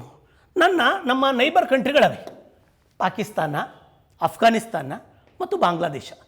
ಹೈಲಿ ಯಾರವರು ಬಹುಸಂಖ್ಯಾತರು ಯಾರಿದ್ದಾರೆ? ಅಲ್ಲಿ ಮುಸ್ಲಿಮ್ಸ್ ಇದ್ದಾರೆ, ಅಲ್ಲಿ ಅನ್ಯ ಧರ್ಮೀಯರಿದ್ದಾರೆ. ಬರೀ ಹಿಂದೂಗಳು ಮಾತ್ರ ಅಲ್ಲ, 6 ಧರ್ಮದ ಬೇರೆ ಬೇರೆ ಊರವ್ರೆ. ಈ ದೇಶದಲ್ಲಿ ಸ್ವಲ್ಪ ಕಿರುಕುಳಕ್ಕೆ ಒಳಗಾಗ್ತಾ ಇದ್ರು. ಯಾವ ದೇಶದಲ್ಲಿ? ಈ 3 ದೇಶದಲ್ಲಿ, ಪಾಕಿಸ್ತಾನ ಮತ್ತು ಅಫ್ಘಾನಿಸ್ತಾನ ಮತ್ತು ಅವ್ರಿಗೆ. ಯಾಕೆ ಅವರು ಅಲ್ಲಿ ಅವರು ಅಲ್ಪಸಂಖ್ಯಾತರು ಯಾಕೆ ಅಲ್ಪಸಂಖ್ಯಾತರಾದ್ರಿಂದ ಇವ್ರ ಮೇಲೆ ಕಾಲಕ್ಕೆ ದೌರ್ಜನ್ಯ ನಡೀತಾ ಇತ್ತು. ಇವ್ರು ಯಾರು ಬೇರೆಯವರಲ್ಲ, ನನ್ನ ಭಾರತೀಯರು. ಬಟ್ ಅಲ್ಲಿ ಹಿಂದೂಗಳು ಮಾತ್ರ ಅಲ್ಲ, ಪಾರ್ಸಿಗಳಿದ್ದಾರೆ, ಕ್ರಿಶ್ಚಿಯನ್ಸ್ ಇದ್ದಾರೆ, ಅವರಿಗೆ ದಬ್ಬಾಳಿಕೆ ಆಗ್ತಾಯಿತ್ತು. ಆ ದಬ್ಬಾಳಿಕೆ ಆಗ್ತಾ ಇರೋದ್ರಿಂದ ಅವ್ರಿಗೆ ಒಂದು ಆಶ್ರಯ ಬೇಕಾಗಿತ್ತು. ಅವ್ರನ್ನ ಭಾರತಕ್ಕೆ ಬರೋಕ್ಕೆ ಅವಕಾಶ ಮಾಡಿಕೊಡ್ತಾರೆ. ಇಲ್ಲಿ ವಿಶೇಷವಾಗಿ 3 ದೇಶ, 6 ಧರ್ಮ, ಎಕ್ಸೆಪ್ಟ್ ಯಾರನ್ನು ಬಿಟ್ಟು? ಮುಸ್ಲಿಮ್ಸ್ ಬಿಟ್ಟು. ಸರ್, ಇಸ್ಲಾಮನ್ನು ಬಿಟ್ಟು ಯಾಕೆ? ಆಲ್ರೆಡಿ ಅವರು ಬಹುಸಂಖ್ಯಾತರಿರೋದ್ರಿಂದ ಅವ್ರಿಗೆ ಅಲ್ಲೇನು ಪ್ರಾಬ್ಲಮ್ ಇಲ್ಲ. ನಮ್ಮೂರಾಗೆ ನಮ್ಮ ಮನೆಯವರು ಅಣ್ತಮ್ಮದಿರೆಲ್ಲ ತುಂಬ ಜನ ಇದ್ದಾಗ ನನ್ನ ಬಹುಸಂಖ್ಯಾತ, ಯಾರೋ ಒಬ್ಬ ಅಲ್ಪಸಂಖ್ಯಾತ. ಅಲ್ಲಿಗರ್ಥ ಈ ದೇಶದ ಆ ಮುಸ್ಲಿಮ್ಸ್ರಿಗೆ ಅವಕಾಶ ಕೊಡಬೇಕಾದ ಅವಶ್ಯಕತೆ ಇಲ್ಲ.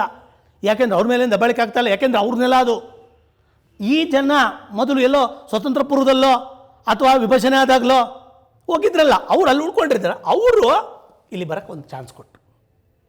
ಚಾನ್ಸ್ ಸುಮ್ಮನೆ ಕೊಡೋಕ್ಕಲ್ಲ, ತಿದ್ದುಪಡಿ ಮಾಡಬೇಕು. ಯಾವುದಕ್ಕೆ ತಿದ್ದುಪಡಿ ಮಾಡಬೇಕು? 1955 ಕಾಯ್ದೆಗೆ ತಿದ್ದುಪಡಿ ಮಾಡಬೇಕು. 1955 ಆಕ್ಟ್ಗೆ, 1955 ಪೌರತ್ವ ಕಾಯ್ದೆಗೆ ತಿದ್ದುಪಡಿ ಮಾಡಬೇಕು. ಸುಮ್ಮನೆ ಬರ್ರಪ್ಪ ಅಂತ ಕರೆಯಂಗಿಲ್ಲ. ಆ ತಿದ್ದುಪಡಿ ಆಯಿತು. ಆ ತಿದ್ದುಪಡಿ ಆದ ಡೇಟ್ಗಳು ಇವೆಲ್ಲವ.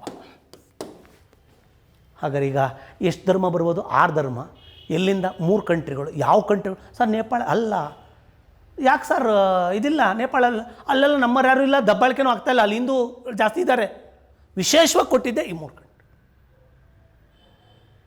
ಪಾಕಿಸ್ತಾನ, ಅಫ್ಘಾನಿಸ್ತಾನ, ಬಾಂಗ್ಲಾದೇಶ. ಈ 3 ಕಂಟ್ರಿಗಳು ಈಗ ಒತ್ತಿ ನೋಡಿ. ಈಗ ಜಾರಿಗೆ ಬಂದಿದೆ. ಮುಸ್ಲಿಂ ಧರ್ಮದವರು ಬಹುಸಂಖ್ಯಾತರಿರುವ ಪಾಕಿಸ್ತಾನ, ಬಾಂಗ್ಲಾದೇಶ, ಅಫ್ಘಾನಿಸ್ತಾನ. ಈಗ ಗೊತ್ತಾಯ್ತು. ಮುಸ್ಲಿಮರು ಹೆಚ್ಚಾಗಿರುವಂಥ 3 ಕಂಟ್ರಿಗಳಲ್ಲಿ ಮುಸ್ಲಿಮೇತರ ನಿರಾಶ್ರಿತರು ಯಾರ್ಯಾರು? ಹಿಂದೂ, ಸಿಖ್, ಬೌದ್ಧ, ಜೈನ, ಪಾರ್ಸಿ ಮತ್ತು ಕ್ರಿಶ್ಚಿಯನ್ಸ್. ತಪ್ಪು ತಿಳ್ಕೊಬಾರ್ದು, ಹಿಂದೂಗಳು ಮಾತ್ರ ಅಲ್ಲ, ಯಾರ್ಯಾರು ದಬ್ಬಾಳಿಕೆಗೆ ಒಳ್ಕೊಂಡವ್ರೆ, ಯಾರ್ಯಾರು ಮೈನಾರಿಟೀಸ್ ಇದ್ದಾರೆ ಅವ್ರಿಗೆಲ್ಲ ಅವಕಾಶ ಮಾಡಿಕೊಟ್ರು. ಅಲ್ಲಿನ ಧಾರ್ಮಿಕ ಹಿಂಸೆ ಮತ್ತು ಕಿರುಕುಳಕ್ಕೆ ಬಿಕಾಸ್ ಇವ್ರದ್ದು ರಿಲಿಜಿಯಸ್ ಇದೇ ಬೇರೆ, ಆಚರಣೆಗಳೇ ಬೇರೆ, ಅದಕ್ಕೆ ಅವ್ರನ್ನ ಇದು ಮಾಡ್ತಾ ಬಂದರು. ಜೀವನ ನಡೆಸೋ ಸಾಧ್ಯವಾಗದೆ ಭಾರತಕ್ಕೆ ಆಶ್ರಯಕೊಂಡು ಬರ್ತಿರುವ ನಾಗರಿಕರಿಗೆ ತುಂಬ ದಿನದಿಂದ ಬೇಡಿಕೆ ಇತ್ತು, ಬಂದುಬಿಡ್ತೀವಪ್ಪ. ನಮ್ಮೂರಿನವ್ರು ಯಾರೋ ಒಬ್ಬರು ಅಲ್ಲೆಲ್ಲೋ ಇದ್ದಾರೆ, ಪಾಪ ತಗಲಾಕೊಂಡ್ಬಿಟ್ಟಿದ್ದಾರೆ, ಎಲ್ಲ ಸುತ್ತಲೂ ಬೇರೆ ಅನ್ಯ ಧರ್ಮ ಅವ್ರಿಗೆ ಆಗ್ತಾಯಿಲ್ಲ, ಅವ್ರಿಗೆ ಹಿಂಸೆ ಆಗ್ತಾಯಿದೆ. ನಾವು ಕೊಡಲೇಬೇಕು ಆಶಯ, ನಮ್ಮ ಊರಿಗೆ ಕರ್ಸ್ಕೊಳ್ಳೇಬೇಕು ಅವ್ರನ್ನ. ಬನ್ನಿ ಪಾಪ ಬಂದುಬಿಟ್ರಾಗ ಕಿರುಕುಳ ಕರೆದುಕೊಂಡು ಬಂದಿರುವ ನಾಗರಿಕರಿಗೆ ಭಾರತದ ಪೌರತ್ವ ನೀಡುವ ಕಾಯ್ದೆ ಆಗಿದೆ. ಐ ಥಿಂಕ್ ಕ್ಲಿಯರ್ ಆಯಿತು. ಕ್ರಿಶ್ಚಿಯನ್ ಇದ್ದಾನೆ, ಬಾ. ಮುಸ್ಲಿಮ್ ಇದ್ರೆ ಕೊಡಲ್ಲ, ಯಾಕೆ ನಿಮ್ಮೂರಾಗಿರಪ್ಪ, ನಿನಗೇನು ಪ್ರಾಬ್ಲಮ್, ಧಾರ್ಮಿಕವಾಗಿ ಇದಾಗ್ತಾಯಿಲ್ಲ. ಇದನ್ನು ನಾವು ಅರ್ಥ ಮಾಡ್ಕೋಬೇಕು. ಹಾಗಾದರೆ ಸುಮ್ಮನೆ ಮಾಡೋಂಗಿಲ್ಲ, ಇದನ್ನು ಇದು ಕೊಡಬೇಕು. ಪೌರತ್ವ ಕಾಯ್ದೆಯ ಪ್ರಕಾರ ಅರ್ಜಿ ಸಲ್ಲಿಸುವ ವ್ಯಕ್ತಿ ಕಳೆದ 12 ತಿಂಗಳಿಂದ ಬರಬೇಕು. ಫಸ್ಟು 12 ತಿಂಗಳಿಂದ ಭಾರತದಲ್ಲಿ ನೆಲೆಸಿರಬೇಕು ಅರ್ಜಿ ಸಲ್ಲಿಸೋಕ್ಕಿಂತ ಮುಂಚಿತವಾಗಿ. ಅದಕ್ಕಿಂತ ಮೊದಲು 11 ವರ್ಷಗಳಿಂದ ಭಾರತದ ಪ್ರಜೆ ಆಗಿರಬೇಕು. ಸಿಕ್ಕುತ್ತೆ. 11 ವರ್ಷ ತನಕ ಕಾಯಬೇಕು ಅವನು, 11 ವರ್ಷ ತನಕ ಕಾಯಬೇಕು. ಜೊತೆಗೆ ಎರಡನೇದು ಬಂದಾಗ ಇತ್ತು ಮೊದಲು, ಈಗೇನು ಮಾಡಿದ್ರು ಗೊತ್ತಾ, ಅವ್ರು ಬಂದವರಲ್ಲ, ಅವ್ರಿಗೀಗ ಸ್ವಲ್ಪ ಬೇಗ ಕೊಡಬೇಕು. They reduces to 5 years. Competitive exams ಜೊತೆಗೆ ಕ್ವಶನ್ನೇ ಇದು. ಪೌರತ್ವ ಕಾಯ್ದೆ ಪ್ರಕಾರ ನಾವು ಭಾರತೀಯನೇನಾರ ಬೇರೆ ದೇಶದಿಂದ ಬಂದಿದ್ದರೆ ಪೌರತ್ವ ಕಾಯ್ದೆ ಪ್ರಕಾರ 11 years ಕಾಯಬೇಕಾಯಿತು. 12 ತಿಂಗಳು ಅರ್ಜಿ ಸಲ್ಲಿಸೋಕ್ಕಿಂತ ಮೊದಲು ಎಲ್ಲಿರಬೇಕಾಯಿತು, ಅವನಿಗೆ ಕೊಡ್ತಿದ್ರು. ಈಗ ಸಣ್ಣ ಮಾರ್ಪಾಟ್ ಮಾಡಿದ್ರು, ದೇ ಡಿಕ್ರೀಸಸ್ ಟು 5 years. ಬೇಗ ಸಿಕ್ಕುತ್ತೆ ಅವ್ರಿಗೀಗ. ಏನಾಗಿರ್ಬೇಕು, ಅವರು ಈ ಕಡೆ ಬಂದಿರಬೇಕು. ಅದಕ್ಕೆ ಮೊದಲು ಎಷ್ಟಿತ್ತು, 11 ಇತ್ತು, ಈಗ ಏನು ಮಾಡ್ಯಾರೆ 5 ಮಾಡ್ಯಾರೆ. 5 ಮಾಡ್ಬೇಕಾದ್ರೆ ಅಮೆಂಡ್ ಮಾಡಬೇಕು. ಅದನ್ನು ಯಾವುದಕ್ಕೆ ಅಮೆಂಡ್ ಮಾಡ್ಯಾರೆ, ನಮ್ಮ 1955 ಭಾರತ ಪೌರತ್ವ ಕಾಯ್ದೆಗೆ ಮಾಡಿದ್ದಾರೆ, ತಿದ್ದುಪಡಿ ಮಾಡಲಾಗಿದೆ. ಇದಕ್ಕೆ CAA ಅಂತ ಕರಿತಾ ಬರ್ತೀವಿ, ಇಳಿಸಲಾಗಿದೆ. ನೆಕ್ಸ್ಟು ಈ ತಿದ್ದುಪಡಿ ಮಾಡಿದ್ರಲ್ಲ, ಇದನ್ನು ಮೊದಲ ರಾಜ್ಯ ಯಾವುದು ಅಂದರೆ ಅಕ್ಸೆಪ್ಟ್ ಮಾಡ್ಕೊಂಡಿದ್ದು ಉತ್ತರ ಪ್ರದೇಶ. ಯೋಗಿ ಆದಿತ್ಯನಾಥ್ ಅವರು ಟಕ್ಕಂತ ಒಪ್ಕೊಂಬಿಟ್ರು. ಅಲ್ಲಿಗೆ ಅರ್ಥ, ಈ ಕಾಯ್ದೆನ ಅಡಾಪ್ಟ್ ಮಾಡ್ಕೊಂಡಿದ್ದು ರಾಜ್ಯ ಉತ್ತರ ಪ್ರದೇಶ. ಬೇಡ ಅಂತ ಹೇಳಿ ಇದನ್ನು CAA ಸಿಟಿಸನ್ಶಿಪ್ ಆಕ್ಟ್ ಅದನ್ನ ಬೇಡ ಅಂದಿದ್ದು, ಅಮೆಂಡ್ಮೆಂಟ್ ಆಕ್ಟನ್ನು ಬೇಡ ಅಂದ ರಾಜ್ಯ ಕೇರಳ. ಯಾಕೆಂದರೆ ಅಲ್ಲಿ ಬೇರೆ ಸರ್ಕಾರ ಇದೆ, ಬೇಡ ಅಂತ ಹೇಳ್ತಾ ಬಂತು. 1955 ಕಾಯ್ದೆ ಜಾರಿಗೆ ತಂದಿದ್ದು. ಇದುವರೆಗೂ ಕೂಡ ಇದನ್ನು 6 ಬಾರಿ ತಿಂದೆ, 6th ಟೈಮ್ ಇದು, 6ನೇ ಬಾರಿ. ಡಿಸೆಂಬರ್ 10, 11, 12, ಜನವರಿ 10, 6 ಬಾರಿ. ಜನವರಿ 10ರಿಂದ ಜಾರಿ ಬಂದೈತಿ. ಯಾವ ಡೇಟಿಂದ? ಇದಕ್ಕೆ 4-5 ಕ್ವಶನ್ ತೆಗಿ ಮಾಡೋಣ. ಪೌರತ್ವ ತಿದ್ದುಪಡಿ ಕಾಯ್ದೆಗೆ ಸಂಬಂಧಿಸಿದ ಈ ಕೆಳಗಿನ ಹೇಳಿಕೆ 2020 ಜನವರಿ 10ರಿಂದ ಜಾರಿಗೆ ಬರಲಾಗಿದೆ. ಇದು ಎಲ್ಲ ಧರ್ಮದವರಿಗೂ ಅನ್ವಯಿಸುತ್ತೆ. ರಾಂಗ್ ಅಲ್ಲ. 6 ಧರ್ಮ ಎಲ್ಲ ಮುಸ್ಲಿಮ್ 3 ಕಂಟ್ರಿಗೆ, ಈ ನೈಬರ್ ಕಂಟ್ರಿನಲ್ಲೇ ಇದ್ದರು, ಅಲ್ಲೆಲ್ಲೋ ಇರೋರು ನಿಮ್ಮದಾಗ ಅವರೇ, ಅವ್ರಿಗೇನ ಜರೂರ ಬೇಕಾಗಿದೆ ಈ 3 ಕಂಟ್ರಿಗೆ. ಸರ್, ಈ 3 ಕಂಟ್ರಿ ಯಾಕೆ ಅಂದರೆ ಮೂಲ ನಮ್ಮ ಭಾರತೀಯರು ಅಲ್ಲಿ ಹೋಗಿದ್ದರು, ಪೂರ್ವಜರಲ್ಲೆಲ್ಲ ಇದ್ದರು. ಅದರಾಗೆ ಯಾವ ಧರ್ಮದರ ಆಗಿರ್ಬೋದು. 86ರಾಗಿದೆ, ಸಣ್ಣ ಪುಟ್ಟ ಮಾರ್ಪಾಟು. ಸರ್, ಏನದು 55 ಕಾಯ್ದೆ ಅಂದರೆ ಭಾರತದ ಸಂವಿಧಾನದ ಭಾಗ 2ರಲ್ಲಿ ಭಾಗ 2 ಪಾರ್ಟ್ 2 ಅಂತ ಕರಿತೇವೆ. ಭಾಗ 2ರಲ್ಲಿ ಪೌರತ್ವದ ಬಗ್ಗೆ ಹೇಳಲಾಗಿದೆ, ಸಿಟಿಸನ್ಶಿಪ್ ಬಗ್ಗೆ ಹೇಳಲಾಗಿದೆ. ಆರ್ಟಿಕಲ್ ನಂಬರ್ 5ರಿಂದ 11ರವರೆಗೆ ವ್ಯವಸ್ಥೆ ಬರ್ತದೆ. 5ರಿಂದ 11ನೇ ವಿಧಿವರೆಗೆ ಪೌರತ್ವದ ಬಗ್ಗೆ ಸಿಟಿಸನ್ಶಿಪ್. ಕ್ವಶನ್ ರೈಸ್ ಮಾಡುವುದು, ಭಾರತದ ಪೌರತ್ವದ ಬಗ್ಗೆ ಯಾವ ಚಾಪ್ಟರ್ ಭಾಗದಾಗ ಹೇಳ್ತಾರೆ? ಭಾಗ 2ರಲ್ಲಿ ಸಿಟಿಸನ್ಶಿಪ್ಪು ವಿಧಿ 5ರಿಂದ 11. 11ನೇ ವಿಧಿನಲ್ಲಿ ಏನು ಹೇಳ್ತು ಅಂದರೆ, ಪೌರತ್ವ ಕಾಯ್ದೆಯಲ್ಲಿ ನೀವು ಪೌರತ್ವಕ್ಕೆ ಸಂಬಂಧಿಸಿದ ಕೊಡುವಂಥ ಮತ್ತು ತೆಗೆದುಹಾಕುವಂಥ ವಿಧಿವಿಧಾನಗಳನ್ನು ಸಂಸತ್ತಲ್ಲಿ ಕಾಯ್ದೆ ಮಾಡ್ಕೊಳ್ಳಿ ಅಂತ ಹೇಳ್ತಾ ಬಂತು. ಸಂಸತ್ತಲ್ಲಿ ಕಾಯ್ದೆ ಮೂಲಕ ತನ್ನಿ ಅಂತ ಹೇಳ್ತಾ ಬಂತು. ಯಾವುದು ಆರ್ಟಿಕಲ್ಲು? ಆರ್ಟಿಕಲ್ ನಂಬರ್ 11, 11ನೇ ವಿಧಿ ಹೇಳ್ತು. ಯಾರಿಗೆ ಹೇಳ್ತೋ? ಸ್ವಾಮಿ ಸಂವಿಧಾನ ರಚನಾಕಾರ್ಯರು ಹೇಳಿದ್ರು, ನೀವು ಬರ್ತಿರಲ್ಲ, ಸಂಸತ್ತು ರೆಡಿ ಆಗುತ್ತಲ್ಲ, ಆಗ ನಿಮಗೆ ಯಾರಿಗೆ ಕೊಡಬೇಕು, ಪೌರತ್ವ ಹೆಂಗೆ ಕೊಡಬೇಕು, ಅದು ವಿಧಿವಿಧಾನಗಳನ್ನು ನಿಮ್ಮದೇ ಆದಂಥ ಏನು ಮಾಡಿ ಕಾಯ್ದೆ ಮಾಡ್ಕೊಳ್ಳಿ. ಎಲ್ಲಿ? ಸಂಸತ್ತ ಕಾಯ್ದೆ ಮಾಡ್ಕೊಳ್ಳಿ. ನಿಮಗೆ ಬಿಟ್ಟಿದ್ದೀವಿ. ಈಗ ಭಾರತಕ್ಕೆ ಬರೋರ ಹೋಗೋರನ್ನ ಪಾಕಿಸ್ತಾನದವರು ಮತ್ತು ಇಂಡಿಯಾದವ್ರ ಬಗ್ಗೆ ಮಾತ್ರ ಮಾತಾಡ್ತೀವಿ. ಪೌರತ್ವಕ್ಕೆ ಸಂಬಂಧಪಟ್ಟ ಕಾಯ್ದೆನ ಅದಕ್ಕಾಗಿ ಈ ಕಾನ್ಸ್ಟಿಟ್ಯೂಷನ್ನಾಗ ಎಲ್ಲೂ ಕೂಡ ಪೌರತ್ವದ ಬಗ್ಗೆ ಬರೆದಿಲ್ಲ. ಅದ್ರ ಬದಲಿಗೆ ಏನು ಬರ್ದವ್ರೆ ಅಂದರೆ, ಸಂಸತ್ತಲ್ಲಿ ಏನು ಬರ್ದವ್ರೆ ಅಂದರೆ, ನೀವು ಕಾಯ್ದೆ ಮಾಡ್ಕೊಳ್ಳಿ, ಆ ಕಾಯ್ದೆನ ಜಾರಿ ಮಾಡ್ಕೊಳ್ಳಿ. ಅಲ್ಲಿಗೆ ಅರ್ಥ, ನಮ್ಮ ಸಂಸತ್ತಾಗ ಎಲ್ಲಾರವ ಒಬ್ಬ ಸಿಟಿಸನ್ಶಿಪ್ಪನ್ನು ಕೊಡೋದ್ರ ಬಗ್ಗೆ ಹೇಳಿಲ್ಲ, ಅದನ್ನು ಸಪ್ರೇಟ್ ಕಾಯ್ದೆ ಮಾಡಿಕೊಂಡ್ರು. ಈ ಕಾಯ್ದೆಯನ್ನು 1955 ಡಿಸೆಂಬರ್ 30ರಂದು ಜಾರಿ ಬಂತು. ಇದನ್ನೇ ನಾವೇನಂತ ಕರಿತೀವಿ? 1955ರ ಭಾರತ ಪೌರತ್ವ ಕಾಯ್ದೆ. ಇದೊಂಥರ ಭಗವದ್ಗೀತೆ ಯಾವುದಕ್ಕೆ? ಪೌರತ್ವಕ್ಕೆ. ಇದಕ್ಕೇನಾರ ಸಣ್ಣ ಪುಟ್ಟ ಮಾರ್ಪಾಟ್ ಮಾಡೋದನ್ನೇ ನಾವೇನಂತ ಕರಿತೀವಿ? ತಿದ್ದುಪಡಿ. ಈಗಿರೋ ತಿದ್ದುಪಡಿ ಯಾವುದದು? ಯಾವ ತಿದ್ದುಪಡಿ ಮಾಡಿದ್ದಾರೆ ಅಂದರೆ ದಟ್ಸ್ 2019 ಮಾಡಿದ್ದಾರೆ. ಏನನ್ನು ಅಲ್ಲಿಂದ ಬರ್ತಾ ಇರುವಂಥ 6 ಧರ್ಮದವರಿಗೆ ಮಾಡಿದ್ದಾರೆ. ಇದು 2019 ಅಮೆಂಡ್ಮೆಂಟ್. ಮೂಲ ಕಾಯ್ದೆ ಇದು. ಈ ಕಾಯ್ದೆನಲ್ಲಿ 5 ವಿಧದಲ್ಲಿ ಪಡೆಯುವಂಥ 3 ವಿಧದಲ್ಲಿ ಕಳ್ಕೊಳೋದಿದೆ. ಸಣ್ಣ ಮಾರ್ಪಾಟು ಏನು ಮಾಡವ್ರೆ ಅಂದರೆ ಅಲ್ಲಿಂದ ಬಂದವರಿಗೆ 5 ವರ್ಷಕ್ಕೆ ಡಿಕ್ರೀಸ್ ಮಾಡಿದ್ದಾರೆ. 3 ಕಂಟ್ರಿಗೆ ಅವಕಾಶ ಮಾಡಿಕೊಟ್ಟವ್ರೆ. ಇದನ್ನು ನಾವು 55ರ ಡಿಸೆಂಬರ್ 30ರಂದು ಬಂದಿರೋ ಕಾಯ್ದೆ ಅದು. ಇದನ್ನು ಭಾರತ ಪೌರತ್ವ ಕಾಯ್ದೆ 1955 ಅಂತ ಕರಿತೀವಿ. 86ರ ತಿದ್ದುಪಡಿ ಮಾಡೋರೆ, 92ರ ಮಾಡಿದ್ರೆ, 2003ಗೆ, 2005ಗೆ, 2015ಗೆ, ರೀಸೆಂಟಾಗಿ 2001 10 ಬಾರಿ, 5 ಬಾರಿ ಹಿಂದಗಡೆ ಮಾಡಲಾಗಿತ್ತು. ಈಗ ಒಂದು ಸೇರಿಸಿದ್ರೆ 6 ಬಾರಿ. ಸಿಟಿಸನ್ಶಿಪ್ ಆ್ಯಕ್ಟಲ್ಲಿ ಅಮೆಂಡ್ಮೆಂಟ್ ಆ್ಯಕ್ಟನ್ನು ನೋಡ್ಕೊ. CAA ಇದನ್ನು ನಾವು ಕಾಂಪಿಟೇಟಿವ್ ಎಕ್ಸಾಮ್ಸಲ್ಲಿ ನಾವು ನಿರೀಕ್ಷೆ ಮಾಡ್ಬೋದು. ಎಲ್ಲವೂ ಕೂಡ ಸ್ವಲ್ಪ ಸೂಕ್ಷ್ಮ ಗಮನಿಸಿದ್ರೆ ನಿಮಗೆ ಒಳ್ಳೆಯ ಅಂಕಗಳನ್ನು ಮಾಡ್ತಾ ಬರ್ಬೋದು. ಮುಂದುವರಿಸ್ತಾ ಬರ್ತೀನಿ ಇವನ್ನು ಮುಂದಿನ ತರಗತಿನಲ್ಲಿ. ಇವು ಇಂಪಾರ್ಟೆಂಟನ್ನು ಆಯ್ಕೆ ಮಾಡಿಕೊಂಡ್ರೆ FDA, STA, C ಗ್ರೂಪು ಮುಂದಿನ ಎಲ್ಲ ಸ್ಪರ್ಧಾತ್ಮಕ ಪರೀಕ್ಷೆಗಳು ಗೊತ್ತಾಗುತ್ತೆ. ಮತ್ತು ಓದೋದು ಗೊತ್ತಾಗುತ್ತೆ. CAA ಬಗ್ಗೆ ಒಂದು ಸಾರಿ ಓದ್ಕೊಂಡಿದ್ರೆ ಇನ್ನು ಯಾವುದು ಬೇಕಾದ್ರೂ ಗೊತ್ತಾಗಿದೆ. ಅಲ್ಲಿಂದ ಬರೋರಿಗೆ ಕೊಡ್ತಿದ್ದೀವಿ. 11 ಇಯರ್ಸ್ ಇರಬೇಕಾಗಿತ್ತು, ಪೌರತ್ವ ಪಡಿಬೇಕು, ನೆಲೆಸಿರ್ಬೇಕಾಯ್ತು. 5 ಇಯರ್ಸ್ ಡಿಕ್ರೀಸ್ ಮಾಡೋದು. 12 ಮಂತ್ಸ್ ಬಿಫೋರ್ ಅಪ್ಲಿಕೇಶನ್ ಹಾಕ್ತಾರೆ. ಬರ್ತಾರೆ ಅವ್ರಿಗೆ ಕೊಡ್ತೀವಿ. ಕೊಡಬೇಕಾರೆ ಅವರು 6 ಧರ್ಮದ ಬರೀ ಇಸ್ಲಾಮೇತರ ಅವರಿಗೆ. ಕಾರಣ ಅವೆಲ್ಲ ಬಹುಸಂಖ್ಯಾತ ಕಂಟ್ರಿಗಳು ಮುಸ್ಲಿಮ್. ಅವರು ಕೆಲವು ಇನ್ನು ಮುಸ್ಲಿಮೇ ಇಸ್ಲಾಂ ಧರ್ಮವೇ ಅವ್ರದ್ದು ಧರ್ಮವಾಗಿದೆ. ನಮ್ಮ ಯಾರು ಕ್ರಿಶ್ಚಿಯನ್ಸ್ ಇದ್ದರು, ಪಾರ್ಸಿ ಇದ್ದರು, ಅವ್ರು ಬಂದವರಿಗೆ ಕೊಡ್ತಾಯಿದ್ದೀವಿ. ಯಾಕೆಂದ್ರಲ್ಲಿ ಸ್ವಲ್ಪ ಅವ್ರಿಗೆ ಕಿರುಕುಳಗಳಾಗ್ತಾಯಿತ್ತು, ಅದನ್ನು ತಡೆಯೋದಕ್ಕಾಗಿ ಕೊಡ್ತಾ ಬಂದಿದ್ವಿ. ಈ ಆಕ್ಟು 2020 ಜನವರಿ 10ರಿಂದ ಜಾರಿ ಬಂದಿದೆ, ರಾಷ್ಟ್ರಪತಿಗಳ ಅಂಕಿತವಾಗಿ. ಮೊದಲು ಮಾಡಿದ್ದು Uttar Pradesh. Thank you for all. Wish best.